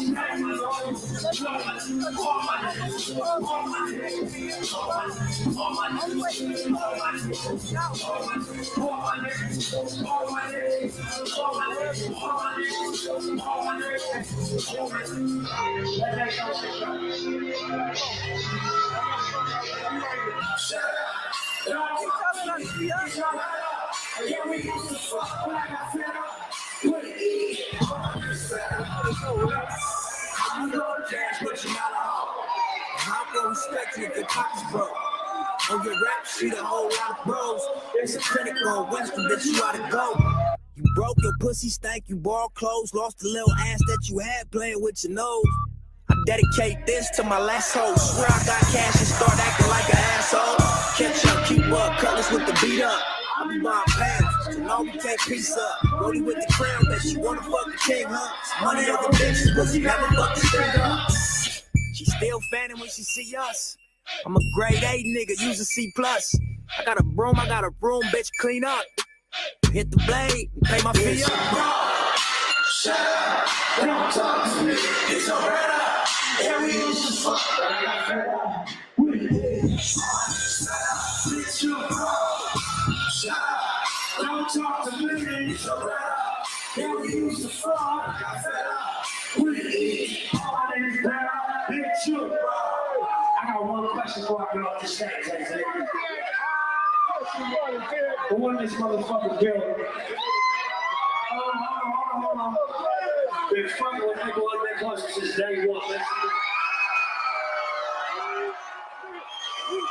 Hey, y'all keep your hands up. Listen to your hands. The good listeners. All right, man, that shit, John. All of y'all better know this shit. Let's go.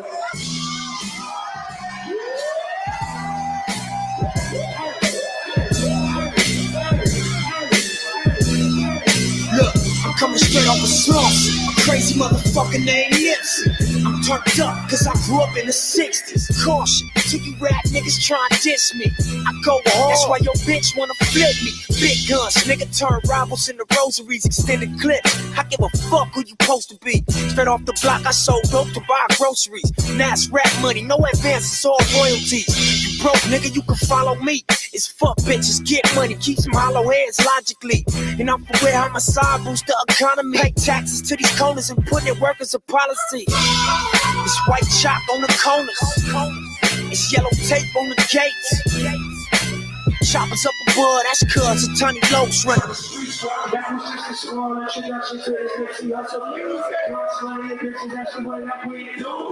Let's get your grind on, get your shine on, and come through that time with your lights on. Now hit the fast lane, and let your change one.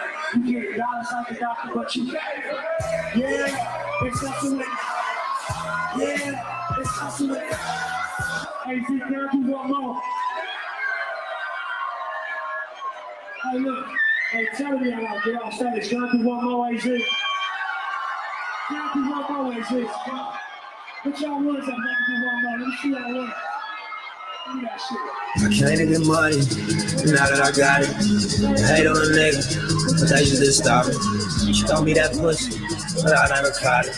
You asking me why, yo, it got too much mileage. Show you how this shit is done. I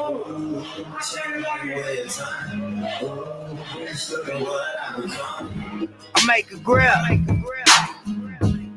Walk inside this shit and then I take my pick. I take a shit. And all you fake niggas, when I drop my shit, I run my shit. I own my shit. I'm on my shit. I'm on some shit. Some other shit. Some other shit. I pay my rent. I pay my team. They make me rich. I make them rich. Ain't that some shit? Now watch this look. More cash. More money. More fame. I'm the realest nigga in this fucking game. I came up off the corner. All grown. Make these crackin' niggas respect my mind. I run my shit. I own my shit. I'm on my shit. I'm on some shit. Some other shit. Range Rover shit. I came to slice bread off the loaf shit. Get you niggas off that feet up on the sofa shit. I ain't get money. Now that I got it. I hate on a nigga. But now you just stop it. She told me that pussy, but I never caught it. You asking me why, yo, it got too much mileage. Ooh, you looking at a 1-1. Ooh, I'll show you how this shit is done. Ooh, my chain like a weigh a ton. Ooh, just look at what I become. I talk that shit, that's cause I live it, nigga. And if I don't know more, that's cause I did it, nigga. You get smart, you get rich, nigga. Start hating, not chipping, nigga. To be specific, it's the West Side neighborhood, Crenshaw district. Slauson there, crippin'. Anybody killin'? Don't give a fuck about a bitch or a nigga. Yeah, they quote my raps like scriptures. Say I shop like hipsters. I drive cars like a rich nigga. I probably pull up with your ho. 6 2 O's, for sure. Get dough, pulling up to my show. Been about a bankroll, make this meal lay low. Bustin' with the change clothes, money, power, and hoes. I Can't get money, now that I got it. I hate on a nigga, but that's just stop it. She told me that pussy, but I never caught it. You asking me why, yo, it got too much mileage. Oh, I shot you out of city. Oh, I can't remember where it's at. Oh, just look at what. Hey, G, I love you. Until next time. The motherfucking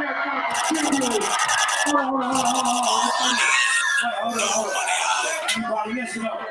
Y'all make sure y'all get in your cars. Y'all get in your cars safely. Go home safely. If y'all nigga drunk, call an Uber. Don't get into no trouble so you can come back and turn it up again. We love y'all.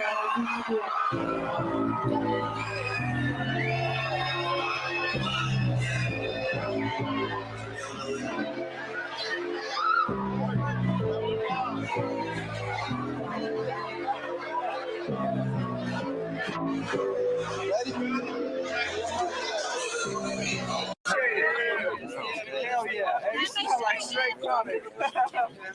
You smell like straight comic. Like it's trying to.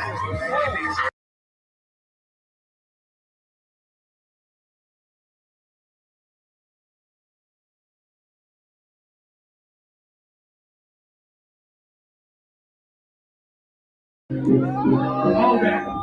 Like that's what I'm get one that real quick.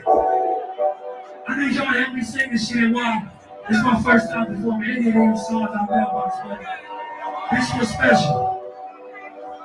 That's how I know. That's how I know. What? That's how I know.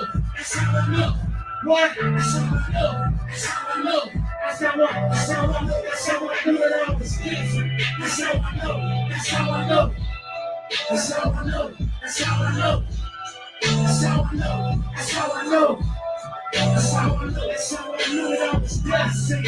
I thought, I dreamt, I said, I did, I meant it. I tasted, I love it, I meant it. I love it, I love it, I fed, I'm got it, I'm better, I'm changing, I'm proud of cheese grits and 4 seasons. Fresh squeeze, no stress, it's no reason. Told shit back to achievements. I think we should dive off the deep end. Take you on vacation every weekend. I'll be up at 6, niggas sleep in. I'll be at the rest fucking G-Pins. Now, imagine niggas soft on the cement. 14 body and car, we can be in. rich nigga fools, I believe in them. Manifesting, many blessings, and that's how I know. Yeah, that's how I know. Yeah, that's how I know. That's how I know. That's how I know. That's how I know. That's how I know.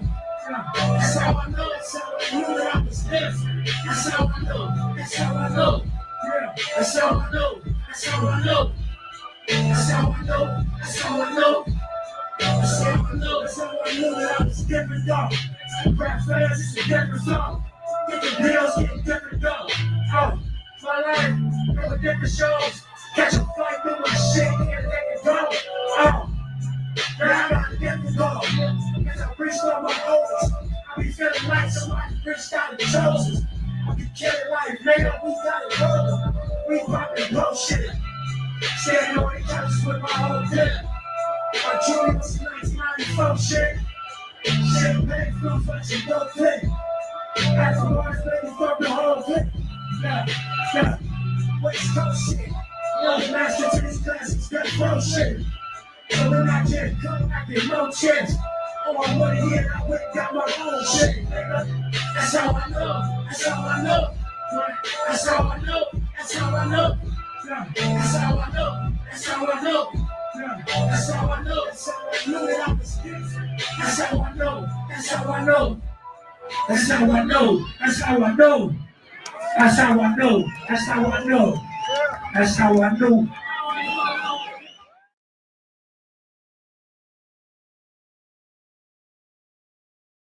Get familiar, ladies and gentlemen. Clint Sparks, Get Familiar Radio. Round of applause. Yes. We got a good friend. Thank you. Simmer down, guys. So we got a good friend of the building. We got a good friend of the show. We got a good friend of the station. We got a good friend of Dash, who's a Southern Californian gangster rapper with hardcore street-centric rhymes. Do you like that definition? You know, I was in my head like, Ladies and gentlemen, we got Nipsey Hussle in the building. yeah, what up? By the way, it says that on Wikipedia. That's why I said it. I can tell you was reading the Wikipedia bio. I didn't sound, why? Because I don't sound that pro? Nah, I mean, it was real. It sounded like a bio. For sure. It was allmusic.com wrote that about you. Yeah, you know, it was close. You know, they came close. Well, thank you for coming through, man. We appreciate that. Always. Thank y'all for having me, bro. Of course, every time. Like I said, you are a family member of Dash and Get Familiar Radio. We go back a long time. Most definitely. Back to the basketball court. I was just telling parties. him. I was just telling you. What was you saying? I said, wait till we go on air. What was you saying? I say he do Vegas like a boss. You know, had the full court in the suite. You know, we used bowling alley and all that. So we used to do parties all the time in Vegas. And what was that? That was at the Palms. Yeah. So I used to have a residency there, and I used to get the suite every week with a basketball court. And one time, like, I wasn't really the guy that was like running around partying and drinking. Right. I just made sure there was plenty of Ciroc. No question. And I made sure that the invites were there for everybody. Off top. And I would be in my room in a robe, right, watching a movie, drinking some tea. Right. Right. So then I come out one day and I see Nipsey there, shirtless, playing basketball. Right. And I'm like, oh, Nipsey Hussle's here. Off top. Welcome to the party. Off top. Get familiar. It was a victory. Most definitely. It was a victory. It was a victory. No pun intended. Yeah, no, there was a pun intended. All right, well, yeah. The album coming, by the way. You know what I'm saying? Let's talk. I mean, that's what we're here for. We're here for a lot of things. So let's talk about that. The new album, Victory Lap. Yeah, definitely. It's done. You know, the pre-sales going up, you know, tonight. Single dropping. So they're not $100 a copy. Nah.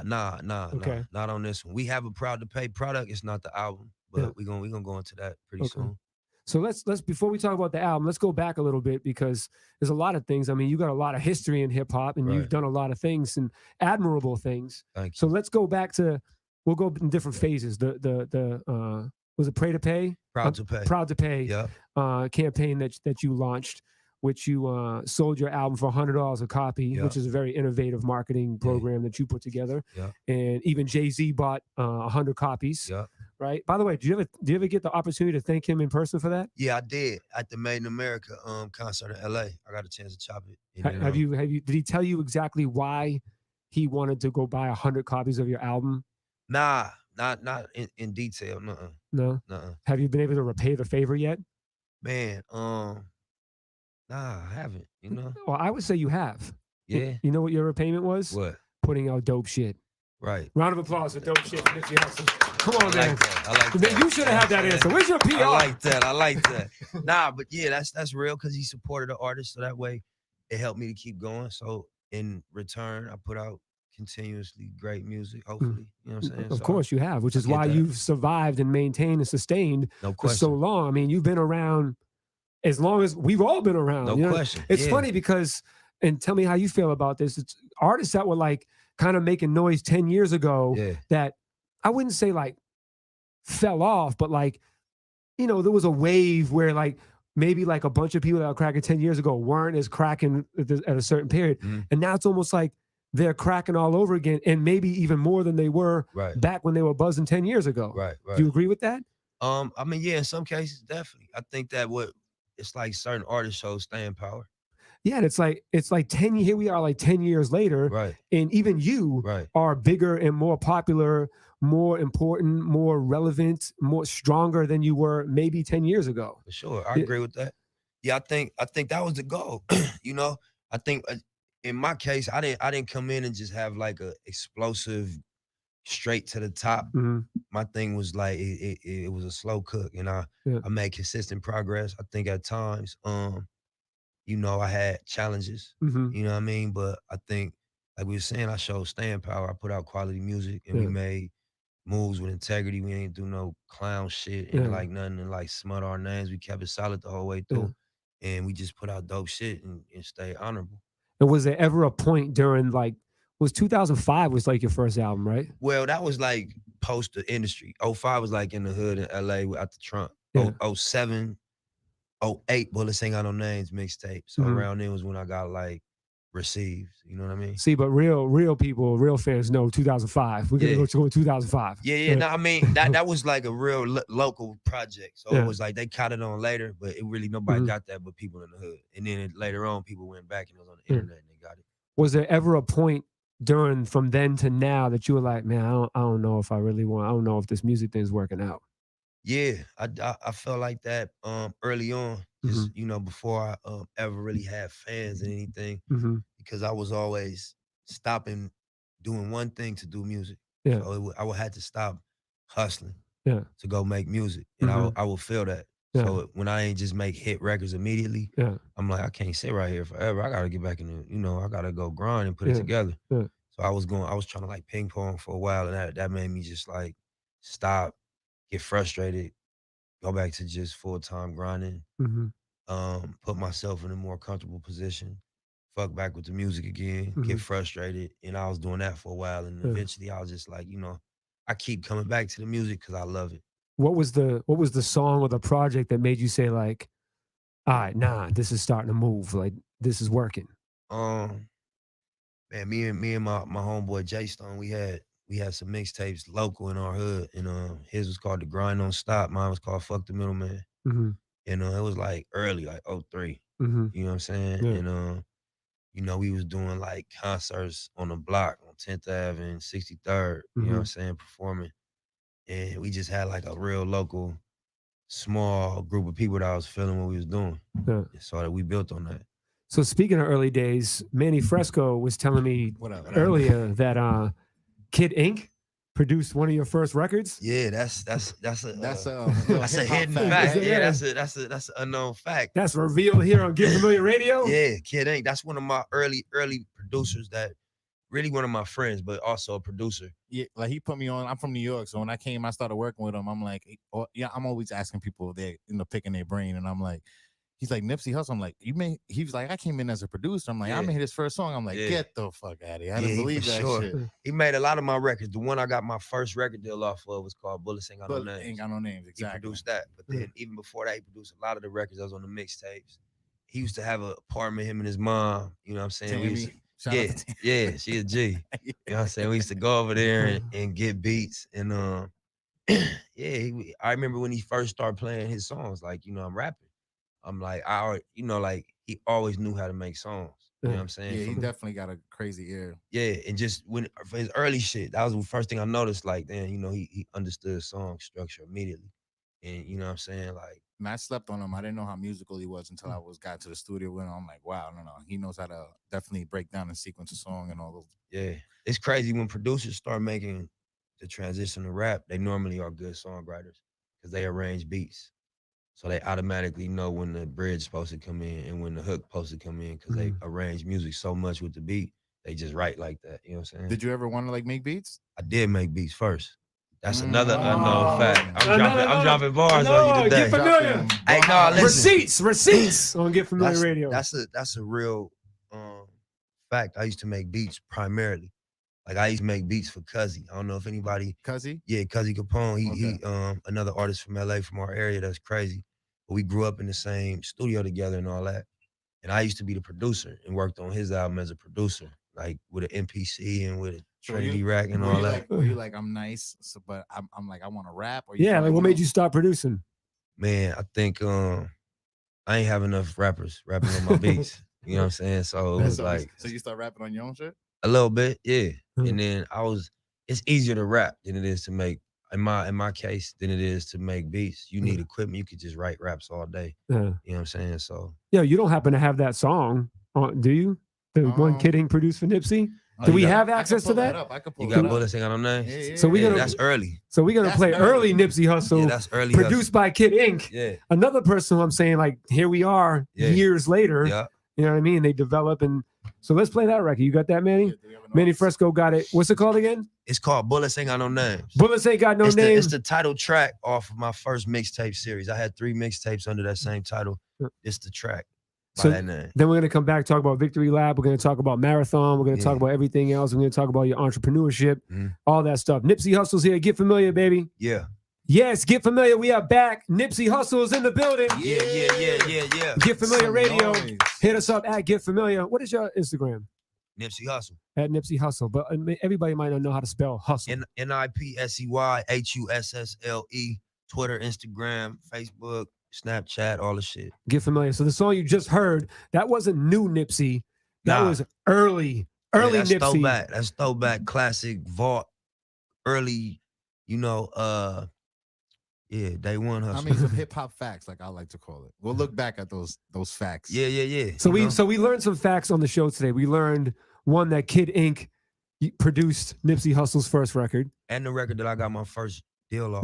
Deal off him. We learned that Nipsey Hussle was a producer before he was a rapper. Yeah. What else did we learn? We also learned that Nipsey Hussle is a Southern Californian gangster rap with hard street-centric rhymes. Facts. Facts. Thank you, allmusic.com. So were you a hustler before a producer now? Definitely was a hustler before I was a producer. Selling candy in the... Definitely sold candy, shine shoes, cut grass, water lawns, man, everything. Oh, so that grind started early. Yeah, for sure. And that's the common denominator in a lot of people too that sustain and perseveres. They had even before they were successful, they would do exactly what you just did. Yeah. That's the same with me. Like I didn't know how not to work. Right. Yeah. All other kids are playing sports and stuff. I'm like, man, I'm trying to like get a job and do 5 jobs at once. And odd job. When I was 12 years old, I started a company called Rent a Teen, which is literally you rent a teenager to work to like mow your lawn, clean your house, go pick up your groceries for old people and stuff. Like I was early. But you know, another common thing why that happens, like broke kids come up with those ideas. Definitely. You know, and that was necessity definitely brings out. And it was like, man, I want a good pair of sneakers. How am I going to get that shit? My mom can't get it. For sure. And you know, that build character. You know what I mean? Like learning how to figure it out. You know, and it's like you be proud of that. You get older and look back, and it's like I was resourceful as a kid. We like made shit happen. You know what I mean? At that time, did you feel like like you already knew that you had those small wins? Like, did you know what you were accomplishing while you were doing it? Yeah, when you get some money and you was broke. Little victories. Hell yeah. You feel like you go, we used to want to go swimming at the pool. It costs $1 to go swimming. And I used to be a mission to get $1, like to put it together. You know what I mean? And we had asked lady to help her take her groceries in, give us $0.25 or some shit like that. You know what I mean? Or whatever we could do. But yeah, that was felt like can I ask you mission complete, Did you have a father growing up? Yeah, definitely. So your father's around and in your life? Yeah, my dad didn't live with us, but he lived like 10 minutes down the street. So he helped still guide you in life? Yeah, most definitely. Does that play a role in you being a father now? Of course, I would think so. Like I say, we wasn't in the house with each other. I'd go to my pop's house and then I'd go back to my mom's house. But Pops was always 100. He was always thorough and consistent. And you know what I'm saying, just kept it 1,000. Consistent is definitely a good quality from father. For sure. So So do you celebrate those little like victories, like, or do you feel like you don't look at your highlights right now? You're still in the game. I think that you appreciate it. I don't think you doing no end zone dances. You know what I mean? You getting back to the line, but you appreciate it. You want to play for the big win, which is to be like to cement yourself in the game and in the history, and also like put yourself in a position financially that is forever. So have you reached your victory lap? As cliche as it is, like, have you reached where you feel like I'm already won? Well, nah, what I mean by that, by titling my album "Victory Lap" is like I came from my other environment with goals, and with a way I wanted to be positioned in this game, and I think that this represent accomplishing that. So it's like now I got goals from being here in this position, like on some like music goals, and you know what I mean, career The goals. entrepreneurship. Yeah, but just like from being a street dude from LA, like looking at rap. Put your hands up already, right? Yeah. Now I'm Nip Hustle. You know what I mean? Like that's a win, and that was the biggest. That was the longest distance. That was the most ground we had to cover. That was a lot of distance from there to right here. It's like a marathon. No pun intended. It was definitely intended. Definitely like a marathon. That's No, why I get it. You win a college championship, you can still celebrate, but you're trying to get to the NBA. You're trying to, you know what I mean? It's levels. Absolutely. So it's like it's a different phase, and we got goals for this phase too. So for people that don't know, Nipsey Hussle is more than an artist, more than a label owner. He's an entrepreneur. What are some of the businesses that you've had endeavors with outside of music? Well, we got the Marathon Clothing, and then we got the store, which is a separate thing, but we sell the clothing in the store. The store is it's a smart store. Yeah. All the products is encoded with content. Oh, dope. It was one of the first smart stores. Mhm. The NBA recently integrated content into their jerseys. Yeah. Using augmented reality, which is what we did first with the Marathon store. We got a real estate development company called SC Capital Ventures. We was involved in bringing back World on Wheels. Okay. You know what I'm saying? I thought you were gonna bring us some fish. That's not ready. The fish market ain't all the way up and running yet. We still renovating it and putting together the fryers and all that. But yeah, we working on the fish market. We got a cell phone shop. We partners with Fat Burger. So we got a couple things going on. It's not just me though. I got a team. You know, my brother Adam. Fats, rest in peace. We was all partners on everything. And that's all working out. Man, it's a blessing. It's everything got challenges, and it ain't just all thriving at all times. But it been positive progress on all of the businesses. We got a company called Elite Hair too, where we sell like extension and weave and stuff for the girls. And all that bundles been going. Them bundles been going. Them bundles been going. No, but it's dope. I really commend you, like, because anybody that comes from any hood and any part of America, wherever you listen to this from, it's like making something in your own hood when it's like maybe not the coolest area, or maybe it's not the like, and really making it something and coming back to your own hood means a lot. Because I know a lot of people that have popped off and they don't know where they came from or where well, it's good because he's one of us. Yeah. So it's like, and he's doing well. It gives me hope. Yeah. That like he did it. He came from the same place as me. It's funny because when I was younger, I never wanted to. I did a lot of like dirt when I was young, and I never wanted to promote that for two reasons. One, I feel like anybody in hip hop that does it is like, you say it to get your stripes, right? Like, man, I used to do da-da-da. Right? And two, I never wanted a kid to look and say, well, look what Clinton Sparks did. He's doing all right. Right. So I never wanted to talk about any whack shit that I did. Right. But now I feel like as I'm getting older and I got a son on my own, I feel like it's my responsibility to show where you can go down the wrong route, and that I'm one in a million that came out okay. Now you have to say that you're the really exception and not the rule. Yeah, you gotta tell them what worked. You know what I'm saying? Because obviously what you did is not what you're doing right now. And what you're doing is what worked. So to give them the game about what worked, you know what I mean? And don't be dishonest. Yeah, this where we went wrong at, but this what worked right here. So this is where we gonna put the emphasis, It was the hustle mentality. Just take it and aim it for good now. Yeah. You know what I'm saying? Yeah, same energy, just directing it towards something that you don't go to jail and get killed behind. That's why I asked if you had a father in your life, because I didn't when I was young. So I didn't have anybody to guide me and say, you shouldn't do that. That's wrong, man. You might get shot doing that shit. And then but then as I got older, I realized like, man, dude, like I can go to jail for the rest of my life. Because when you're young, you don't understand consequences. Or you just think you the one that's gonna wiggle through. Slick through. You don't have that fear. you're gonna be the like, slick one. That little fear, you don't have it. Yeah. Until you start. Plus, you got nothing to lose, really. You don't understand that when you're young. You don't know. You don't realize you have a future to lose. Yeah. Yeah, you just don't know the severity. You ain't really seen them places. You don't know how real it get and how you will be disposable. Yeah. They'll really get rid of you in a real way. Yeah. You know what I'm saying? And No, it's humbling. You know, it'll happen to you. You know what I'm saying? So well, let's talk about the most recent win for Nipsey Hussle. Talk to me. How about before we talk about that, let's play another record. And then we'll come back. We'll talk about the victory lap. We'll talk about your new deal at Atlantic Records. Yeah. Another big power move. Absolutely. Putting on. So what do you want to play? What's the new single called? It's called Rap Niggas, man. It's just dropping. I won't say the title. You say it. Yeah, it's called Rap Niggas. You know what I'm saying? Off the Victory Lap album. It's the first single produced by Mike and Keys. Press play, man. Check it out. Hold on. Before you press play, let me ask this question. How does a white person say the title of that song? Rap hitters. Rap people. Rap people. Rap blank. You know what I'm Nipsey saying? also rap people on Get Familiar Radio. There we go. All right, we're back. That's rap people. Yeah. Rap people. Rap individuals. Rap niggas. Nipsey Hussle's in the building. Get familiar. Yeah. Get familiar radio. We got my man Manny Fresco here. We got my man Will, WandaSet.com in the building. So let's talk about your new deal with Atlantic Records. It's not a deal where you're an artist that you're signed and they control you and they tell you what to do and you got an A&R that tells you what records are hot and they spend all your budget. You are the man in charge. It's a label deal. Explain that to up-and-coming artists that don't understand the power that you just put yourself in, the power position. Yeah, it's a partnership, and Atlantic as a label, the artist part of it, I will function as an Atlantic artist. We just have a partnership between my company and Atlantic for that artist.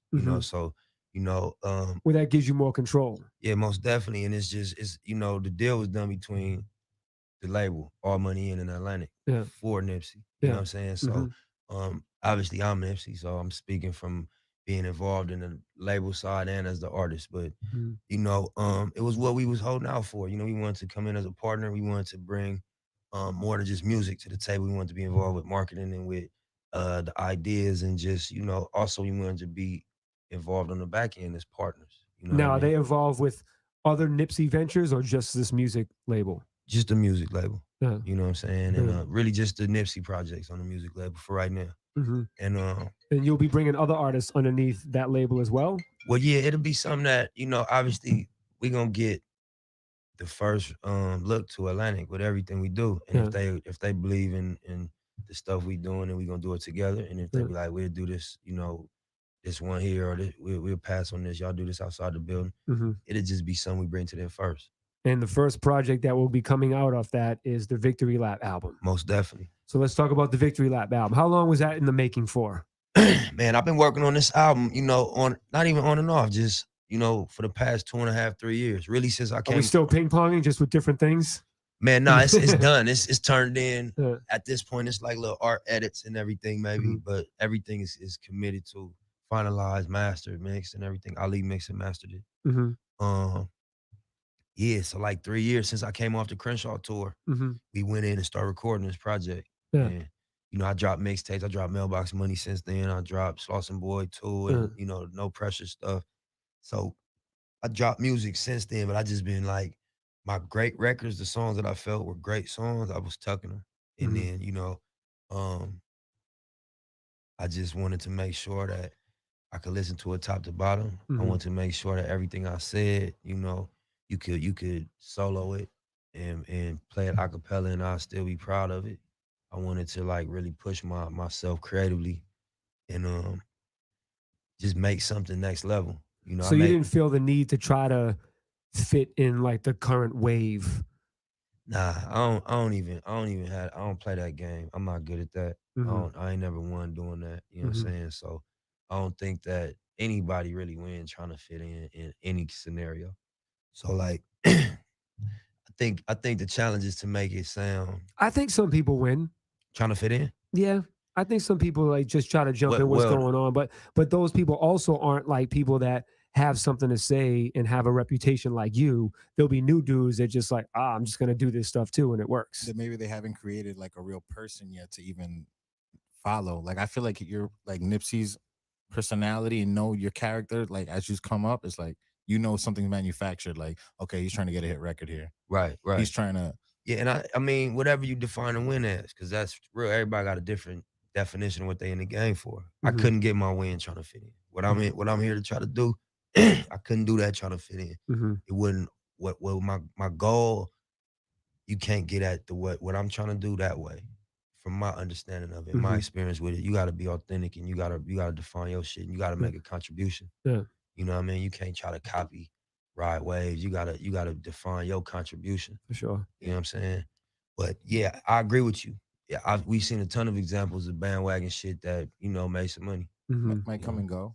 It's happening right now. Most definitely, you know, and that's cool. I ain't, you know, everybody didn't write rap since they was 13, 12, 9 years old. Or have that passion for it. Some people just love the art and love the music, and they have fun with it. So what metric are you using to say, like, you're making this project, you want this project when you're old and you look back at it and you're like, yo, this project was really a moment in my time. Like, you want it to be still like listenable when you're old. Yeah, definitely. I want it to be timeless. I mean, and I think that was one of the things we accomplished in terms of the sound of it, you know, and I let the people determine, you know, the critical review, but just in terms of the sound, it's not trendy. You know what I mean? The sound of it ain't like yeah, Nipsey's more of a timeless artist, not a moment in time. And absolutely, I appreciate that. And that was the goal with the sound, to make it like classic, you know. And I mean, I think if you're taking 2 to 3 years to record an album with how fast music is moving, you're gonna miss anyway. Yeah, real like, shit. You really got to listen to something, like when you play it back, you're like, oh, I forgot about this, but it still sound good on fresh ears. Yeah. Then you're like, you know what, I might have something here. 100%. Like, it's still rocking. So it's kind of stands the test of time in your own like memory bank. You know what I'm saying? And you gotta think, like, I'm a real student of rap, bro. I'm a real hip hop fan. I really fuck with rap music. The purist. 100%. Does it bother you, new artists that don't know the history? Nah, it don't bother me at all. Yeah, It's like, I've learned. Some niggas like basketball, bro. Some niggas don't like basketball. I like rap. I'm into rap. However, if you're gonna play basketball, should like it. You'll know who Kobe and Jordan is. Check this out, though. If you play basketball with some kids right now, they're going to shoot threes right away. Everybody's shooting threes. Yeah. The game changes. And they might slander Jordan. They might say something crazy about MJ, and you're gonna be like, "What?" And because if they never seen him play, they're not tuned in. I can't. They didn't tune in. They missed it. For me, I definitely always done my research. As soon as I fell in love with hip hop, I said, "Hold on, who did this before me?" I needed to know, and I made sure I found out. You know, yeah. But with so much information now, I feel like people go to what they want or what they hate, because a lot of people pay attention to stuff they hate more.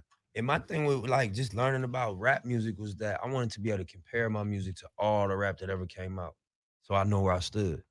You know what I'm saying? I wanted to know. I hear everything. Let me listen to everything so I know where I stand. No, that's dope. I've always told them. I tell rappers if they send me new music, whatever, I'm like, I'm comparing you to Jay-Z. You got to. I mean, I'm comparing. Play your song in between two like records that everybody fucks with. Yeah, and if it doesn't fit, go back to the studio. Who you think LeBron chasing? Who you think Kawhi chasing? Who you think James Harden chasing? If you're not chasing the GOAT, I mean, what are you doing it for? You know what I'm saying? But some of these kids, they might not be. They can't even chase, because I heard in an interview. I don't want to say maybe Irv, but he said like everything, the flyest, the best MCs have come out already.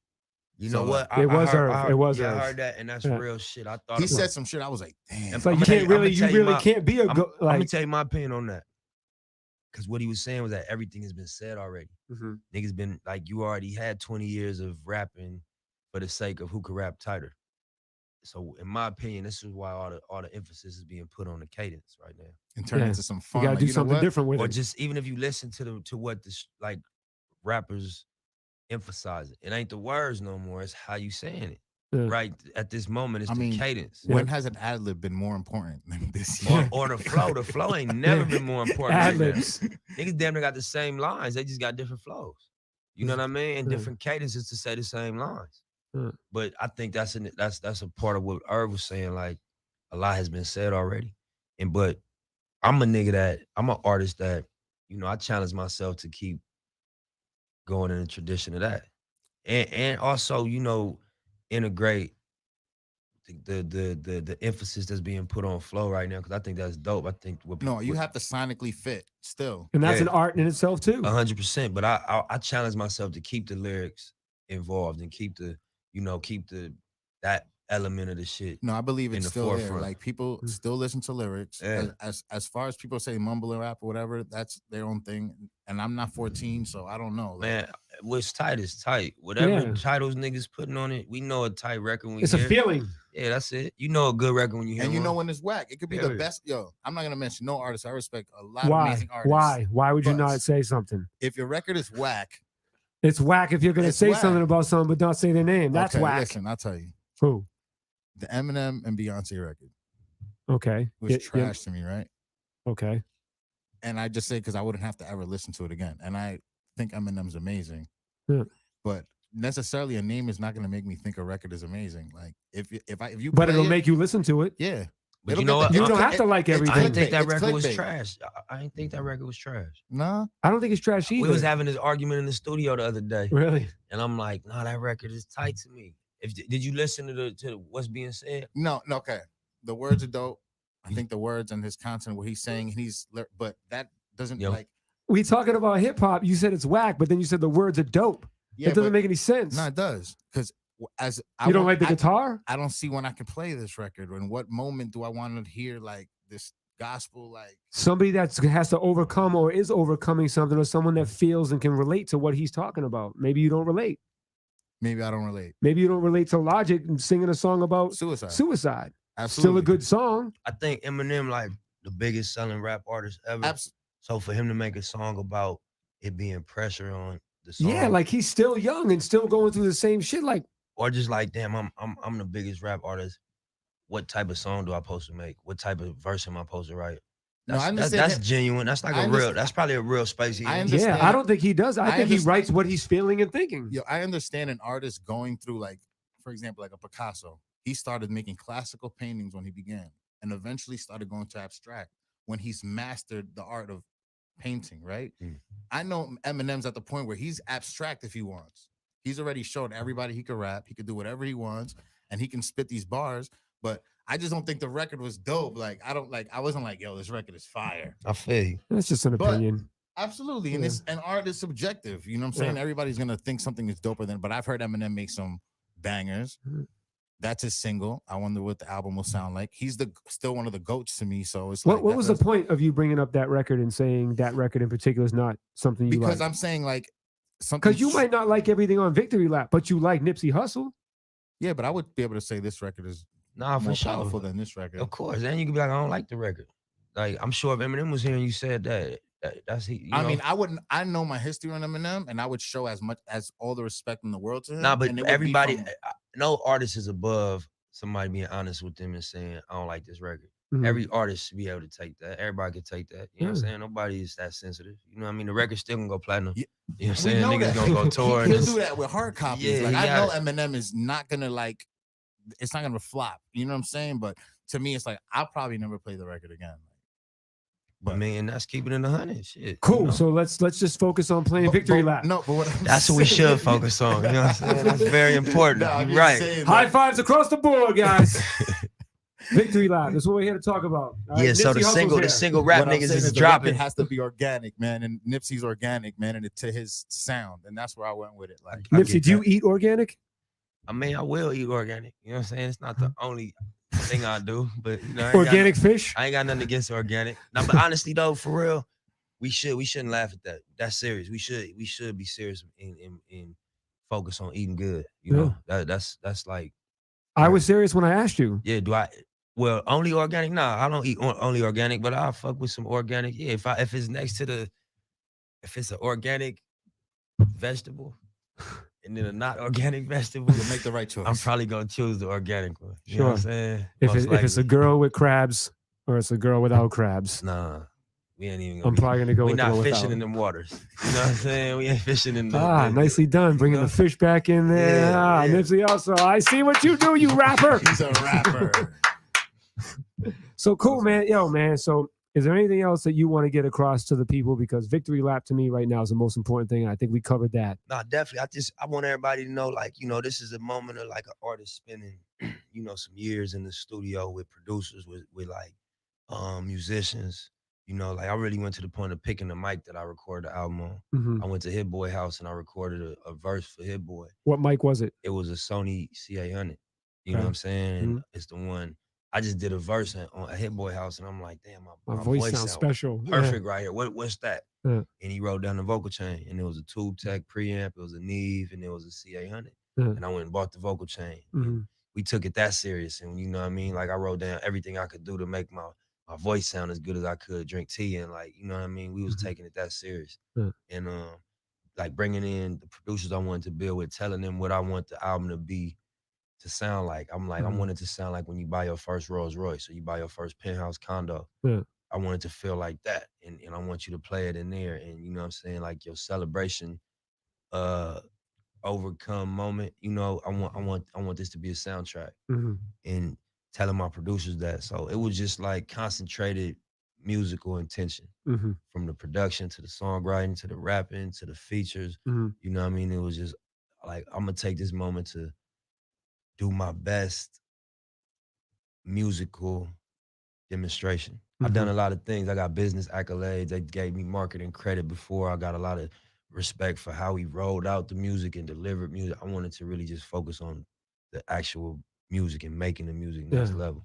So that's what this is. At this point in your long career, Yeah. what would you say is your biggest victory? Man, honestly, man, my biggest victory, I would say, is being able to deliver this album on the terms that I always planned on, being my first album and coming out on my label, you know, through a partnership with Atlantic Records. Mhm. You know, that was like my goal as a young dude, looking up to like Master P Mhm. and Jermaine Dupri, because he has So Def, and I'm like, damn, he own a label, he make the beats and he rap. That's tight. You know what I'm saying? Mhm. And looking up to like Rockefeller and looking up to like Rough Riders and Disturbing the Peace Mhm. and Grand Hustle and all Mhm. these ventures that was young artists / executives, Mhm. to be able to deliver my album under one of those type of situations. I'm proud of that. And that's hard to do, Yeah. you know, as a new artist. It's my Mhm. first album. Yeah. A lot of artists come back and move into a space where they deliver under their own brand. You know, later on in their career, this is my first album, Yeah. and it's coming out on All Money In. You know So what I'm that saying? deserves a round of applause for Yeah, that. definitely. So with describing your biggest victory, also comes what you think may have been your biggest failure or loss throughout your career. What would that be? Man, I got a lot of failures. I made a lot of mistakes. I made a lot of bad decisions. I think the biggest, my personal, you know, what I had to like talk to myself about, you know, was a moment when I was promoting the album on Epic, and I didn't deliver the album. We didn't get the album out, and we was promoting it, and we had gave them dates, and then we just didn't deliver on the album. The label folded.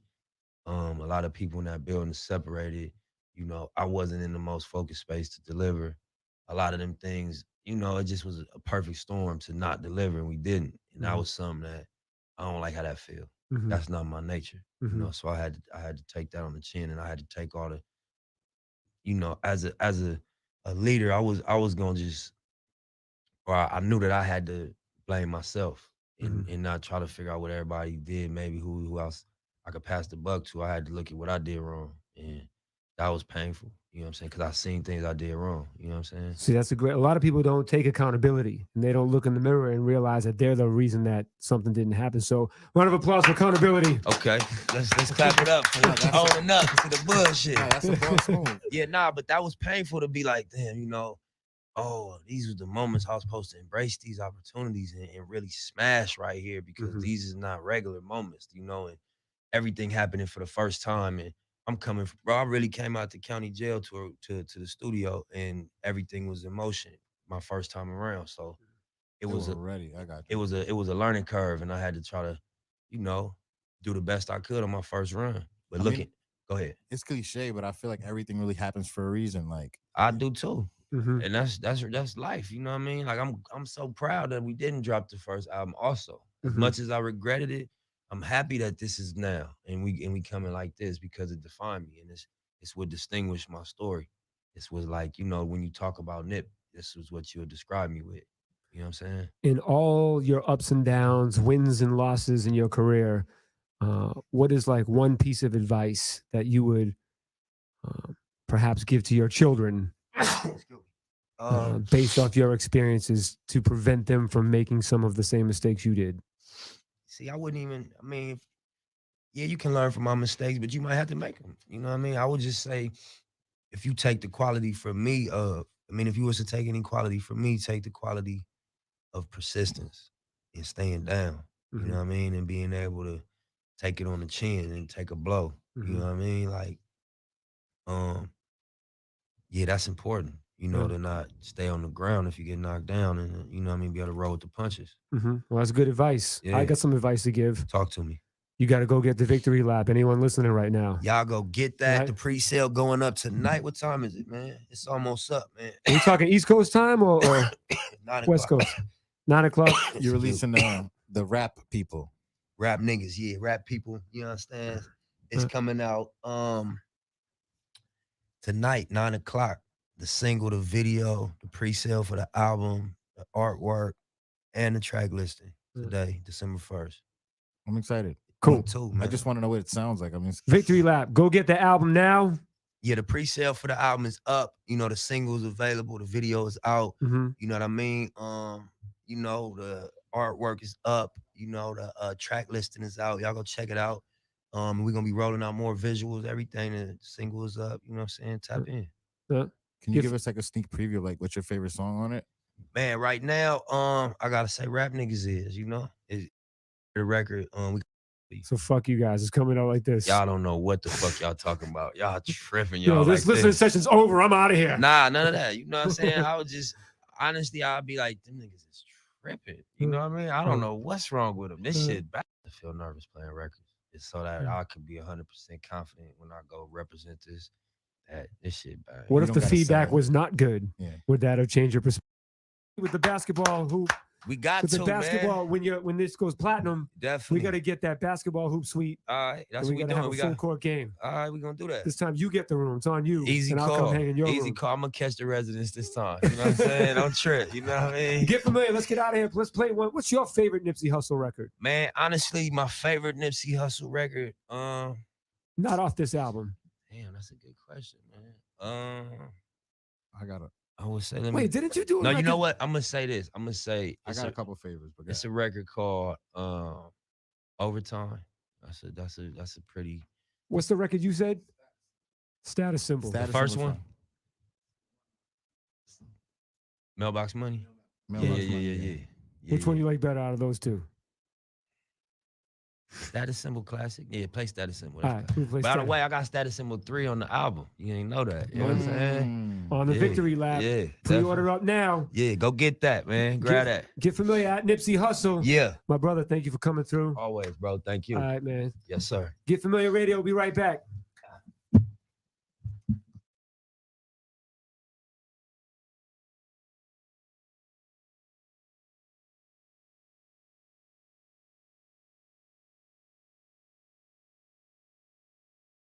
Probably die on these streets, but I'll live through my name. Yeah. That's a prophecy. Of course it is. Yes. Not to cut you off. Please. Him saying that night, me hearing his verse saying that is sound like If I Die Tonight from Tupac. You don't know what that is unless somebody actually perishes. Going back to hear it after Nip passed, I did when I first heard the news that he passed, even weeks after, I still hadn't thought about what he said on the album. That was not the vein I was in. I was missing my friend, and I was still in shock that Tupac happened while I was coexisting in hip hop with Tupac, which I felt like Nip was.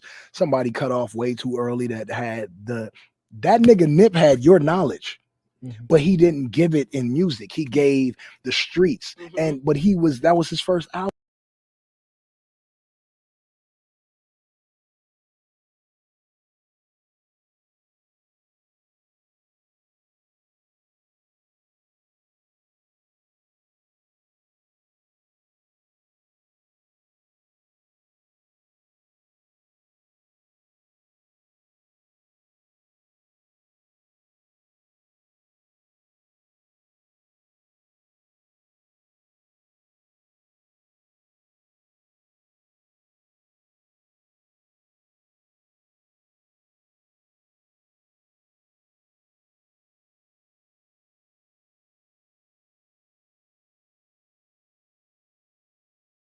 Album. Yeah. If Nip had 9 Victory Lap albums was like crazy. Game, you would have heard Black Thought or Talib or Mos Def speaking through Nip. And so his albums are in his interviews. If you want to hear, Right. if you want to hear a classic Nipsey album, compile 12 interviews, put them together and listen to him. Man, he was so fucking Yeah. so far ahead of even myself intellectually. He liked to read. You know what I'm saying? He used to tell me like, "Gang, you read that book?" He was like, "Cuz they got ebooks." Right. Like my nigga, I don't know about no ebook. If it ain't got no pictures in that motherfucker, like I ain't reading it. And I'm not like an avid reader. Like he was always pushing that shit. And for him to be taking that early, man, it's such a travesty, man, because I know what a 9 album or a 10-year later Nipsey would have done for hip hop as a culture. You started to see him in suits. Yeah. You started to see him transition to having Rock Nation brunches and him standing next to Meek Mill, Yo Gotti, Jay-Z, and you know, and all those guys. You started to see him do things that I haven't even done yet. And that means that intellectually, you know, in hip hop, as for and selfishly, I mean unselfishly, he was ready to give knowledge and anything else he could. He didn't give a fuck about being rich or none of that. He just was collecting what was owed to him. And I remember when he dropped Victory Lap and I posted it and he called me and he was like, "Man, you are everything as a brother to me." Right. Everything. He was like, "I got all these little, you know, everybody posted. But when I saw yours, it took me back to that first day I met you. You know what I'm saying? So Tell us about that day. the day I met Nip, Yeah. this shit is crazy because like it'll take you back into the mind of like a fucking 28-year-old game or some shit and LA and like what I was on at that time. So if you've been in LA long enough, you've been here 6 years, you've been here long fucking time, you know that our freeways run 110, 105, 405, 101. It's a square. I'm from Compton, so anytime I'm coming from Compton, I get on the 105. Just not because I don't know. Well, number one, I didn't know a quicker way to get to Hollywood. Really, I could have just went to the 110 and the 10 to the 101. But when you're young and you only know, you got no sense of direction, like a motherfucker. I took the 105 and I got off on Crenshaw. Reason I got off on Crenshaw because there are bitches on Crenshaw. It's over by me. Up and down. Not only are there bitches on Crenshaw, this is the street in Boys in the Hood where like niggas had the confrontation. This is the street where on Sunday nights throughout my whole childhood, my dad, my uncles, my brothers would come park their Impala, get out, and people would congregate. It's Crenshaw. I had a white Range Rover. I'm 28 at this time. Like I'm Doctor's Advocate is out. I'm 2 albums in. I'm not going nowhere. I want to get off the freeway, see some bitches, smoke some weed, maybe find a problem. I got a Glock on my lap. Maybe if niggas is tripping, I want my whole LA hip hop rapper nigga experience. So I would get off on Crenshaw, take Crenshaw all the way down to Wilshire, make a fucking left on Wilshire, make a right on La Cienega, make a right on Melrose just to go get my car wash at the car wash, back where I sold my CDs to get at even more bitches and show off this Range Rover. Young, dumb nigga shit. But that's what I wanted to do. He was the baby. Exactly. You gotta show up the Range Rover. Exactly. So this day, it was my point to not get stopped at any red lights in Crip hoods while I was rolling at all. For some reason, I feel like the lights get longer when you get stopped at them motherfuckers. They never turn green and they just want you to like death. I feel like it's a nigga controlling the lights that just like, there you go, kill this nigga. So it was like a Honda Civic and a fucking gray like Harley truck in front of me. And these niggas did not go through this yellow, bro. They stopped. And when they stopped, I said, this is crazy. Crenshaw, Wait, but you Slauson. gotta tell them that people go through the yellows in LA. Oh, people go through the yellows till it's red. Like motherfuckers just keep on going. So I'm like, why does this nigga stop? I couldn't go around because there was a car coming up from the back. So I'm stuck at this light. Who on the corner? 1560 Crips. I don't fuck with these scenarios. This is what I did not want to happen. And this, you want to ride through LA and you want to just coast through smooth with no motherfucking problems. 15 young ass Crips on the corner and these niggas are crossing the street. For what reason, God, I don't even fucking know. But they're coming straight at my car. Niggas went from crossing in the crosswalk. This is my car. Niggas went from crossing the crosswalk that goes this way. Nigga, I'm right here behind 2 other cars. Them niggas turned. And then when they turned, they started getting close. And right when Nip got right where you are, the nigga whipped out a CD. I was like, oh Thank God. a nigga with a demo. Right. Nip pulled it out. I rolled my window down. And Nip is tall. Nip was like 6'3". So Nip looked in the car and he saw I had a Glock on my lap. The nigga's like, I can see in his eyes that he said to himself, game a real nigga. Like he out here. He was like, hey, cuz, my name Nip. And we the Slauson boys. Almost like if I met Run DMC. The Right. niggas, you could really see in these three, it was Ren Paul, Jay Stone, and Nipsey. And you could see in them niggas' eyes that they really thought they was the shit. For whatever the fuck reason, these niggas had confidence on 100. I don't care if they was if it just mattered in their hood, you could see the confidence in Nip. I took the CD and then he was like, nigga, you a real one, cuz. I put the CD in my car and then I called him. I was like, yo, Nip, you got a number on here? He was like, it's on the back, cuz. Confidence though.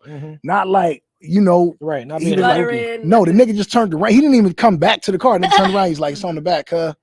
I was like, it is on the back, huh? So I took the CD, I put it in, and I'm like, man, this nigga sound like a fucking lyrical like Snoop. Not sound like Snoop, but and then I just seen the nigga and he looked like Snoop. Right. So that's the first thing I saw. I was like, man, this nigga look like Snoop. And I told Snoop, I said, Snoop, I met a nigga that looked like you. Like I called Snoop, and Snoop was like, was that nigga named Nipsey Hussle, cuz? And he was like, cuz everywhere. So I'm like, I took the CD. And later on that night, I called the number. I'm like, you know, come to the studio. Wack brought him to the studio with Big U and Steve Lobel. This is how I met Wack. Or no, this is not how I met Wack. The second time I met Wack. I'll tell you that story in a minute. But he came to the studio and we did They Roll. And we did like 2 other songs, and They Roll ended up being on, you know, Nipsey shit. And so yeah, that's how I met Nip. But okay, so you're in the car and you got all of these Crips coming up to you. So what's going on in your mind right now? I was scared as shit and ready to bust for sure. Like you were just about to go off. For sure. Now I had my gun on my lap and my finger was on the trigger. And I said, if I see any nigga reach, I'm shooting everybody at this motherfucking light. I don't give a fuck. Cause I'm with all the LA bullshit, especially bald head with 7X t-shirts on. Bald head game was stupid. That's a different nigga. It's a good thing that he wasn't the cops, because if he was the cops, it would have been done if he pulled out a CD. Yeah, exactly.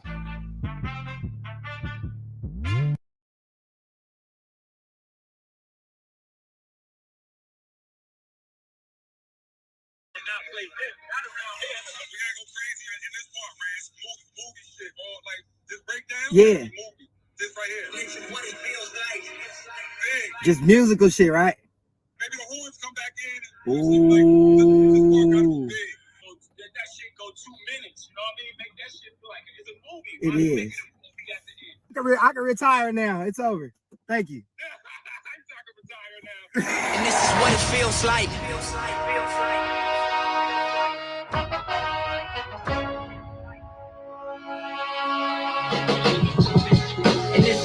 New song, What It Feels Like, Black Messiah, Rock Nation, 1500, Mike and Keys. And this song was born in 2013.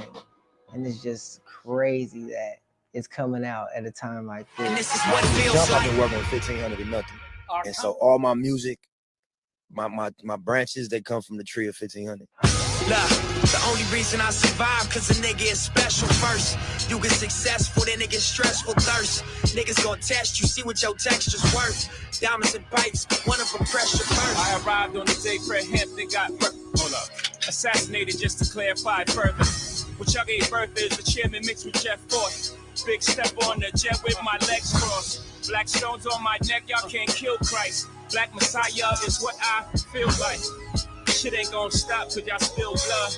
We gonna turn up even more since y'all kill God. What it feels like. At least you never see. This is the thing. You never gave up on this shit. Bro, you never gave up on this shit, because this shit could have been canned. Yeah. Nick never like to ask anybody for nothing, so we knew we had to just take it upon ourselves to get it done. We always had like a rhythm where whenever we start a beat, we would give it to the Rance to finish it and make it a real record. So that's why Rance always knows any old beat that he gave someone that we did, we always have files for it. Guru came to the studio and played it for us to, you know, go in on the music. When that part first hit, it's probably like after the first bar, of that section, then the filter should come in and then go to the bottom and then come back up before the drums come in. So I'm gonna go in there because it is nip and hold, but you got to give me a second. Let me think some different motifs, some things to play while I play. I'm not gonna just go this record gonna outlive all of us, so I want to make sure it's documented, at least what anybody could say is worthy of those two guys. Yeah. It's not gonna take long though. I know.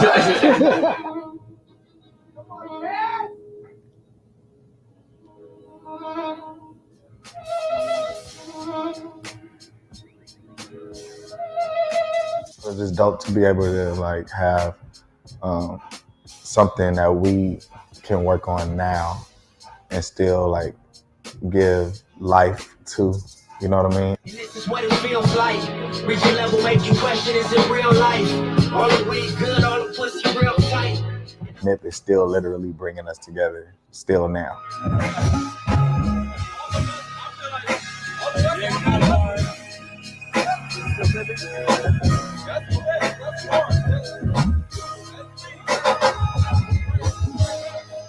And this is what it feels like. Reach a level, make you question, is it real life?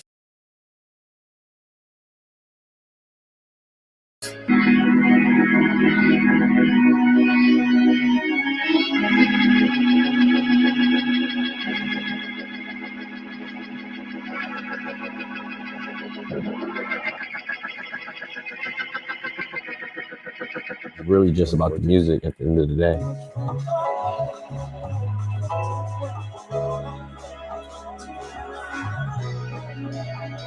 You know, Mike made like a skeleton of the beat first, and then, you know, he told me to do my thing on it. What it feels like. Oh yeah. So okay, Like okay, I got you. really like Present? He's talking What it about the feels like. percussion loops. I know you're talking. What it feels like. To team up with 1500, it's just an honor and a blessing. And this is what it feels like. Scorpion bricks. So when you hear, you know, Marsha Ambrosius doing 8 bars that goes in the Her and then the J Black and the James and the Alex and the Ann, it's just a, I don't know what you call it. It's just a collage of just. They want me to kind of enhance and embellish the song after the rap. And I'm one of those few singers that I just named to kind of help bring the song to life and cause a ride. You know, songs are ups and downs and kind of help you, you know, kind of go through the motions of it. So I'm called to be one of the motions. This song coming out means everything. Just off the fact that Nip always wanted a song with Jay-Z for this whole entire time. And that was one of the songs that we always felt like we were going to just save it for Jay. And now, 2021, we got it. What it feels like.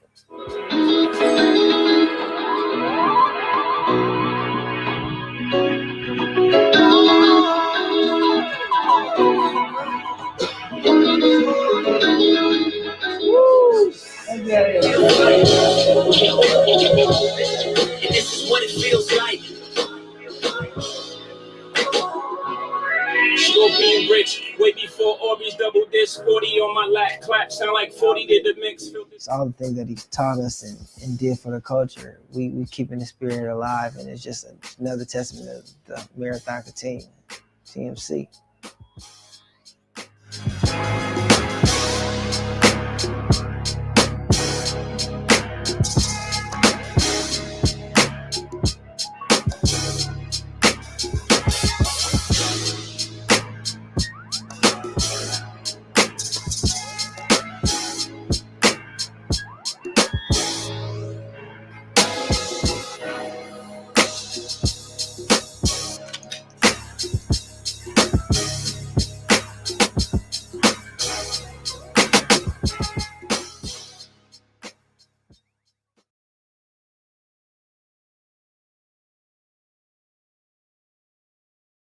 Back in the day, did the different areas work with each other a lot? I mean, we say DPGs from 2 different areas, Right. Or was it more divided? And how different is that from now? You had records like Mac 10 and Corrupt and Dog Pound. Mac 10 from Inglewood, Corrupt from the 60s. dads from Long Beach. You know what I mean? So that was, you know, you had situations like Snoop and Suge Knight partnering up and building Death Row Records. You know what I'm saying? So yeah, I think definitely. Even like my big homies, you know, Key Rock used to always be with Suge Knight. You know what I mean? Draws would be with Suge. So yeah, you always had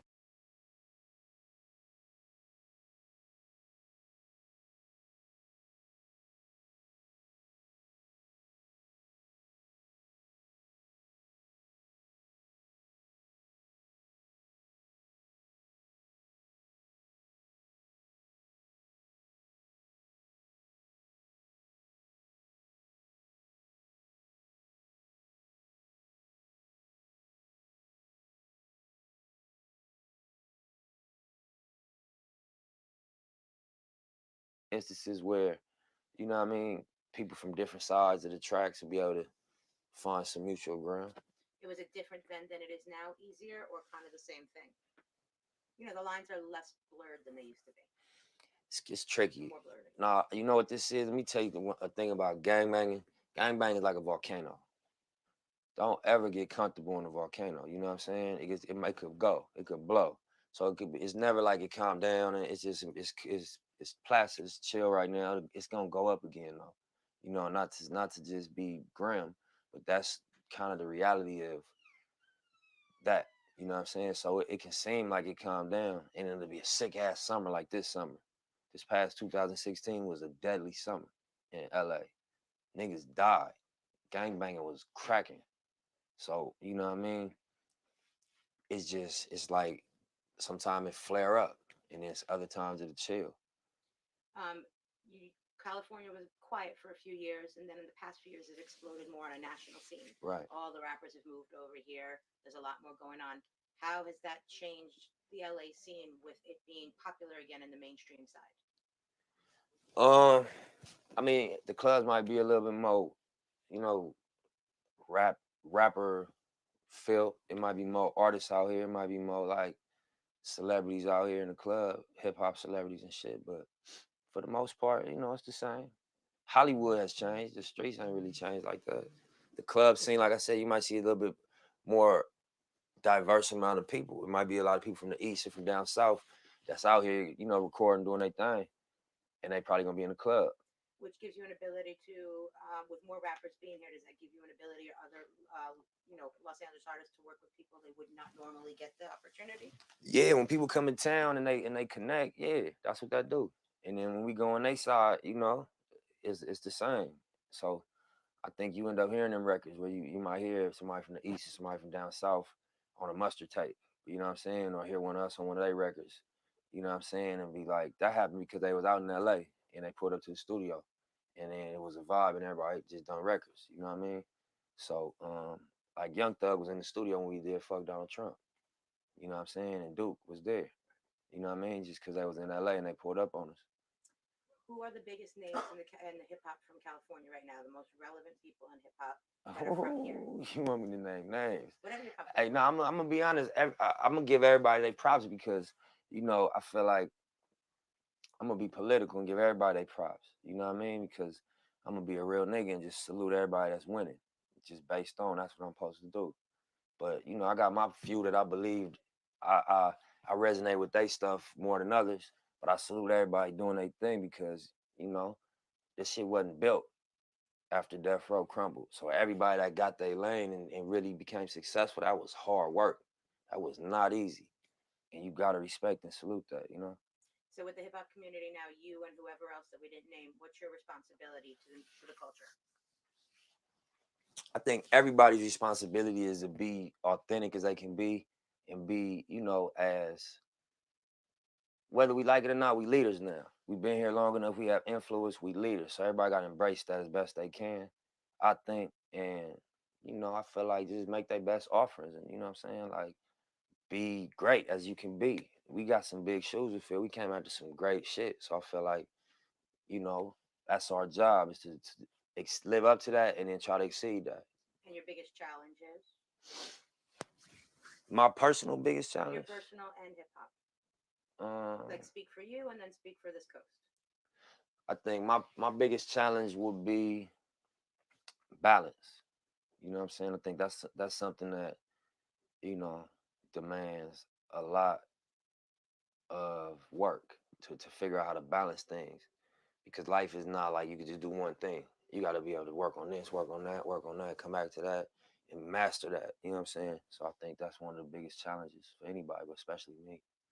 And then just for the coast, I think, you know, making sure that when the music stop, everybody still means something. It's still powerful and still could move forward in different ways. That's the most important thing to me, is that, you know, all this work everybody putting in, all this sacrifice, everybody putting their face on posters, and that's forever. Them lights don't go off, you know now. So I just want everybody to be, you know, everybody not gonna be a Dr. Dre and go get a B.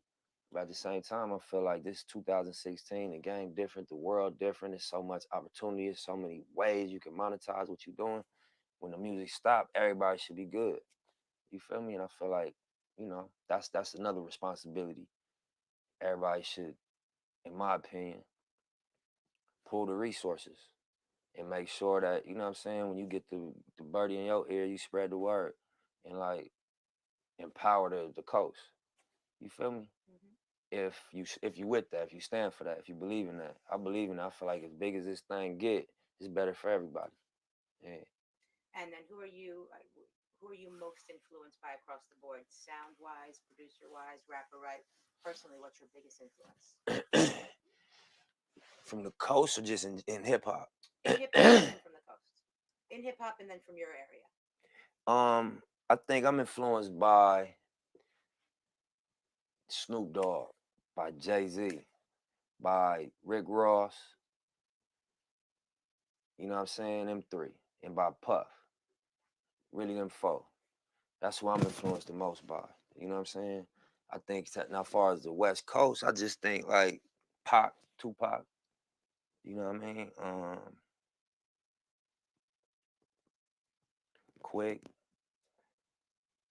You know what I'm saying? Dre. Is the success... Battle Cat, not to cut you off. You gotta be Battle Cat, man, listen. Battle Cat had like middle school, high school was the soundtrack to every party, every backyard. It was a Battle Cat. When all that crip walking popped off and that became a big thing, that was the Battle Cat was the soundtrack to that. And there was a lot of baby Battle Cats copying the sound. But Battle Cat was a pioneer and had a whole part of LA history where his music was a soundtrack to what was going on out here, especially on the West Side. Yeah. Just a few more. And do you think that, how much do you think Tupac changed hip hop as a whole? I mean, everybody just comes back to him as kind of like this wild West Coast dude from New York and all that. What do you think his role is? And can you believe he's as big as he is in hip hop? Is it equal in California? Or are you tired of him? He wants to say we're tired of Tupac, but he doesn't want to admit it. Me? Nah, I'm gonna be honest with you. This was incredible about Tupac. Tupac died when he was 25. Think about that. You know what I mean? That's incredible. We didn't even recognize how incredible that was. That was incredible. Who does that? Grammys, movies, multiple albums, double albums, and all in a short span of time. And going to jail, shooting at the police, doing all this at the same time. And getting off. You know, that was something that I remember. I remember being a kid and my homie mama picking us up like Pac just this Biggie, listen, and popping on Hit 'Em Up, the cussing version. That's why I fucked your bitch, you fat motherfucker, and went crazy. And we was little 7-year-old kids. I was 96. I was 11 actually. So, you know, that's how much of an event. You ain't have to buy that album. You can just walk down the street around here. You can just stand outside and hear that. You ain't got to buy that. And then to go fast forward 20 years later, and Dre just was bought out by Apple for how much, and the success of Snoop. I mean, it's pretty amazing to see what those guys have become after 20 years of hip hop. Right. And what the culture allowed them to grow into or enabled them. Man, Disney couldn't have wrote that story. You know, that was crazy. Niggas from Compton and Long Beach. You know, imagine that. Apple bought for $1 billion. Snoop was on trial for a murder. like, you know, to go to the county jail and fight a murder in LA, what that feels like. You know what I'm saying? And then to be who Snoop Dogg is, that's a movie, you know? Anything you guys want to add with a lot?